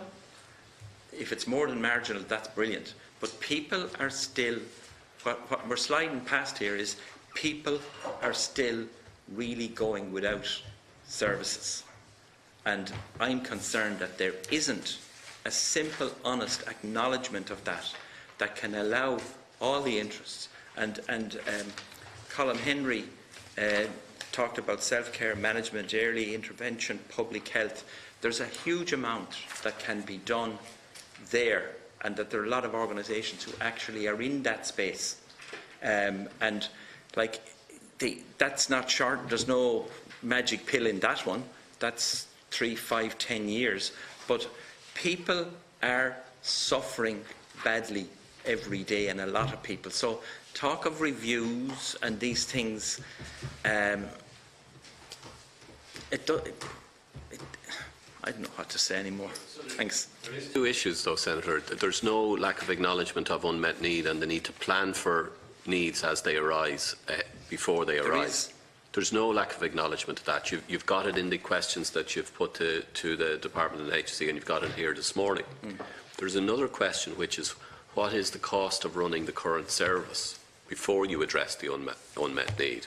And many of the issues that are being presented to the HSE, and the HSE would be a better position to talk to them, are the cost of the current service before you take additional clients into that service. And that is another issue that needs to be focused on. And I don't fully ascribe to the fact that just because the value for money review took place some time ago, therefore job done. I would ask the question of the disability sector, has all of the recommendations in that value for money review been fully embraced, and have they absolutely gone to the last to try and make sure that the sector is as well organised as it can be for delivering the cost of the current services? And there were certainly recommendations in the value for money review that asked questions about that, about the back office arrangements around the organisational overheads, and there hasn't been transformation on that level. There has been incremental change. Some providers have, in fairness, made changes, but it hasn't moved in a decisive way towards something that looks a lot different to what it did when the value for money review came up with its recommendations. So I wouldn't say job done. I would say if people are coming in and saying the cost of the current service, the HSE is quite entitled to say what are the overheads that aren't adding value to the client and that could be met in a different and a more efficient way. Can you share your services with another disability provider? Can you think about linkage with other disability providers? So there has to be a two-way conversation. This simply can't be about somebody presents a problem and somebody else resolves it. That is not going to be possible to do. Very briefly, that is not my understanding of the reality. The disability organisations, I know the Disability Federation quite well, have been involved under the bonnet with the implementation programme, and so have the organisations. And at the end of the day, the HSE is the funder, and the HSE could be from 2013 on driving the kind of questions you're now asking. I'm hearing again now talk about insurance costs and procurement. I sat with people in the HSE in 2013 and the other umbrellas and groups did in relation to things, utilities like oil, heating, insurance and whatever. These are not new issues. So there are two of us here and we have been engaging. How well we've been doing it, I think, might be a more useful way to put it. And maybe it has been episodic. But I wouldn't accept that there hasn't been engagement. No, but I did say there's further work to do. Absolutely. And it's not the job it's not only the job of the HSE. It was being done in parallel. It was being done by the two. It wasn't that one side lobbing issues over to the other side and saying the other side have to solve them. Yeah. But neither is it only the HSE's job to manage the costs within those organisations. It's the organisation's primary job. The two have to work together on that. Yeah. Thank you, Mr. Breslin, and thank you, Senator. Deputy Brazel. I just wanted to go back to something I mentioned earlier regarding the review of the reimbursement process. Can you confirm that a third-party reviewer has been appointed? Who is that person? Louise O'Reilly asked the same question earlier and I didn't have the answer. It's Mazars. Okay. And has that work been started? I believe they've been engaged. As I was saying earlier, I haven't met them yet myself. I'm due to meet them, so I think they're underway. And because you probably asked me the next question too, the target is that they would complete their work 3 months after commencement. Okay. Now, first of all, I welcome the review, but I would have concerns around 3 months because I think it's a huge body of work, and I would be very anxious that consultants, clinicians, patients and the industry would all be consulted, because you have to, if you want to make it an effective process. And I would also be concerned around the terms of reference, because if you're just reviewing the Pricing and Supply of Medicinal Goods Act 2013, and in my opinion that act has flaws, you could come to the conclusion that the act is being properly implemented, which it may well be, but when the act in itself needs to be looked at, I think that the terms of reference should be looked at and expanded. So I can give you a summary of the terms of reference if it's useful to you. It doesn't involve a review of the Act, because you wouldn't give that to Mazars to do. That's a policy piece, but it does touch on more than the Act. So we'll examine the governance and arrangements, including system structures and processes, and the resources which support the decision-making process for pricing reimbursement applications, including the use of expert advice in the assessment process, including clinical, pharmacoeconomic, commercial, financial, procurement and legal expertise. It will examine the approach to securing the best value and terms to the HSE through commercial negotiations and procurement policies and procedures, and it will examine procedures for detailing agreements in written contracts. And then finally, it will examine arrangements and supports for the HSE Directorate in making reimbursement decisions in line with the 2013 Act. So it's as much about the resources that are brought to bear on the problem, the expertise and the skills that are brought to bear on it, and how knowledge is brought into the dialogue between firms and the HSE, how cost effectiveness is assessed, and how pricing is arrived at, and ultimately the function of the HSE leadership to sign off on those decisions. Now, I might suggest if you could look at that and also include that processes in place in other countries, particularly Scotland and Sweden, would be looked at, and that does the 2013 Act then directly block us from adapting the practices that they adopt, which I think we could learn a bit from, and if so, then does that need to be changed? And again, does the review include a specific mandate for improving access for patients? Did I pick that up in what you said? And I just reiterate that there does need to be a significant consultation with clinicians, patients and the industry itself in order for it to be effective. And I suppose I'd lastly say that I don't think it should be an iterative process. It should evolve, and it just shouldn't be a once-off review. So thank you for taking my questions on that. Thank you, Deputy Brazel. Senator Conway Walsh. Thank you, Cathaoirleach. I just want to come in on a couple of primary care issues, because I agree with what I think it was Dr. Henry said earlier about the alignment between primary care, obviously, and frontline care. And until we get proper congruence there, and for yourself, Mr. Reid, then we're not going to have an effective system, and indeed we're going to have a waste of money, because we have people presenting at acute hospitals when they could be looked after in primary care.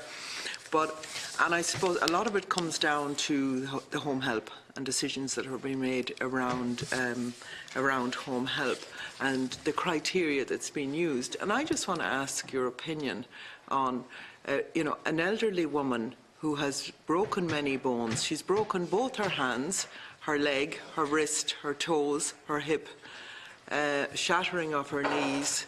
She has diabetes. She's a high fall risk.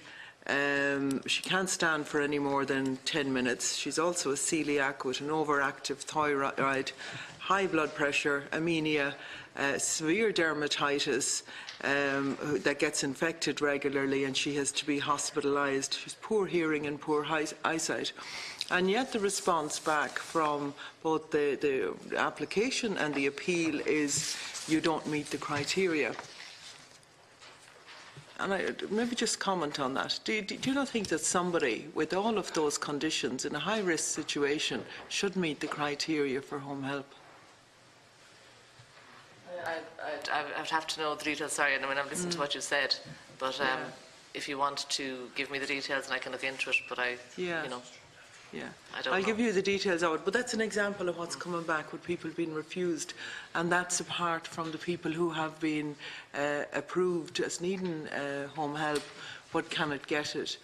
And even last week, obviously I'm out in the doors all at this time, and you know, to have somebody who was born in 1929, was 90 years of age, saying, you know, if I could only get another 15 minutes, I have a half an hour for 4 days a week. If only I could, just 15 minutes, she said, would do me, because that would do the extra bits that I need.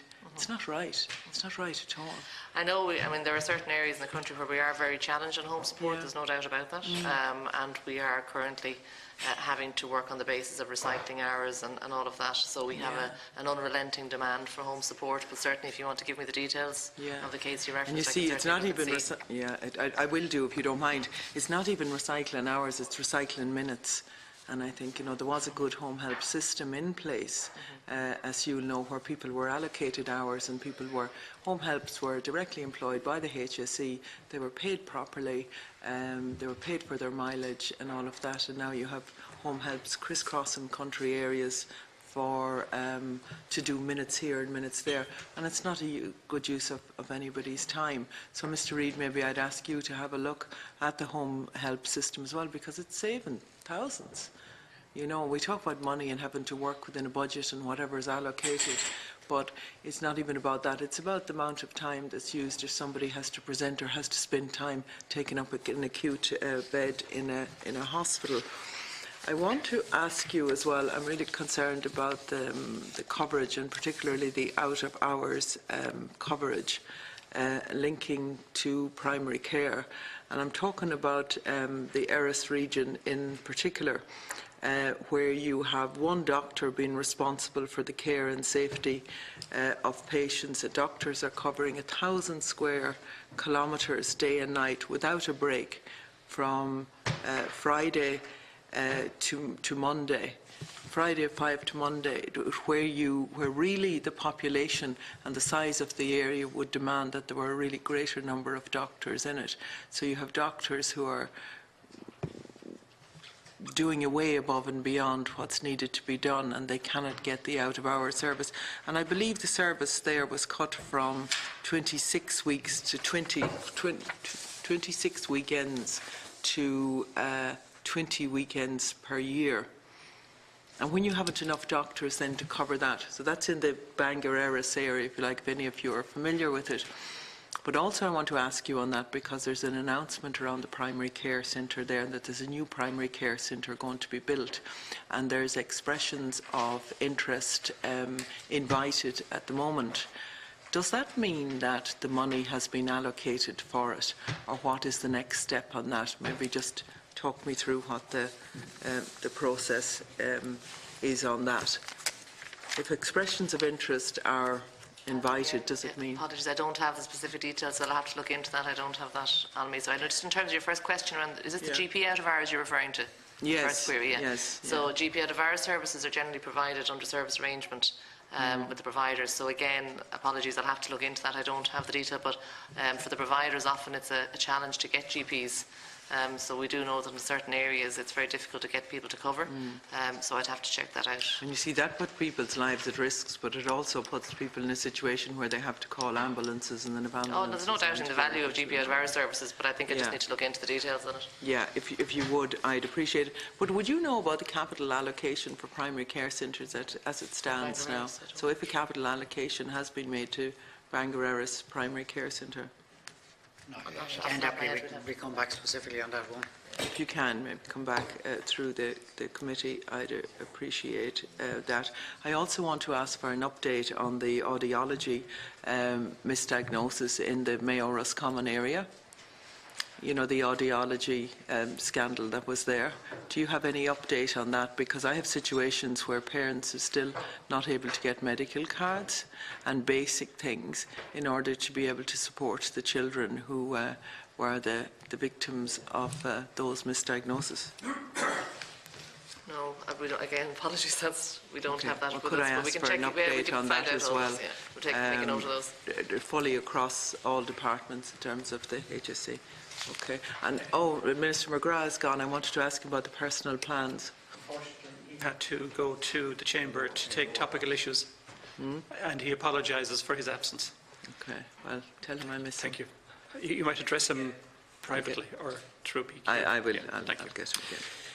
So, as that concludes our business this morning at the Health Committee, I'd like to thank you very much for attending. Mr Woods and Ms O'Connor and Paul Reid, again, congratulations on your appointment and the best of luck in your position. Mr Breslin, thank you, and Colm Henry and Ms Rothwell, thank you very much for attending. So, as we have no other business, we are going to adjourn until 9 o'clock next Wednesday morning. Thank you. Is that agreed?